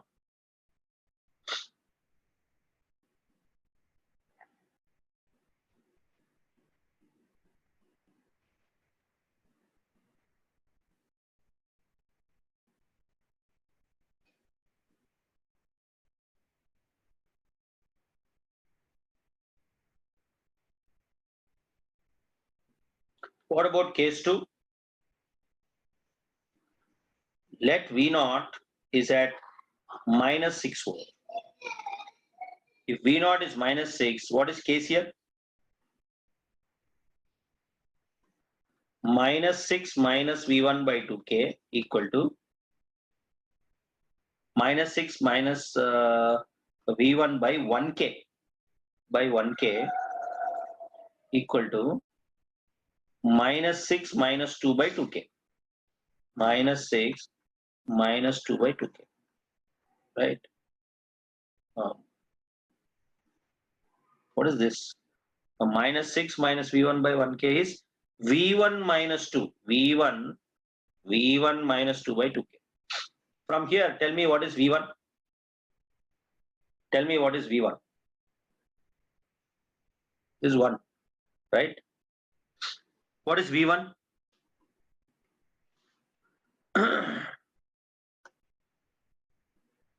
10 by 3. Students are saying 10 by 3. V1 is 10 by 3. If V1 is 10 by 3, what is V2?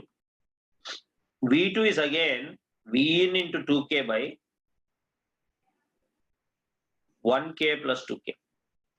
It is going to be 2V in by 3.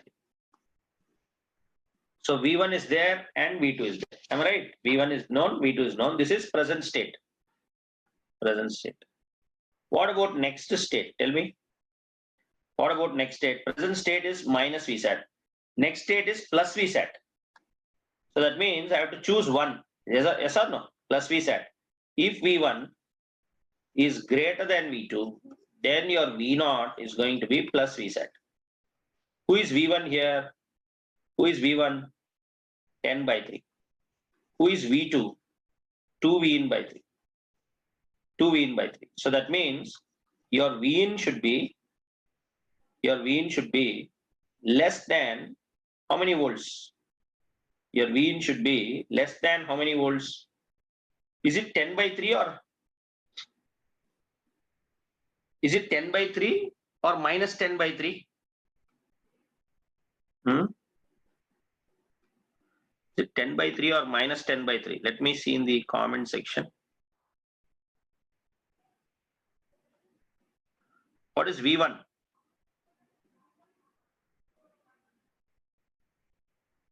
What is V1? Minus 10 by 3, no? Yeah, it's what? It's minus 10 by 3, 3.33. So your V in should be less than minus 5 for your V0 to be at plus 6. So let me put a box for these two cases. Box. So how do you draw the hysteresis? V in on x-axis, V0 on y-axis. If the present state is plus 6, it will always be at plus 6 till you give a voltage of how much? Till you give a voltage greater than 7. If you give greater than 7, then the output will switch from plus 6 to minus 6. And it will continue to be in minus 6 till you give a voltage less than minus 5. Less than minus 5. So one is UTP, the other one is LT. Am I right?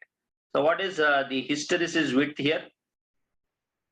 What is the hysteresis width? The hysteresis width is given as VUTP minus VLTP, which is 7 minus of minus 5 is 12 volt, right? 12 volt is the hysteresis width. 12 volt. Please check whether it is minus 10 by 3. I presume it is minus 10 by 3, right? Is it minus 10 by 3? Is it minus 10 by 3?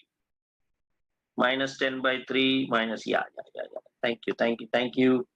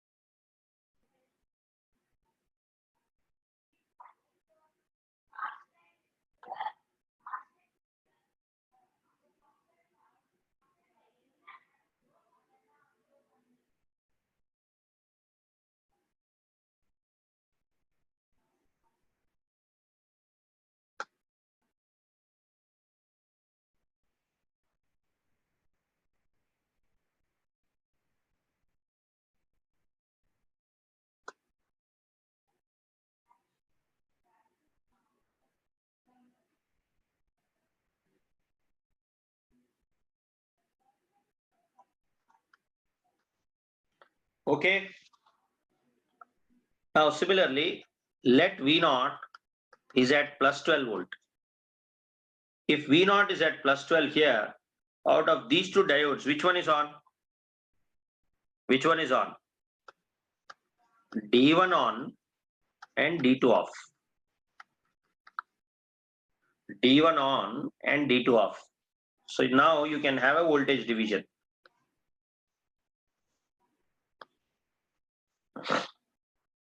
So what is V1? It is V naught into 12K by 36K plus 12K. It is going to be 12 into 12 by 48. 144. 144. So it should be 8 3 is 24. It's plus 3. Am I right? So your V1 is 3 volt and your V2 is V in. This is present state.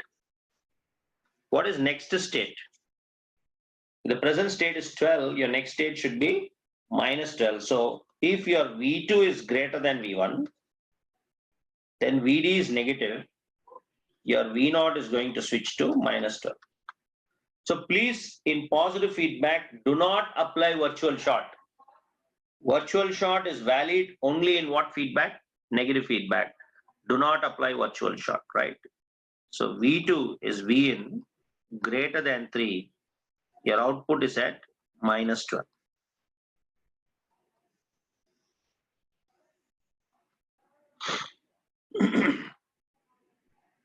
Right? This is the first case, case 1. What about case 2?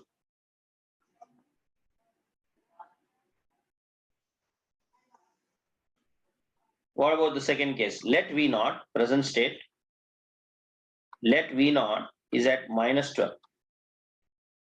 If V0 is at minus 12, who is on? D2 on, D1 off. D2 on and D1 off, right? When D2 is on, by voltage division, what is the voltage across 12K? V1 equal to V0 into 12K by 60K plus 12K. It is minus 12 into 12 by 72.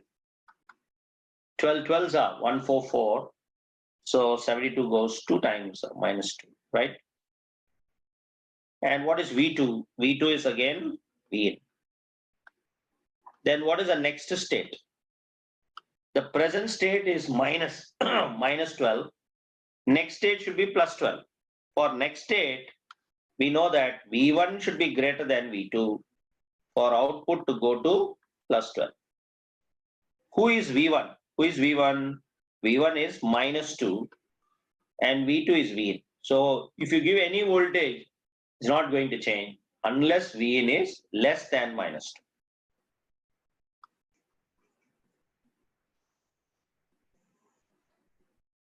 So look at the final conclusion here. V in on x-axis, V0 on y-axis.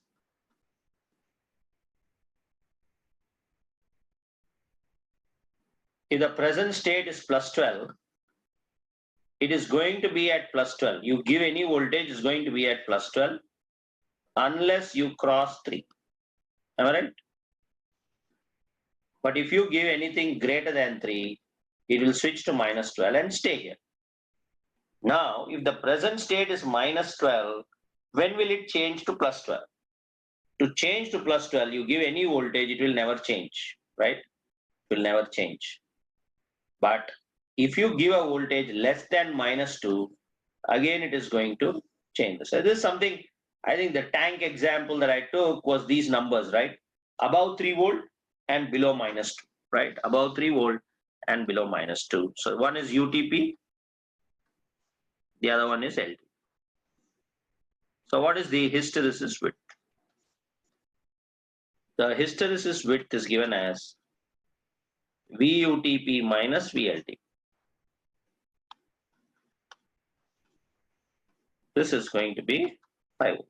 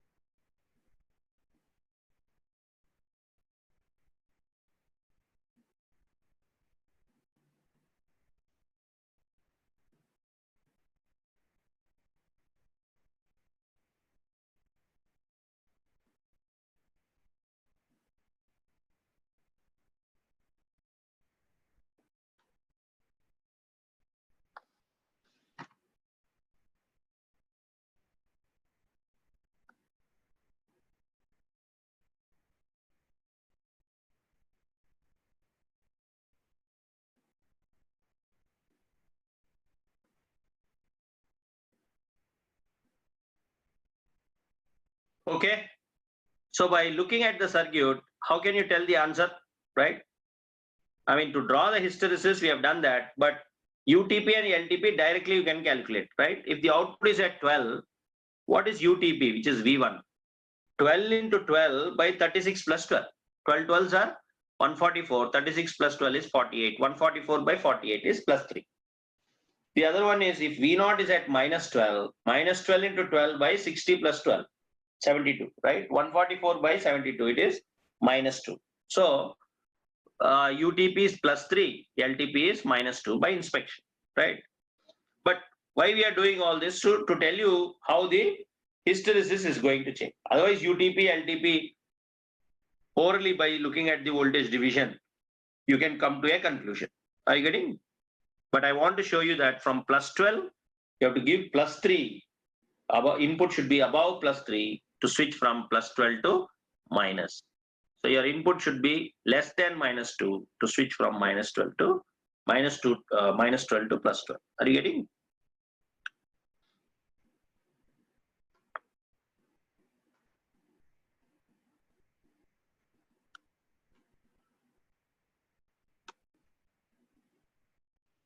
Now find time t for which the output state changes. What do you mean by that? Find time t for which the output state changes. That means you should know present state and then how will it go to next state. That's all, right? Only one state. You should know present state and then how can it go to next state. Find time t for which the output state changes, right? And where is the switch for a very long time? The switch for a very long time, the switch is closed, right? So when the switch is closed, you will know what is the present state. Then when the switch is open, how to switch to next state. That's all. How to switch to next state.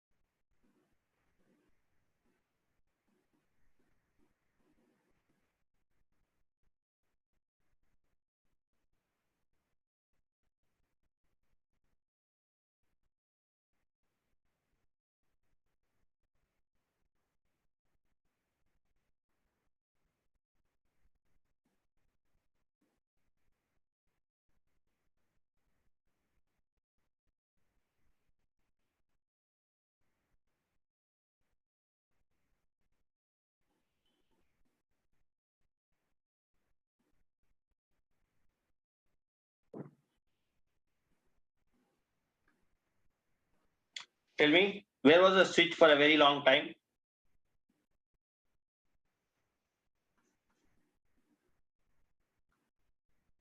For t less than 0, where was it? The switch was closed. When the switch is closed, what is the voltage you have applied? This present state, right? Now we have to go to next state. So this is minus 10. The switch is, this is the circuit. For t less than 0, now you tell me, when a large negative voltage is applied to negative terminal, what will happen? For t less than 0, when a large negative voltage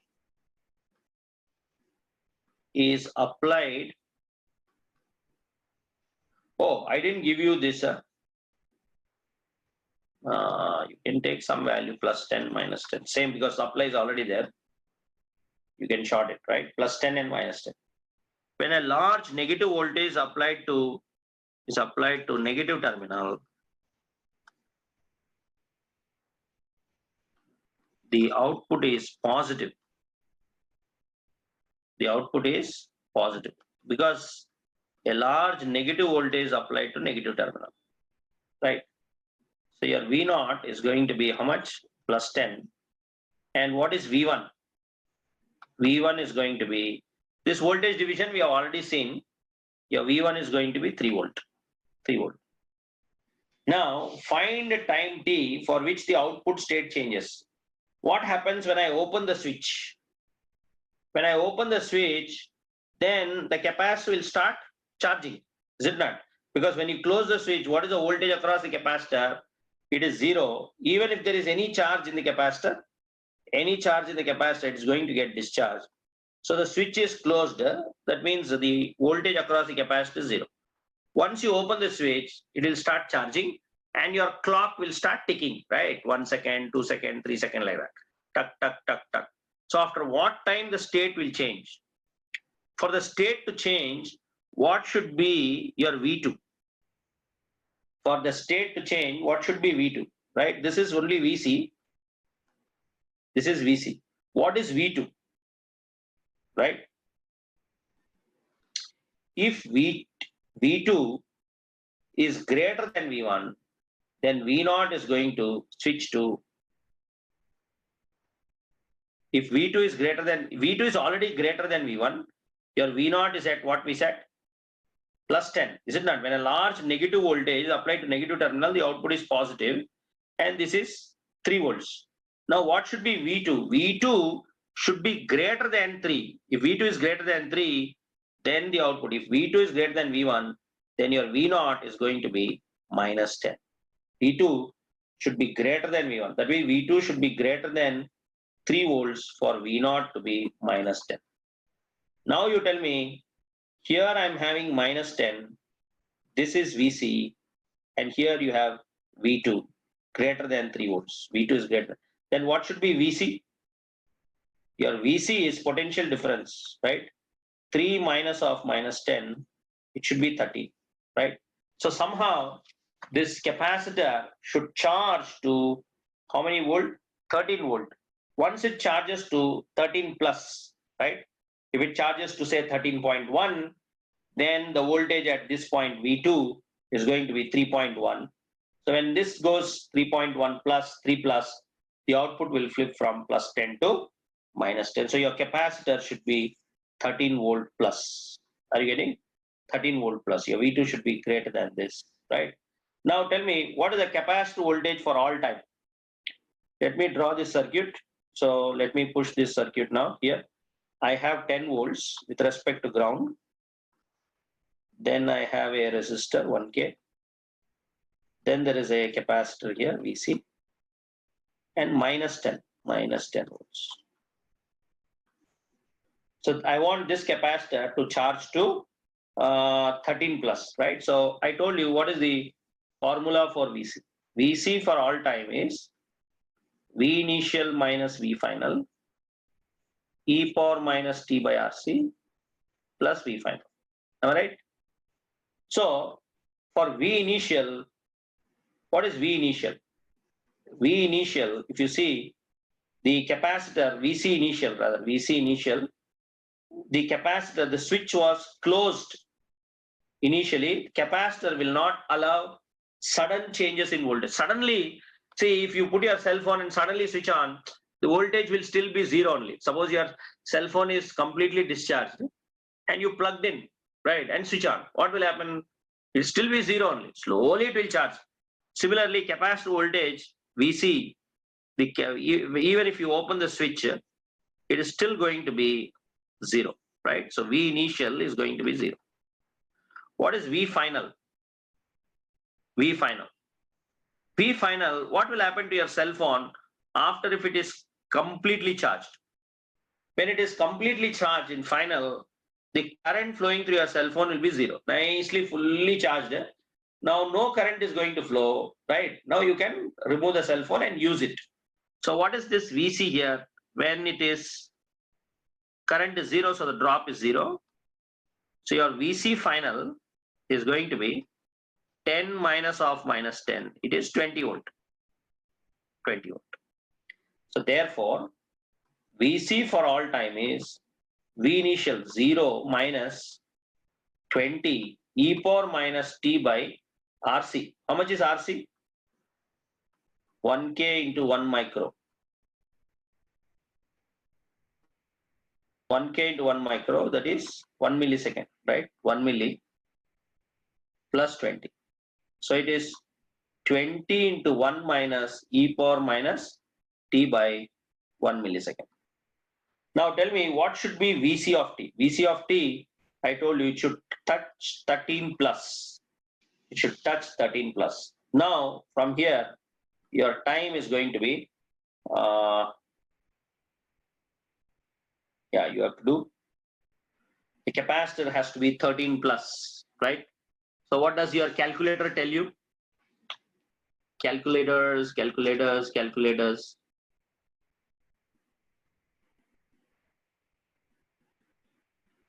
Capacitor should touch 13 volt. Calculators, tell me what is T?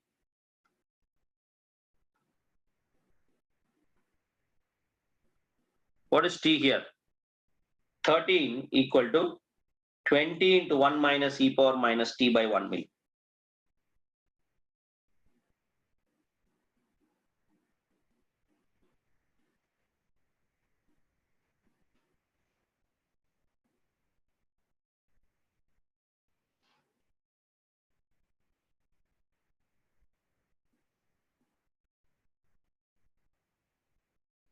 Tell me, what is the answer?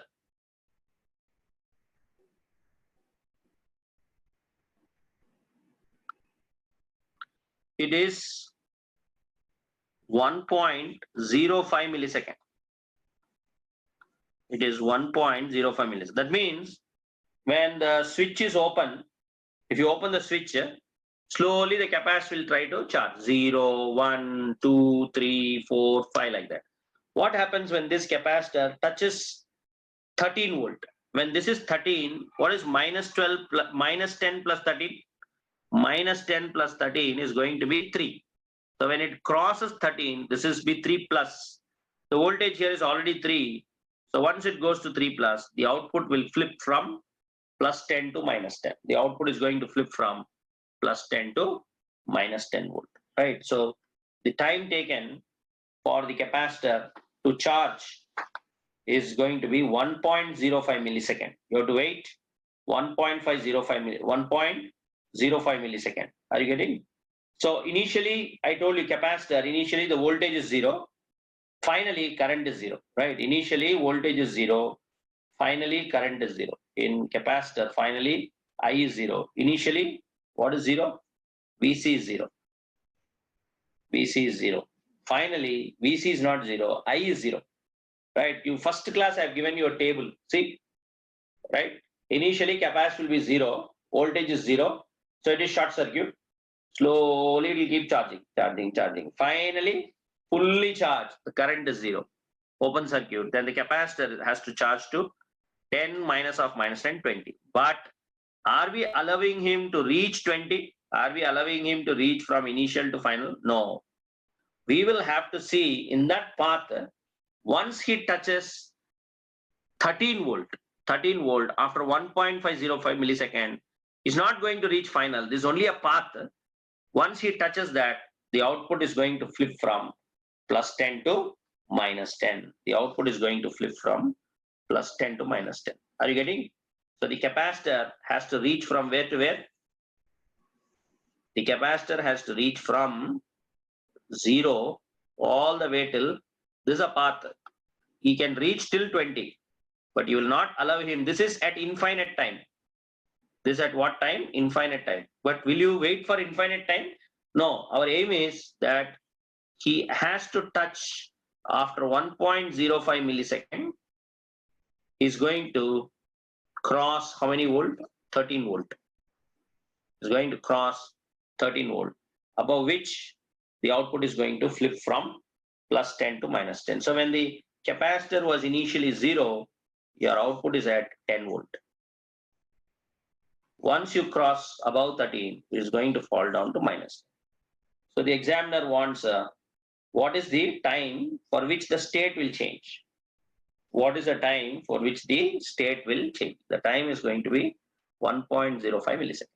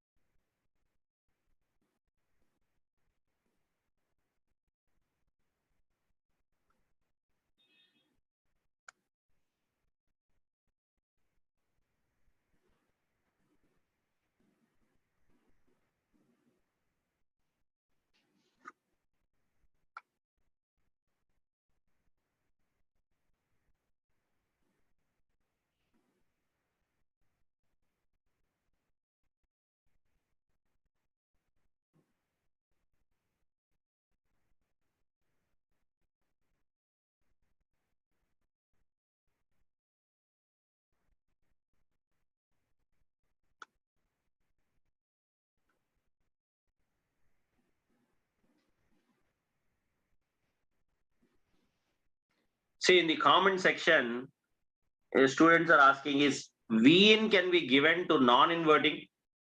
Yes, you can give V in wherever you want, but feedback don't change. The feedback should always be positive. V in you can give either to inverting or to non-inverting. It doesn't matter, right? Like similarly, the inverting and non-inverting amplifiers we have seen. For a non-inverting amplifier, input is given to non-inverting terminal, right? For an inverting amplifier, input is given to inverting terminal. Similarly, in the Schmitt trigger that we have seen, input is given to inverting terminal, so they are inverting Schmitt trigger. Suppose if input is given to non-inverting, then they are non-inverting Schmitt triggers. Non-inverting is one and the same, but don't change feedback. Non-inverting Schmitt trigger. But if you ask me what is the difference now, difference is both are positive feedback only, Schmitt triggers only. Only the thing is input has changed, so the hysteresis will not be clockwise. It is going to be counterclockwise, right? The hysteresis generally for all the problems it was clockwise like this. But if you change the input, then the hysteresis is going to be counterclockwise. Counterclockwise.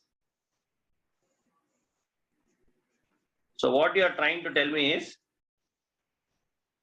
can I give input to non-inverting? Yes, you can give. You can give input here, right?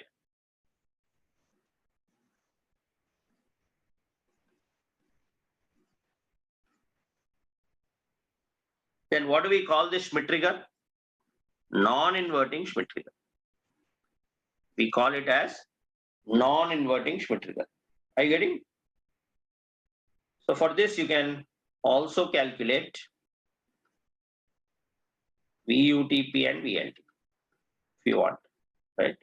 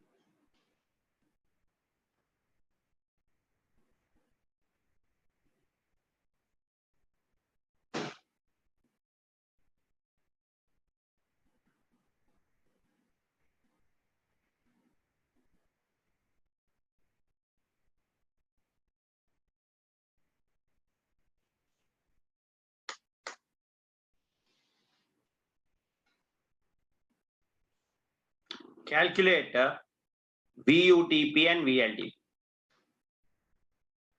Calculate VUTP and VLTP.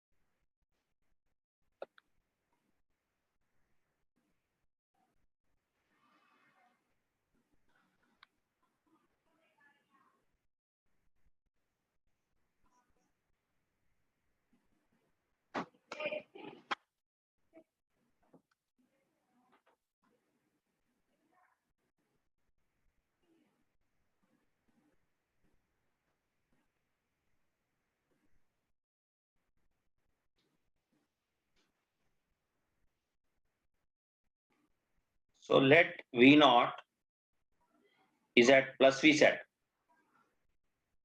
V naught is at plus Vsat. This V1 and V2. V2 is already 0. All right. V2 is already 0 volt. But what about KCL for V1? Vsat minus V1 by R1 equal to V1 minus Vin by R2. Vsat minus V1 by R1 equal to V1 minus Vin by R2. Alright, so this is equation 1. Now tell me, if the present state is plus Vsat, what is next state? Next state should be minus Vsat. So if V2 is greater than V1, if V2 is greater than V1, then V0 will switch to minus Vsat. But who is V2 here? Ground. This is ground. So 0 should be greater than V1, or your V1 is less than 0. Your V1 is less than 0. So substitute 0 in equation 1. If you substitute 0 in equation 1, you will realize that your Vin should be less than minus R2 Vsat by R1. Your Vin should be less than minus R2 Vsat by R1 for V0 to switch from plus 10 to minus 10. V0 to switch from plus 10 to minus 10. Your Vin should be less than minus R2 Vsat by R1. So that is naturally true because see here, this is positive. This is positive. When will this voltage just cross 0?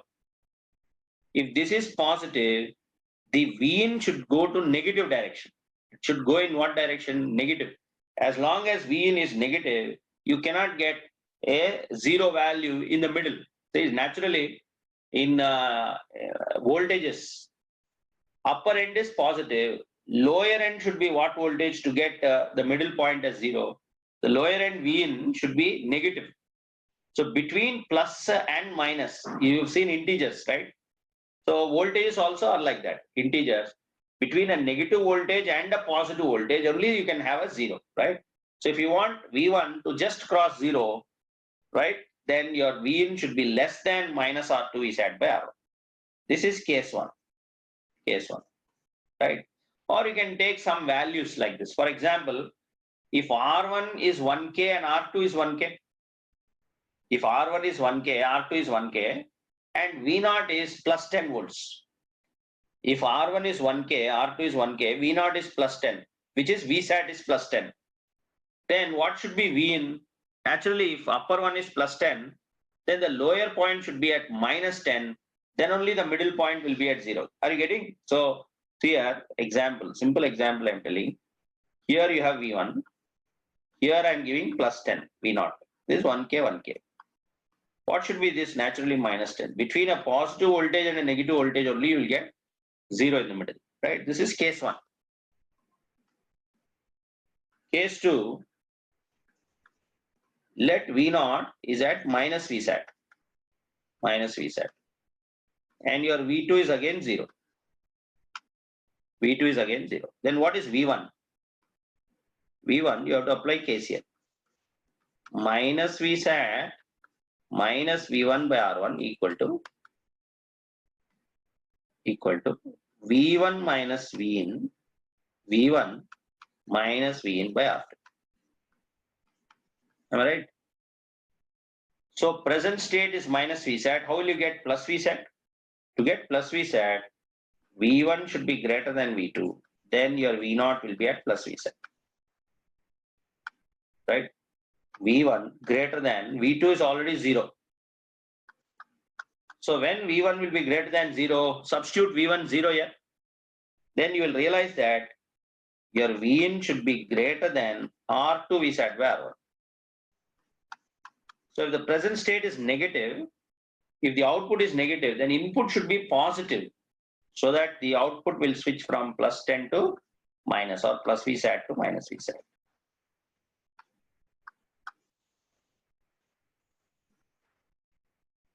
So what is the hysteresis now?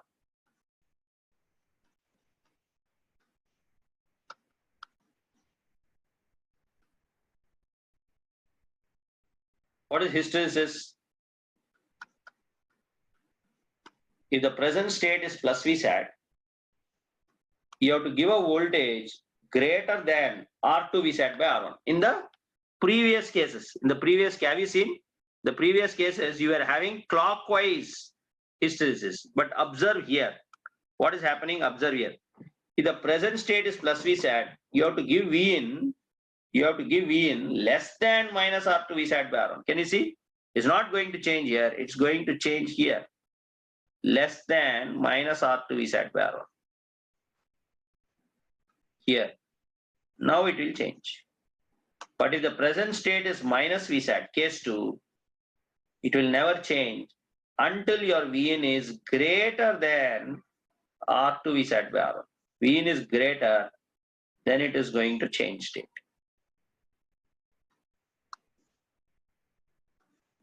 Can you see now the hysteresis is in counterclockwise direction. So what is hysteresis width then? The hysteresis width is going to be R2 Vsat by R1 minus of minus R2 Vsat by R1. It is going to be 2R2 by R1 times of Vsat. It is going to be 2R2 by R1 times of Vsat. Are you getting?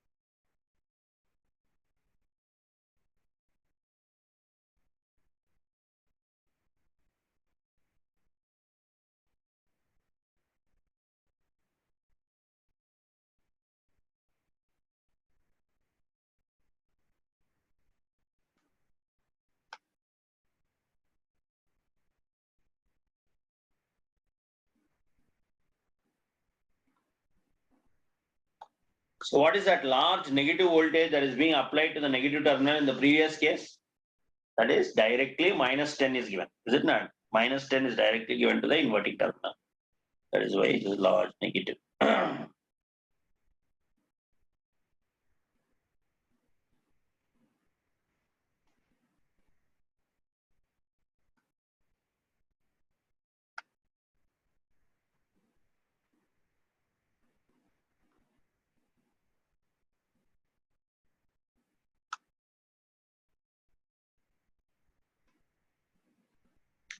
Now, how do you find the final value of the capacitor? You can apply KVL here.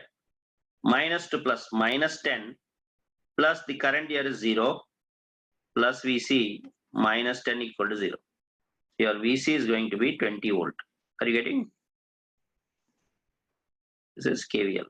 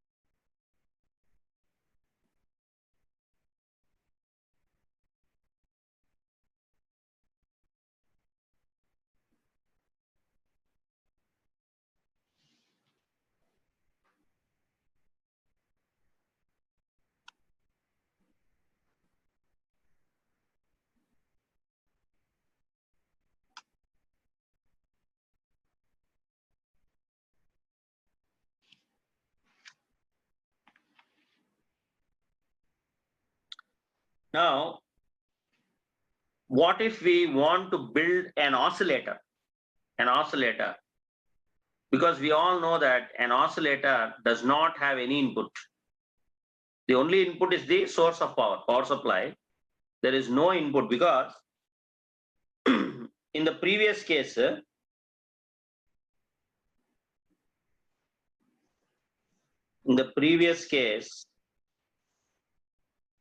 I have R1 here, R2 here. Am I right? And this end is grounded. And you have switched on the power supply. Now what happened to this voltage V0 or V01? If this is plus Vsat, you have to give Vin. What Vin will you give here? Your Vin should be less than R2 Vsat minus R2 Vsat by R1.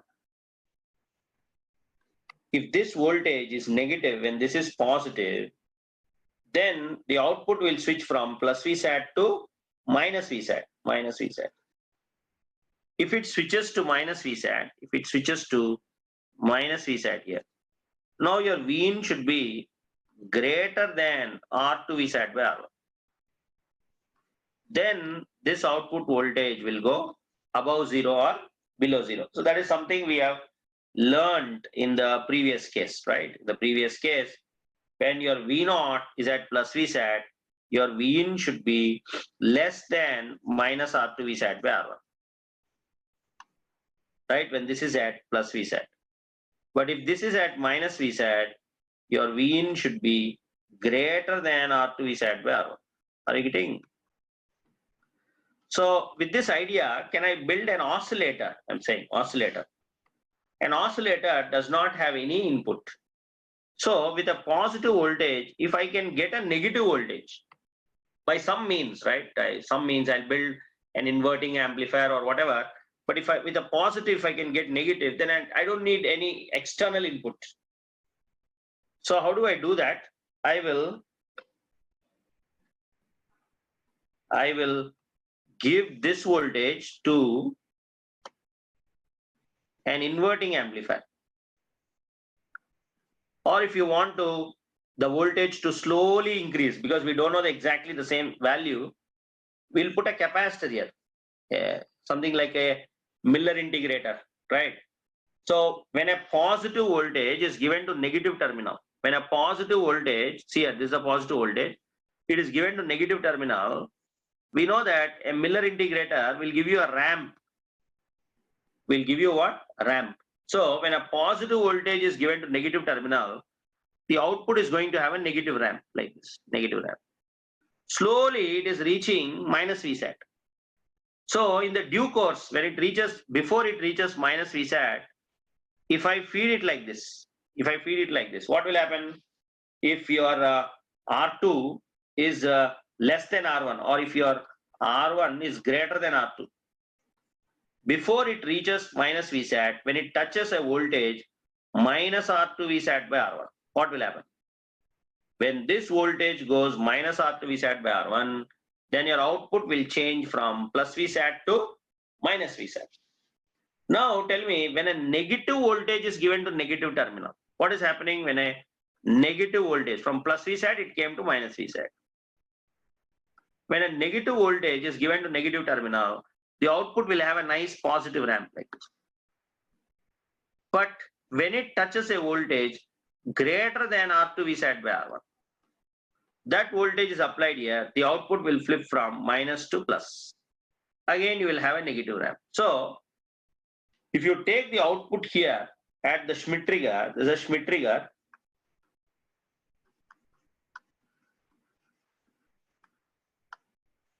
And here you have a Miller integrator.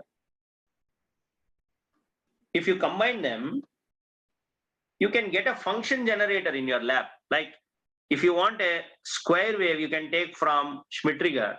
If you want a triangular output, you can take from the output of a Miller integrator. So you can call this circuit as a function generator, or you can, this is also popularly called as a triangular wave generator. Triangular wave generator. triangular wave generator, right? So you take down once, take a snapshot, observe it for 1-2 minutes. I will explain again, right? So let me explain again. I give you 2 minutes time. Think about it.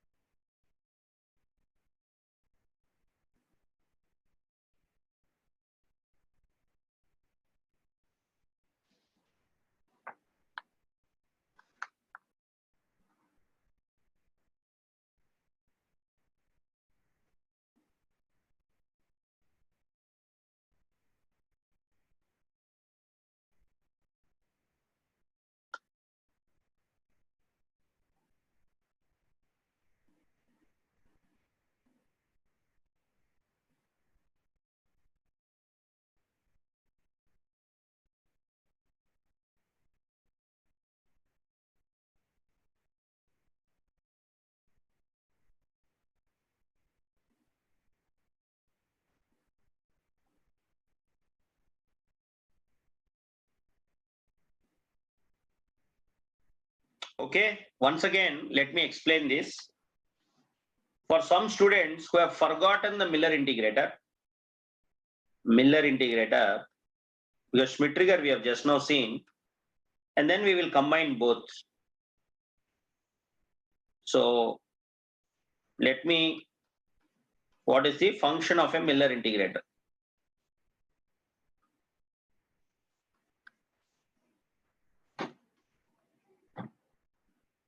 Suppose you have given plus VSAT here, plus VSAT, right, as the input. This is say V01. Now, because of negative feedback, this will be at virtually zero potential. Then what is the current I? The current I is going to be VSAT minus 0 by R3. It is VSAT by R3. Am I right? Now VSAT is a constant voltage. Resistor is constant. Constant by constant is constant. When a constant current flows through a capacitor, the capacitor is going to charge in a linear fashion, not exponential, please. Linear. So what is the VC of t here? It is 1 by C integral IDT. If the current is exponential, then the voltage is also exponential. Then you can apply V initial minus V final e power minus t by RC. Now there is no e power here, current is constant. When current is constant, you can remove it outside the integral. So it is VSAT by CR3 of t. This is capacitor voltage. Then what is V0? 0 minus V0 is VC. So V0 is minus VC or minus VSAT by CR3 of t. This is exactly what I told you.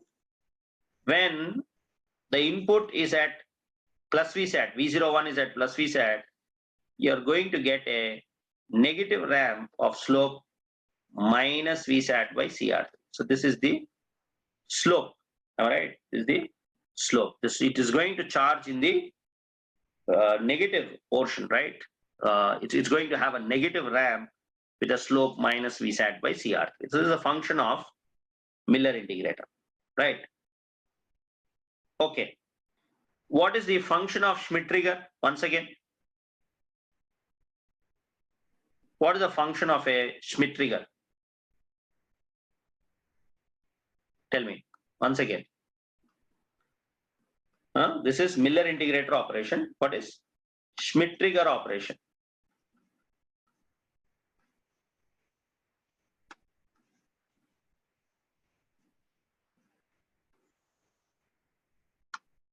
What is the Schmidt-Trigger operation for this circuit? The Schmidt-Trigger operation for this circuit is case 1. Let V01 is at plus Vsat. If V01 is at plus Vsat, tell me what is V0? Then V0 is equal to minus Vsat by CR3 of t. Minus Vsat by CR3 of t. So if V0 is less than minus R2 Vsat by R1, if V0 is less than minus Vsat R2 by R1, then V1 will be less than 0. Then you can see this is V0 here. If V0 is less than minus R2 Vsat by R1, then V1 will be less than 0. Then what will happen to V01? Then V01 switches from plus Vsat to minus Vsat. Plus Vsat to minus Vsat. So let me repeat this once again. Case 2. If I let V01 as minus Vsat. V01 as minus Vsat. Now you tell me, if the V01 is at minus Vsat, when a negative voltage is given to negative terminal here, when a negative voltage is given to negative terminal, the output is going to be positive. The output is going to be positive. Your output is going to be positive. Vsat by CR3 of t. Right? But if V0 is greater than R2 Vsat by R1, then your V1 will be greater than 0. Then V0, what will happen if V1 is greater than 0? If V1 is greater than 0, then V0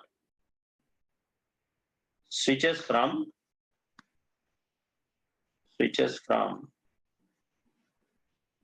minus Vsat to plus Vsat. So this circuit appeared 3 times in IES exam, right? They have given this for 12 marks. Then what is the calculation of frequency? So frequency calculation is very, very easy. For 10 marks, they have given this. It is simply y equal to mx. That's all. Is it not? It is simply y equal to mx. Calculation of frequency. Now this is minus R2 Vsat by R1.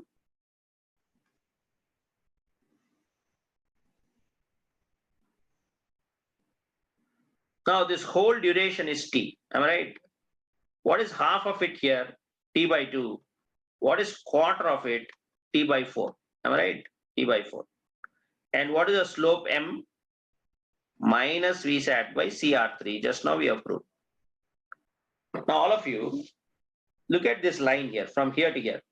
What is the formula for slope? Slope means y2 minus y1 by x2 minus x1. Slope means y2 minus y1 by x2 minus x1. So this point is 0. This point is x is t by 4. Y is minus R2 Vsat by R1. So what is slope? Slope means change of y by change of x. Change of y, delta y by delta x. Am I right? Slope is minus Vsat by CR3. How much change is here from here to here in y direction? Minus R2 Vsat by R1. This change of y. Now, from here to here, how much time it has taken to change? T by 4. So from here, what is t? T is going to be, what is t? 4 R2, R3, C by R1. So this is given for 12 marks. Nothing is there. Just y equal to mx, draw the diagram. Y equal to mx, you already know the slope given from Miller integrator. Slope means change of y by change of x, or y2 minus y1 by x2 minus x1. But I think you remember your lab records. You know that in the lab, 10K I think mostly, at least the trainer kits we had, all the resistors are of same value. R1 equal to R2 equal to R3 equal to R. What happens if all resistors are of same value, right?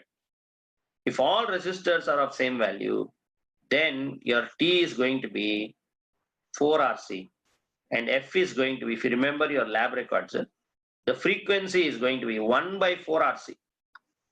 This is a very, very standard formula. The frequency of a triangular wave is going to be 1 by 4RC. Very, very important.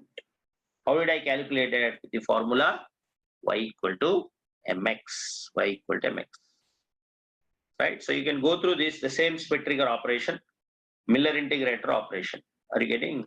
Very, very important for IES exam.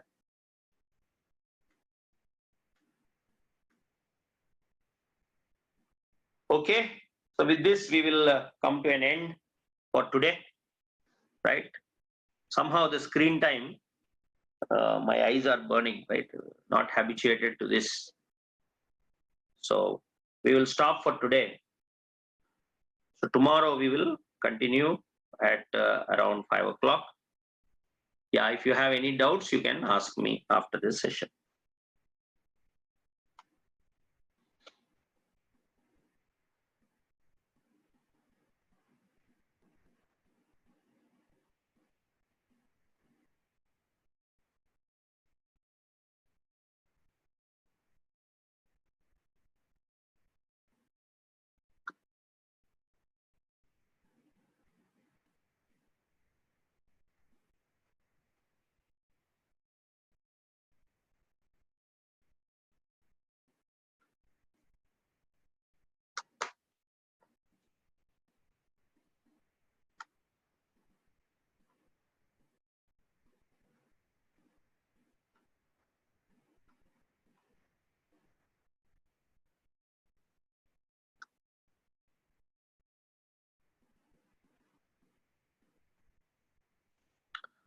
Okay, Venkat, can we have a question and answer session?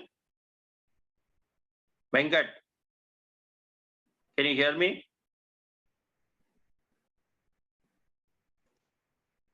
Venkat, can you hear me?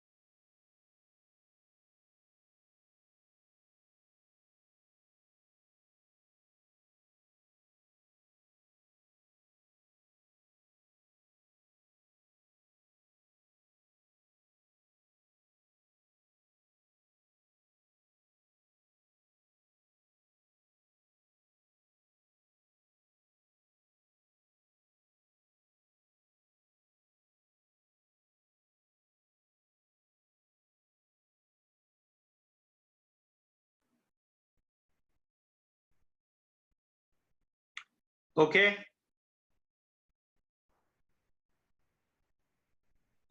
So if you have any doubts, you can ask me.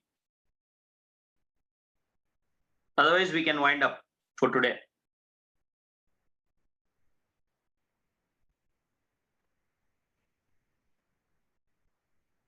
Any doubts? Can you hear my voice?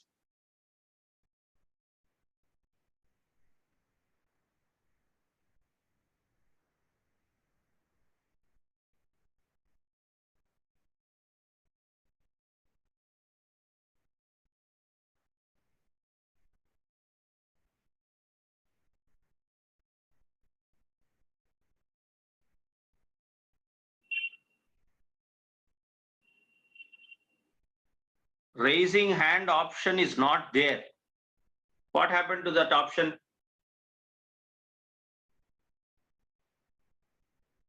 Huh? Can I enable it from my side? Is it possible? You share question and answer participants.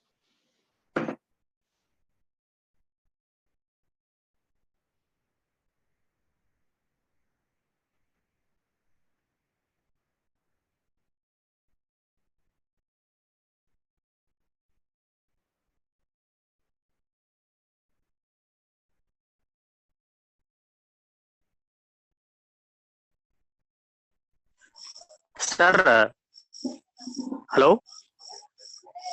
Yes.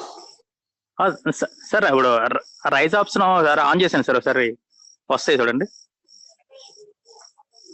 Okay. Okay.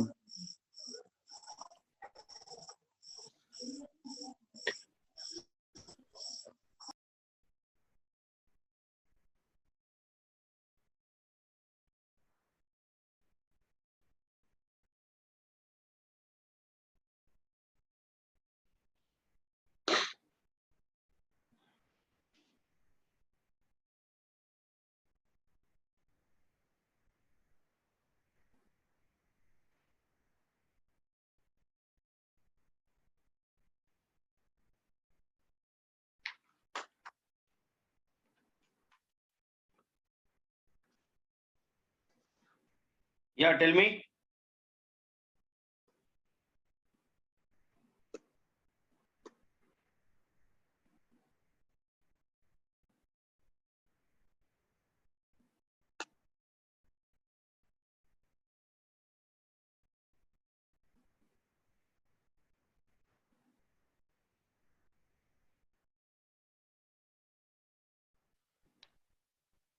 കട്ടായാ പോയാ പോയാ Yeah.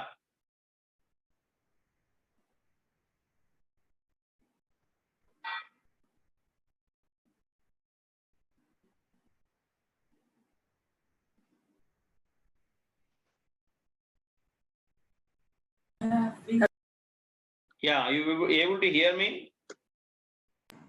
Hello? Yes, sir. So, my question is, so I didn't understand the method from which we are using that, solving that Schmidt-Trigger problem. So, What? so I didn't understand the method through which we are solving the Schmidt-Trigger problems. Schmidt trigger is just a comparator. V1 greater than V2, V0 is at plus Vz. V2 greater than V1, V0 is at minus Vz. That is the comparator operation. Schmidt trigger is also same. The only difference is you have to assume present state. What is present state? If V0 is at plus Vz, then you see if the motor is on, you should not keep thinking how the motor should be on. It is already on. So if the present state is plus Vz, we have to think how to go to minus Vz. So in a comparator, how can we go to minus Vz? You tell me. When V2 is... V2 is, that's all. So first state is plus Vz, calculate V1 and V2. If V2 is greater than V1, it will go to minus V. That is one case. Second case is we have to assume V0 is at minus Vz. Then how to go to plus Vz? V1 should be greater than V2. That's all. So in 41F page number, What? 41F page number, can you go to that page number? Yeah. Yes, sir. In here, we didn't know the exact value of V2. It was just 2V in by 3. And how did we come to a conclusion that V1 is greater than V2, then V0 is should be minus? We first of all, we don't know what is V1. We don't know what is V2. Right? V1 we came to know through this voltage divider. V2 we came to know through that voltage divider. Values we don't know. Yes, sir. V2 is a function of V in. If V in changes, V2 will change. In the previous example, what we did, V in directly we have given as V2. Yes, sir. But now we are cutting that V2 by a factor 2 by 3. So if V in is 3 volt, you are giving only 2 volt as V2. Okay, we are just coming to a conclusion. We are just assuming that if V2 would be greater than V1 to... From there, if you substitute, you got V in greater than 7, no? Yeah. Because V2 is a function of V in, V1 is a function of V0. Okay, it's just our assumption from how can we go from plus Vz to minus Vz, right? Yeah. V2 greater than V1, then we can go from plus 6 to minus 6. You substitute there, V2 is a function of V in, V1 is a function of V0. So you substitute, you get the answer. Okay, and so 40F page number. Yeah. Yes, I didn't get this advantage. No, suppose in a comparator, if I have a voltage 3 volts as threshold, if you go above 3, what is happening above 3? Suppose this voltage is, this is a comparator. Can you see here? The Yes, sir. comparator. Hmm. If Vin is greater than 3, what will be the output? VSAT. Minus Vsat. Vin is in minus terminal, no? Oh, yeah, minus. Vin is greater than 3, output will be minus Vsat. If Vin is less than 3, output will be at plus Vsat. Plus VSAT. So if it is not a smooth waveform like this, suppose this is a triangular wave, triangle. At this triangular wave, there is some noise like this. And that noise goes up, above 3, below 3, above 3, below 3. So now you tell me, can you see this, my pen here? Yes, sir. Yes or no? This Yes. voltage is going above 3, below 3, above 3, below 3, above 3, below 3. What will be the output? It'll Plus 10, minus 10, plus 10, minus 10, plus 10. That is Yeah. called chatter. If No, somebody still- talks too much in the class, what do we say? Chatterbox. Chattering. Is it not? Yeah. So the comparator will also introduce chatter into the waveform. Yes or no? Plus Yeah, 10, yes. 10 plus 10 minus 10. The motor will be on, off, on, off, on, off like. But in a Schmitt trigger, once you cross 3, the Schmitt trigger will say, next I will change only when Vn is below minus 2. So even if noise plays around here from morning till evening, he says, 3 to ho gaya, 3 is over. Now you give me minus 3, then only I will change. Okay. Are you getting? Yeah, I got it now. Yeah. And so finally, there was this question that you did in lecture 8. Should I explain that question to you, or could you go to that lecture 8 slide? Lecture 8. Yes, sir. Yeah, tell me, what is the question? So the ones where we were taking 1 volt, 2 volt, 3 volt all in parallel, and then attaching a resistor at the end of it. And Diode problem. yeah, diode problem. Tell me. I told you, out of 3 diodes, the diode that experiences more will switch on. Yes, so that experiences most potential difference, right? Yes. So how are we doing that? I'm not getting it. The potential. No, if see, all the cathodes are shorted. You imagine cathode is at X. So can you please? Cathode is at some potential X. Anode is at 1, 2, and 3, no? Yes, Is that sir. the same problem? Yes, sir. I'm getting confused between 2 questions there. When in which one Here, there is the this source is a and diode. when yeah. This is a problem you're asking, no? Yeah, this one. Yeah, suppose this node is at X. This is 1, 2, and 3. Now, anode minus cathode is the potential difference. So I have 1 minus X, 2 minus X, 3 minus X. Out of these 3, which is higher value? 1 minus X or 2 minus X or 3 minus X? Naturally 3 minus X. So once the diode is on, if this is 3 volt, the 3 volt will appear here, no? Because of the short. Yes, So sir. 2 minus 3. What is 2 minus 3? Negative. Anode is at 2, cathode is at 3. Anode is at 1, cathode. So it will stop the other 2 diodes to get on. Suppose if you say, no, sir, I don't believe this. What if the second diode is on? If the second diode is on, then the V0 is going to be 2. Then the third diode will also be on. Then you don't know whether V0 is 2 or 3. Because if both are on, what will happen? Yeah, 2 potentials it will cannot have 2 exist. That is potentials. violation of Kirchhoff's law. Got It's it. not possible. And so there was this question in which the 5 volt was above 1 volt. Yeah, 5 volt is here. 5 volt. These are 3 diodes I've given, no? Yeah, this one. Yeah. So if this is again same thing, X. This 1, 2, and 3. This time, what is anode minus cathode? This time it's not 1 minus X, it's X minus 1. X minus 1, X minus 2, X minus 3, which is large? X minus 1. Now you got it. So the upper one Okay. is going to get on. Okay. Thank you, sir. Thank you, sir. Okay.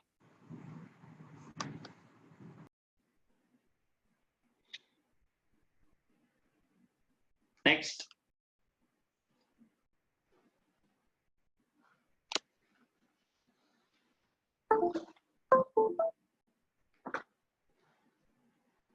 Yeah. Next.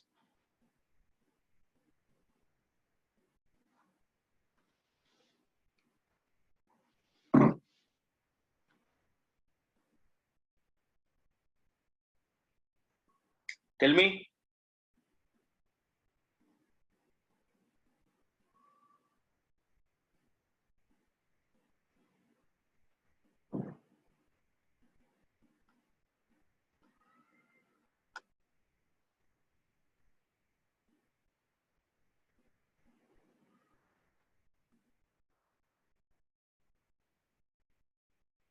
Anybody else?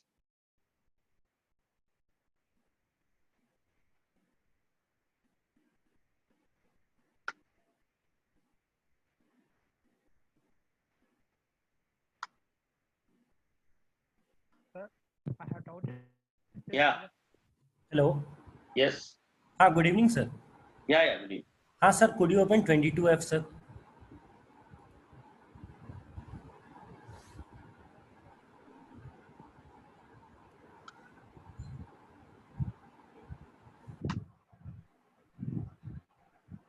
Yeah.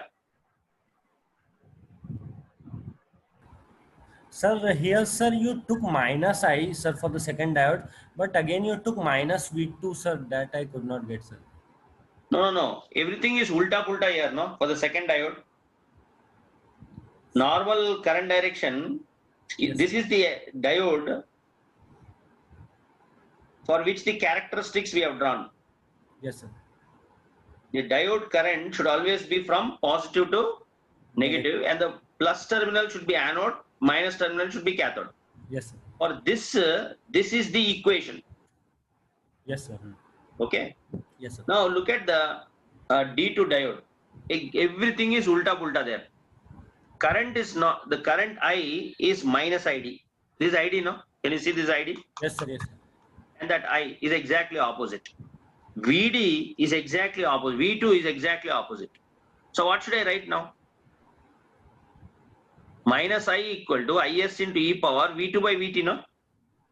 Yes, sir. That is what I have written. Sir, but yeah, now you told V2 by VT, and here it is minus V2 by VT. That only, sir. Means like. No, the minus only. See here, VD is plus is anode, minus is cathode. Here plus is cathode, minus is anode, no? Okay. Now you got it. Pura ulta pulta hai. Are you getting? Sir, second part is that function generator. Could you open, sir, once? Function generator means last page, eh? Sir, means like second last or third last, sir, means. This one. No, sir, the entire function generator one. Yeah. Sir, I missed this part, sir. Means like you were, my network connection went, sir, less than minus V to this part of Smith trigger. You were telling how you connected, means like this too, sir. See, V01, if it is plus VSAT, Yes, sir. in the previous circuit I told you, this point should be, if this is positive, this end should be negative, no? Yes, sir. Yes, sir. So if this is plus VSAT, this should be minus R2 VSAT by R1. But I have removed my input now. I have given the positive voltage to the inverting terminal of the second op amp. Okay. The positive voltage to the inverting terminal of the second op amp. Then what will happen to the output? The output will automatically be a negative ramp here. Negative ramp. Okay. So when a positive voltage is given to negative, I am getting a negative ramp. Yes, That sir. negative ramp, cleverly they have applied it back to R2 from here. Can you see? Yes, sir. Yes, sir. So when this is positive, this is negative, then your V1 will just cross 0, and then the output will switch from plus VSAT to minus VSAT. But when a Okay. negative voltage is given to negative terminal, the output is positive. Positive. Yeah. So you get a positive ramp. That's all. Oh, okay, sir. Okay. Got it. Please, sir. Thank you very much. Next. Sir, today's first problem, sir. Today first problem. Yeah.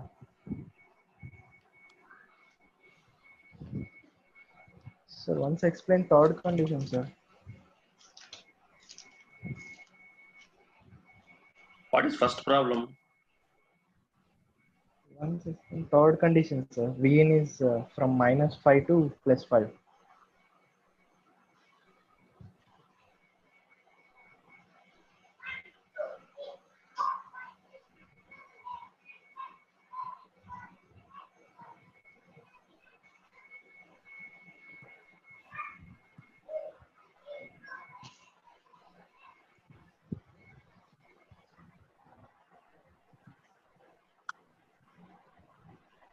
So third condition, sir.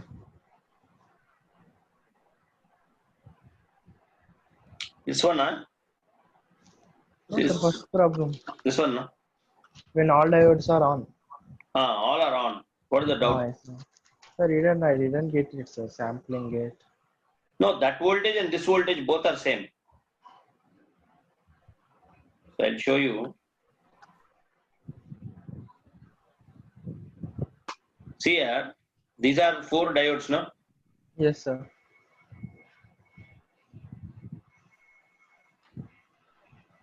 One is given positive voltage, the other one is given negative. Yes or no?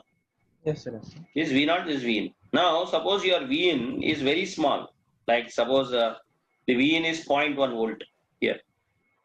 If you go up, you have to add. So this is 0.8 volt. Yes, sir. Because the drop is how much? 0.7. 0.7. If you go up, you have to add, no? Generally in networks, if you have a resistors like this is ground, this is 5 volt or 10 volt.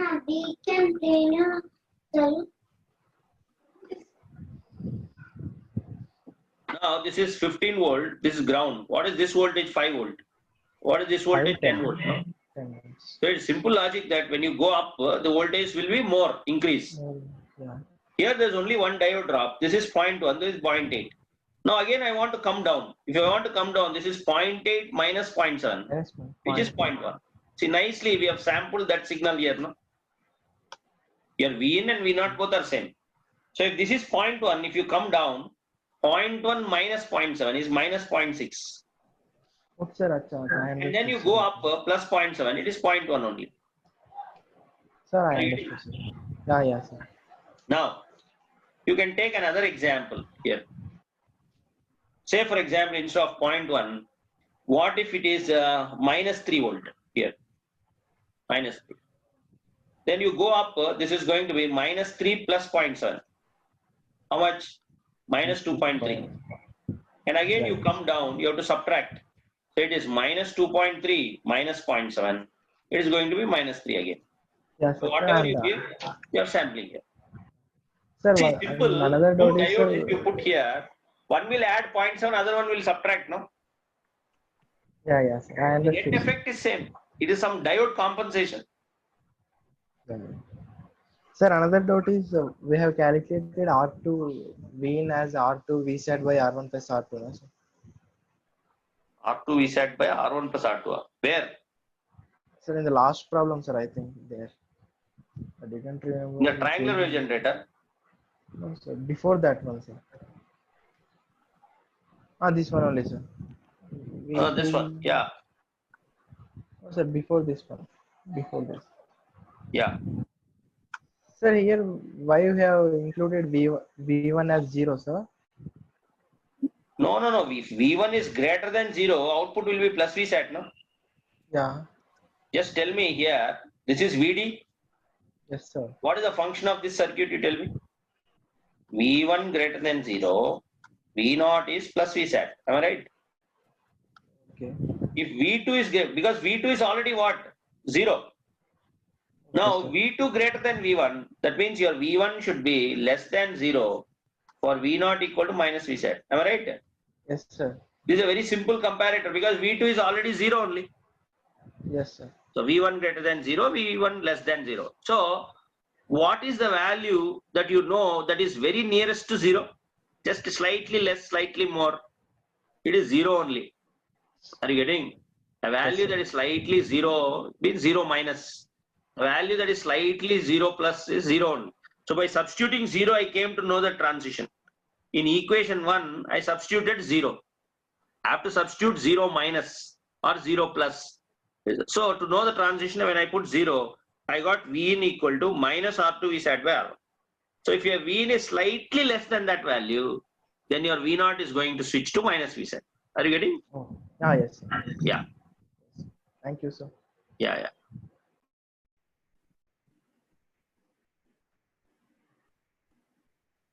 Next.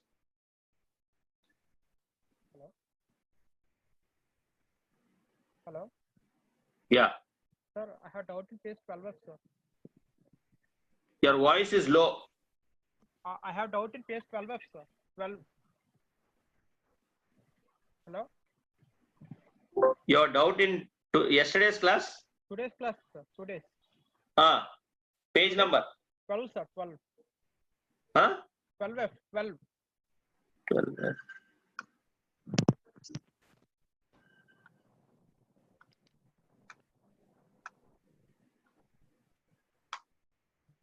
Tell me. One, sir. Once explain this trapezium of VM minus VR like that one, sir. This trapezium, you want me to explain trapezium, huh? No, sir.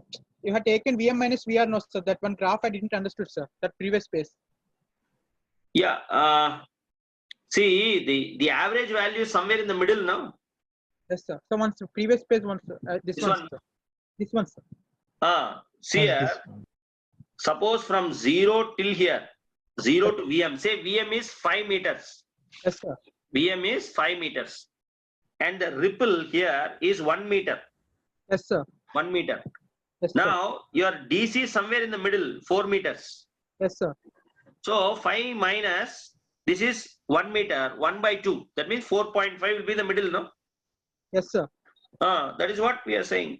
Trapezium, you want to know how to calculate area of trapezium? No, sir. That one I did understood, sir. This is a rectangle and then a triangle. Yes, sir. Rectangle is length into breadth, no? Yes, sir. Yes, sir. This, A minus B into H. This is half H bracket. What is area of triangle here? Half base into height. You will get this half H bracket A plus B. yes, Then when I did it, I got the same value VM minus VR by 2, which is this. This is a trapezium here. This one. This one is a trapezium. yes, sir.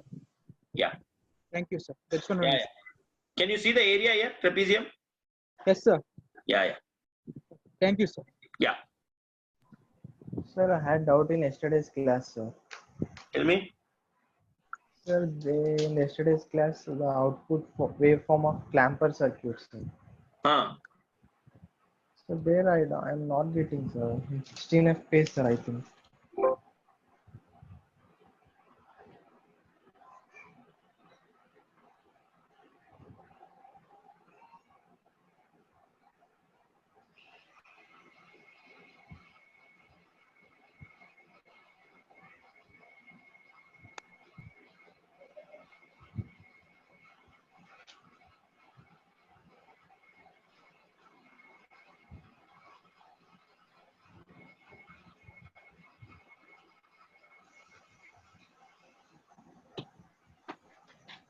Yeah. Page number. Sir, 16F, sir. So you told a trick, na, sir, simple trick by just observing two steps. That I didn't get in, sir, in 16F. Yeah, No. this one only. Sir. Yeah. See, the first point in the trick, that is, there's nothing to worry about. Yes or no? First point, we have Yes. any problem? No, sir, first point, no problem. Peak Sir. to peak is same. Okay. Yeah, sir. Now, where you want to draw? Can you see here? See my hand here. Can you see my Yes, hand? sir. Yes, sir, yes, sir. This is the waveform. Are you getting? Now I have to catch this waveform and put somewhere down or up. Where I have to put, I need a threshold. Above which should I put or below which should I stop it? So that is, this diode is going to tell. Tell me, when is this diode reverse? Okay, tell me, when is the diode forward? When anode is more positive than cathode. Cathode. Or cathode is lesser than anode. Yeah. Yes or no? When Yes, is a sir. diode negative? Reverse bias. When cathode is less negative than. If cathode is less means it is forward, no? No, sir. More Cathode negative should be- than anode. Cathode should be at higher potential. That is what I wrote. Cathode Yeah, should be greater than anode. Cathode, this node cathode is nothing but V0 with respect to ground. Can you see? Yes, sir. So V0 should be greater than -3. Now, That only waveform, sir. now what I'm saying is, you should know what is -3. That is, if you know where is -3, then you will know how to draw. For knowing -3, you have to put like this 0. Are you getting? Yes, sir. Then this is -1. Are you able to see the screen? Yeah, sir. I'm This seeing is it. -2. This is -3. Here you have to put a line here. Now you already have a waveform. Yes or no? What is this waveform? Triangular? No, sir. It is yes, a triangle. It's a triangle. What is the peak value? 7, sir. 7 to minus It is 7. 7 and minus 7. Now your V naught, where is your V naught? Should it be greater than minus 3 or less than minus 3? V naught should be greater than minus 3. V naught should be greater than minus 3. Now this is 3. You should know what do you mean by greater. Greater means upper portion.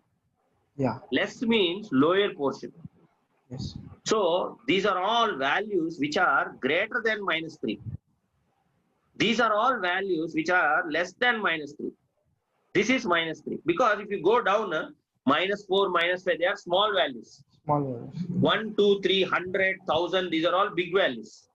So this waveform, what we have to do, it should be greater than minus 3. So nicely, this lower portion we will put here, minus 7. This upper portion will come here. So this complete portion, we are going to transfer it now here. Are you getting? This whole Yes, sir. value should always be greater than this. So here you should draw somewhere here. From here, okay, what is minus 3 plus 14? 11. Minus 3 plus 14. 11, huh? Yes, sir. 11. So from 11 to minus 3, you are going to stop this waveform here. Okay. Because all these voltages, are they greater than minus 3 or not? Yes, sir. Yeah, they are greater than minus 3. Because upper portion, first simple, you should first know where to locate minus 3. Then the above portion is called the greater portion. Below portion is called the lesser portion. Now, I'll give you another few examples here. See here. Suppose I'm having here. Here. Are you getting? Sir. Right? Now, my peak to peak voltage for all is 14 volts. 14 volts peak to peak. Peak to peak. Are you getting? Now, Yes, sir. suppose here I'm giving, say, 2 volt. Here I'm giving minus 1 volt. Here I'm giving 3 volt. Here I'm giving minus 5 volt. Here is my Vn. Vn, Vn, Vn, Vn. Where will you draw? You tell me. Cathode should be greater than anode. Yes or no? Yes, sir. So first you should know where to locate 2. 2 means above 0. 1, 2. Your Vn should be greater than 2. Greater means where? Above this portion, no? Yes, sir. Can you see? So here Yeah, you will yeah. have a waveform. For that, 2 plus 14 means 16. From 16 to 2 you will have. Any problem? Okay, sir. Like that you do. Thank you, sir. I got Yeah. it. Sir, in 16F, that voltage is minus 3, na, sir? In 16F. Uh, 16F. Yeah, the voltage is minus 3. Yes, you're right. It should be greater than minus 3. That means you Sir, should in look just at the minus 3 previous- and draw. Sir, in just previous 15F, sir, same problem is there, sir. 15F. Yes, sir. Yes. 15F. Sir, here also it is minus, no, sir? V Oh, naught plus, should be no? greater than. This big line is called plus. Sir. Yeah. Okay. Small line is minus Okay, sir. in battery. Are you getting? Yeah, okay. Yeah. So this anode voltage is plus 6.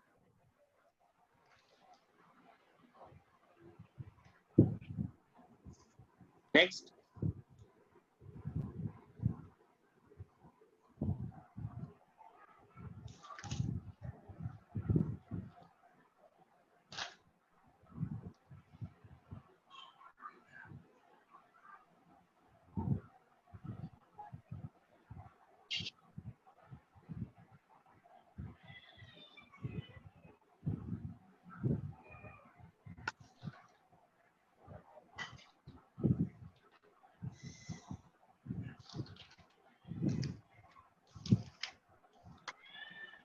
Yeah.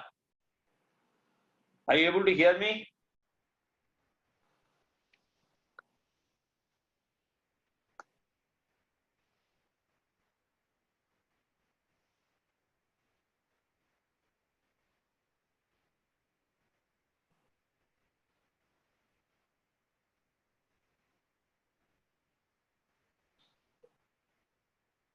Are you able to hear me?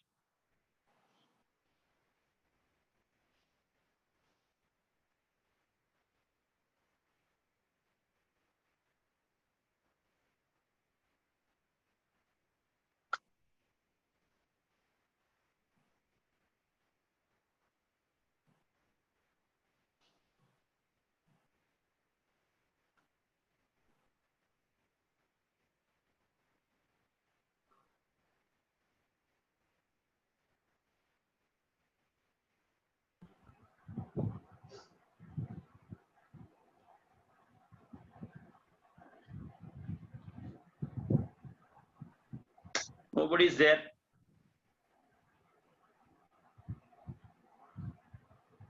So shall we stop for today? Are you able to hear me? Yeah, you can speak. Anybody has doubt, you can speak, please.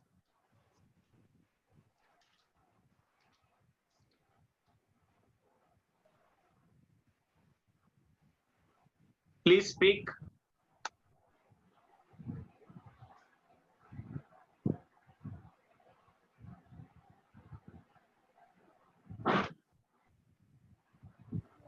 Hello, sir. Yes. Sir, today's Yeah. 45 years.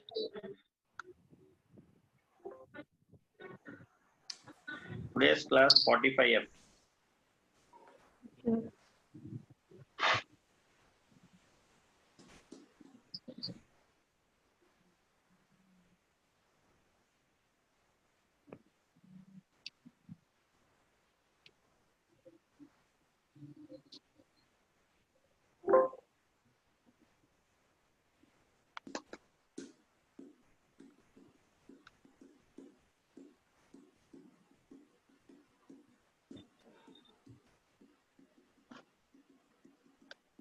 Yeah.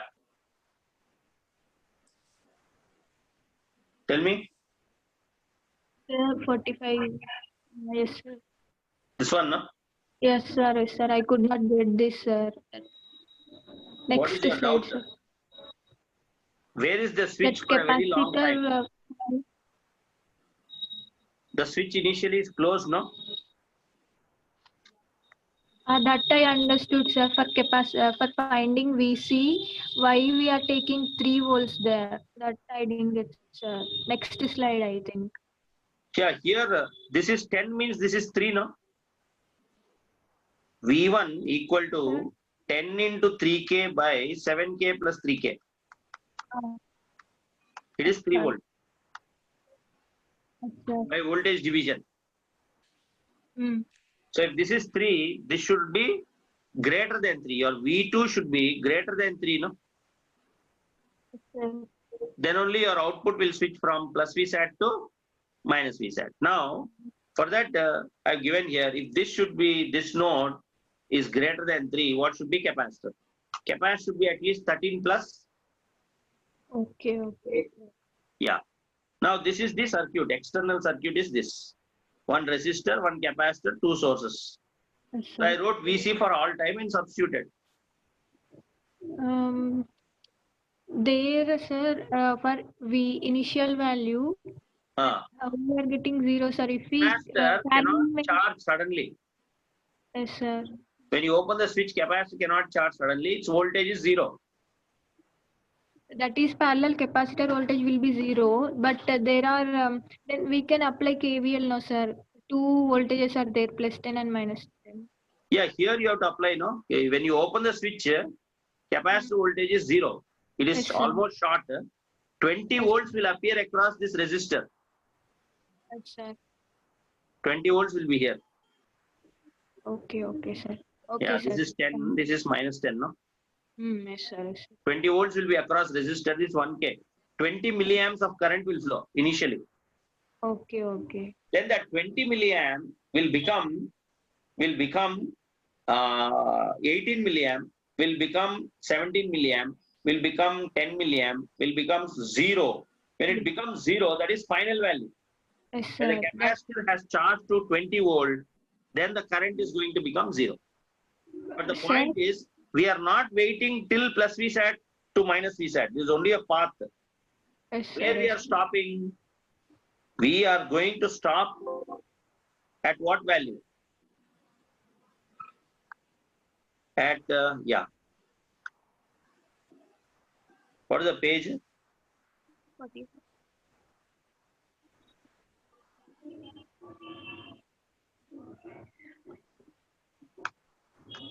Yeah, see here. This 0 to 20. 20 is infinite time, Yes, sir. where current is 0. You want me to draw the current waveform? Yes, sir. The current flowing through capacitor IC initially is 20 amps. Finally, it is going to become 0. 0. But we have to see at 1.03 millisecond. 1.03 millisecond. Correct. You can calculate the current if you wish. And I mean, what is initial and final value, sir? Actually, we are finding through capacitor VC. That is a path. We want to know the path. Are you getting it? It's a direction. What should I say? See, on the way from initial to final, you will trace that 3 volts, no? Sir, Sorry, 13 volt. What is my doubt actually is in for finding V initial, if we short, then VC will be 0 Yes. parallel. Then we can if we do KCL minus 10, like if we do means we'll get some value, no sir. Then why we That are value is across resistor, no? Capacitor, first of all, initially, capacitor should be replaced by short only. Yes, sir. This is a circuit. Capacitors should be replaced by short initially because there is no voltage. No voltage means 0. This is a circuit. Yes, sir. So 20 volts will be across resistor, I told you, no? Yes, sir. KVL is satisfied. Are you getting? Yes, sir. Thank you, sir. But one more doubt, sir. What is instrumentation amplifier? That we will see in non-idealities and op-amp. Slew rate, CMRR. After CMRR, we will do an instrumentation amplifier to improve CMRR. Okay, sir. Thank you, sir. Thank you very much. Okay. Sir, Sir, Yeah. sir, can you find 14F?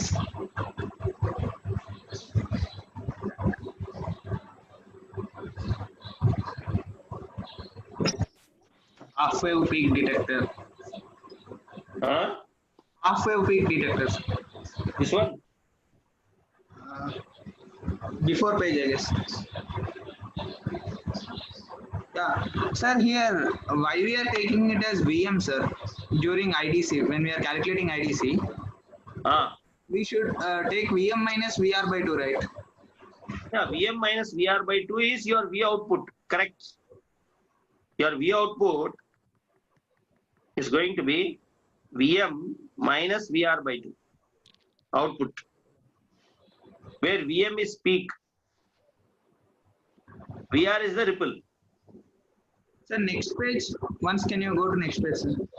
Yeah. 14F, sir. Yes. Here, when we are calculating V0 DC, instead of VM, we should take VM minus VR by 2 now, sir. You have to take VM minus, this one is nothing but VM minus VR by 2. Yeah, you are right. Okay, okay. Sir, can you explain once peak inverse voltage? It's just a voltage across a diode, that's all. It is a voltage across a diode in reverse bias. Forward bias you cannot calculate, it is 0, no? Suppose I want to calculate, somebody says calculate the diode voltage. Okay. And the diode is ideal. What is there to calculate? If you replace by short, no voltage will be there. Yes. So the only voltage that you can calculate, it is in reverse bias. But it will differ from source to source, sir. I mean, yeah, it is the voltage in that loop, that's all. Will it does not depend on the material we are using of that kind something? No, that's what I'm saying.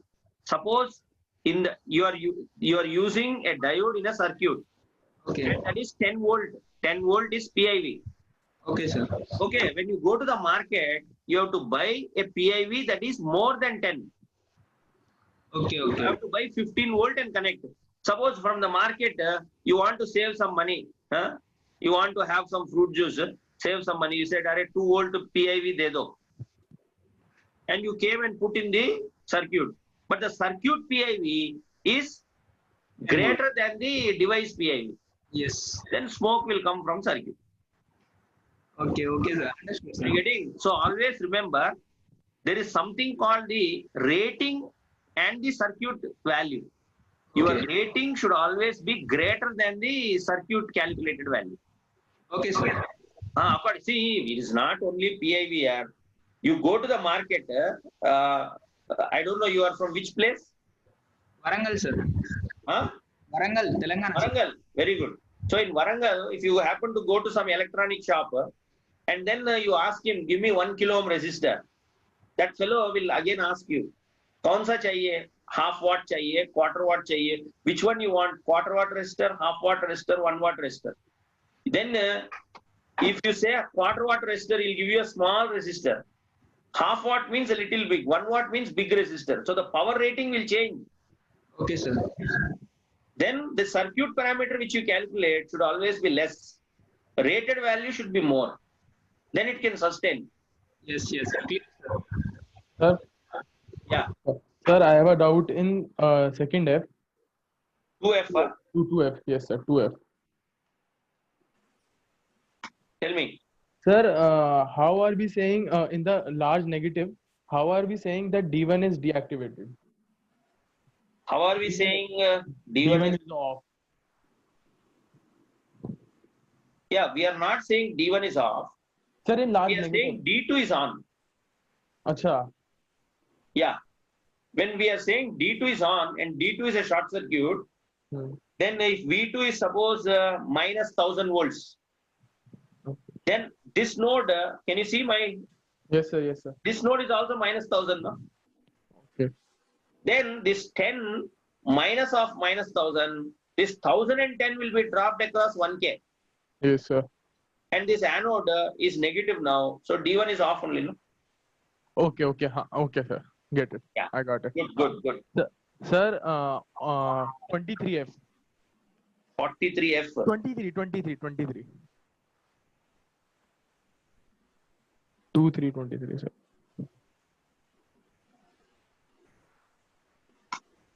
Yeah. Sir, in this question, we are calculating the current.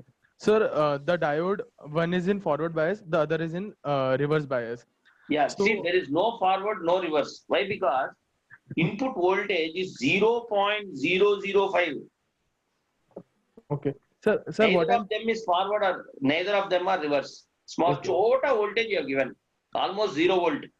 Okay. Sir, basically what I was trying to say, if we assume that one is in forward bias and other is in second reverse bias, the reverse bias condition, the current in forward bias will be equal to IS only, because the circuit is in reverse bias. Basically, the current that will flow will be IS only. Yes, Can we assume that? absolutely. What you are saying is correct. But there is a single current flowing. But is it IS or not, we don't know.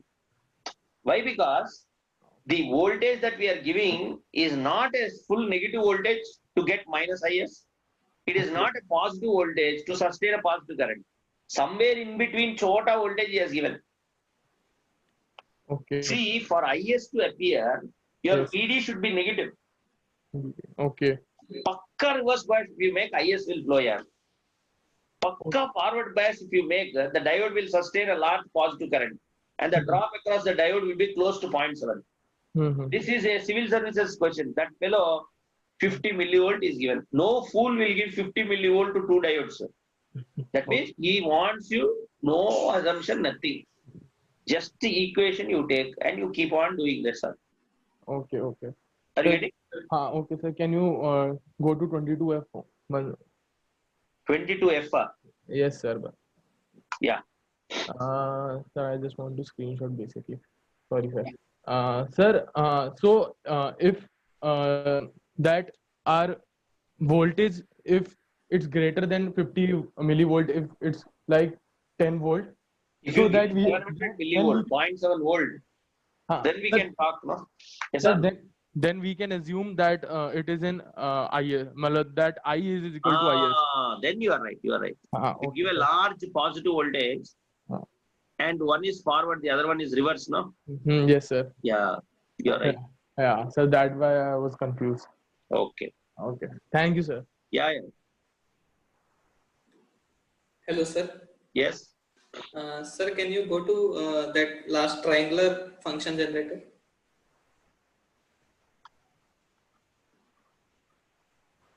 There you explained Miller integrator, no, sir. Yeah. I did not understand the slope is minus V sat by CR3. Actually, are we assuming that the first output is minus V sat? Is it? No. First in the waveform, see the waveform. Yes, sir. See the waveform first. Here in the waveform, first is plus V sat, no? Yes, yes, sir. First is plus V sat. Then I have to get negative here, no? Yes, sir. With a slope m of minus V sat by CR2. That's all. That slope calculation once. How we have done here? Yes. Y equal to mx. Yes, sir. I equal to V sat minus 0 by R3 is nothing but the current. I. Yes, I. Yes, sir. Then the same current will flow through capacitor. VC is 1 by C integral IDT, V sat by CR. Yes, sir. Now this end is 0, this end is V0. 0 minus V0 is VC. V0 is minus VC. Yes, sir. Yes. So Okay. Y equal to mx. Yeah. Okay. Slope is negative. Yeah. For positive voltage, you get negative ramp. Negative slope. Yes, sir. Thank you. That's it. Thank you, sir. Hello, sir. Yes. Sir, can you go to page number 41F? Yeah. Sir, here when you are calculating V1, I have applied voltage division rule, sir. I have gone wrong over there. No, there is already 2 volts here, no? Yes, sir. The 2 Sir, volts why we should not apply voltage division rule or? No, you can apply voltage division, but the voltage here is not V0. It is V0 minus 2 is there, no? Okay, sir. V0 minus 2 is the voltage. Then the current is flowing. V0 minus 2 by 2K. That multiplied by 2K is the voltage. Plus this 2 you have to do. Voltage is this voltage with respect to ground. Instead, it is better you apply KCL. Entering equal to leaving. Yeah, okay, sir. Yeah. Just I wanted to know that, sir. Yes, you can apply voltage division also. But carefully you have to apply because first you have to calculate the current. Yes, the sir. voltage is V0 minus 2. And then the 2K drop plus 2 you have to do finally.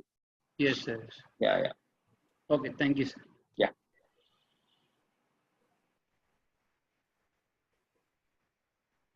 See, is my videos uploaded?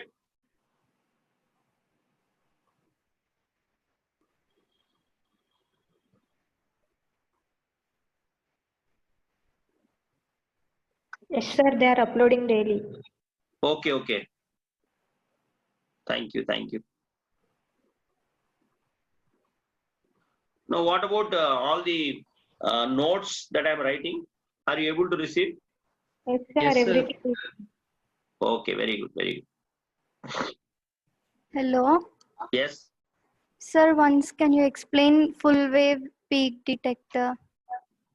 Full wave peak detector. What is the page? Sorry, sir, I don't remember. In the starting.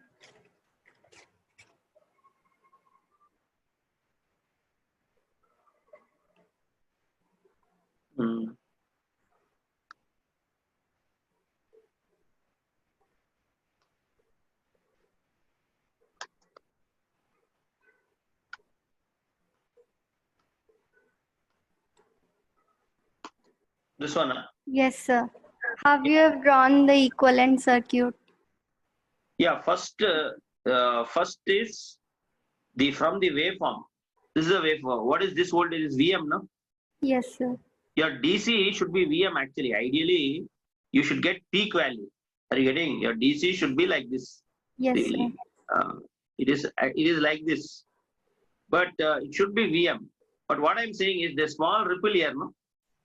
Yes, sir. So half of that you take, the line will go in the middle.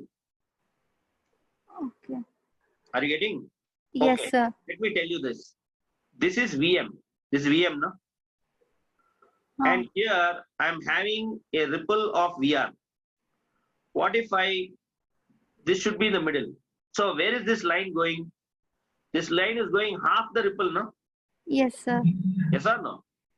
So if this is VDC and this height is VM and this is VR, so suppose my VM is 5 volt and my V ripple is 1 volt or say 0.1 volt, then it is 5 minus 0.1 by 2.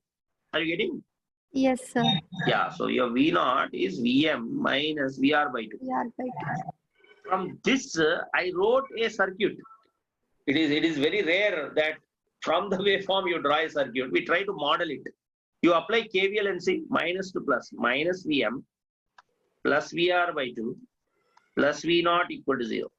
What is V naught? V naught is going to be VM minus VR by 2. Can you see? Yes, sir. So first step is we have drawn.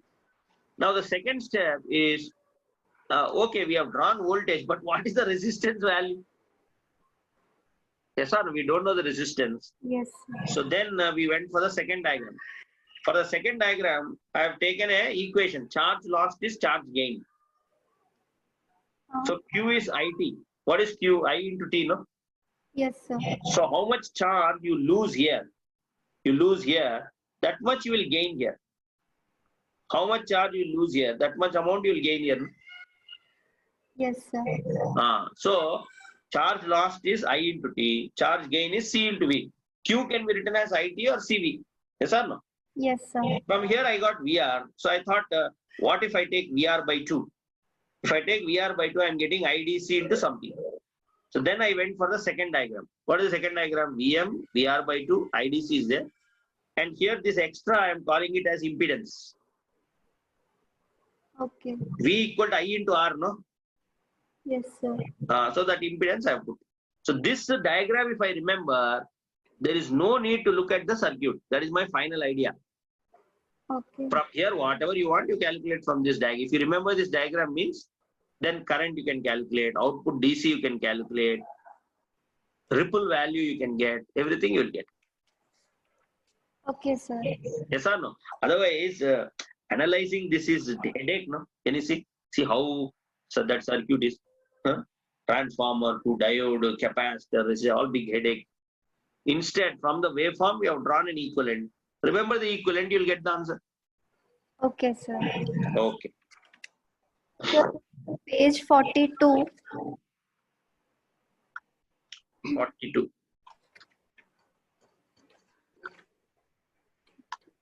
Yeah. Sir, I'm a bit confused here. How to draw the hysteresis? Hysteresis, huh? See, for this you take some points, I'm saying. Because to draw a line, we need some points. Suppose if V in is 1 volt, your V naught is 6. That means 1, 6. V in is 2 volt. V naught is 6, 2, 6. Like that 3, 4, 5, 7. When V in is greater than 7, what is happening when V in is greater than 7? When V in is C, can you say V in is greater than 7? Yes. Your V naught is not plus 6, it is minus 6. So it has shifted from plus 6 to minus 6. Can you see? Yes, sir. Yeah. Let me draw it like this. Yeah, here. See here, if V in, suppose I am having two conditions. If V in is greater than 3, then your output should switch to minus 10. Minus. And V in is less than minus 2, your output should switch to plus 10. Suppose it is like this. Okay. Okay. Now, how do I draw for this? For this, you have to take V in. Here, 1 volt, 2 volt, 3 volt. This minus 1, minus 2. This is 1, 2, 3, 4, 5, 6, 7, 8, 9, 10. Okay. Minus 1, minus 2, minus 3, minus 2. Okay. So here, let V naught is at plus 10. Here, let V naught equal to minus 10. Now we have to reach plus 10. So if V naught is at plus 10, V in should be greater than 3, I'm saying. V in should be greater than 3. Give me less than 3. It is better you give me less than 3. so that the output will not change the state. When it will change state, only when Vin is greater than 3. Can you see? Yes, sir. Give me voltages which are less than 3, 0. Then I have to write plus 10, 1 plus 10. Anything less than 3, you give me 2 plus 10, minus 5 plus 10, minus 1000 plus 10. Now, these points you join, I'm saying. Vin is minus 5, your V0 is plus 10. Vin is minus 5, your V0 is plus 10. This one. Vin is minus 2, V0 is plus 10. Vin minus 1, V0 is plus 10. Vin is 0, plus 10. Vin is 1, plus 10. Vin is 2, plus 10. Then draw all the lines. You get this now. Yes, sir. Now, when Vin crosses 3, then this voltage will switch from plus 10 to Minus 10. minus. Now, after that, you put one table, Vin, V0. Here, Vin should be less than minus 2, so your V0 should be plus. Give me a voltage greater than minus 2, so that the state will not change. Anything greater than minus 2, right? 0, 1, 2, you give anything, it will not change, will not change, will not change. If you give it less than minus 2, then only it will change. Okay. So for you, this change is not a problem. Not changing is a problem in your mind. Are you getting? These values are not changing, no? Yes, sir. So you have to just draw straight line. That's all what is there. Okay, sir. Ah, Thank you. yeah.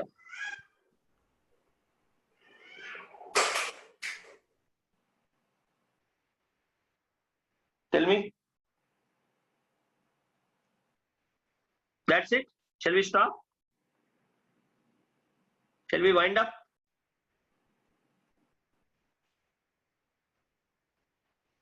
Okay. Anybody who has doubts, they can send me through WhatsApp also, right? I will respond. Tomorrow, shall we meet at 5? Okay. Thank you then. Good night.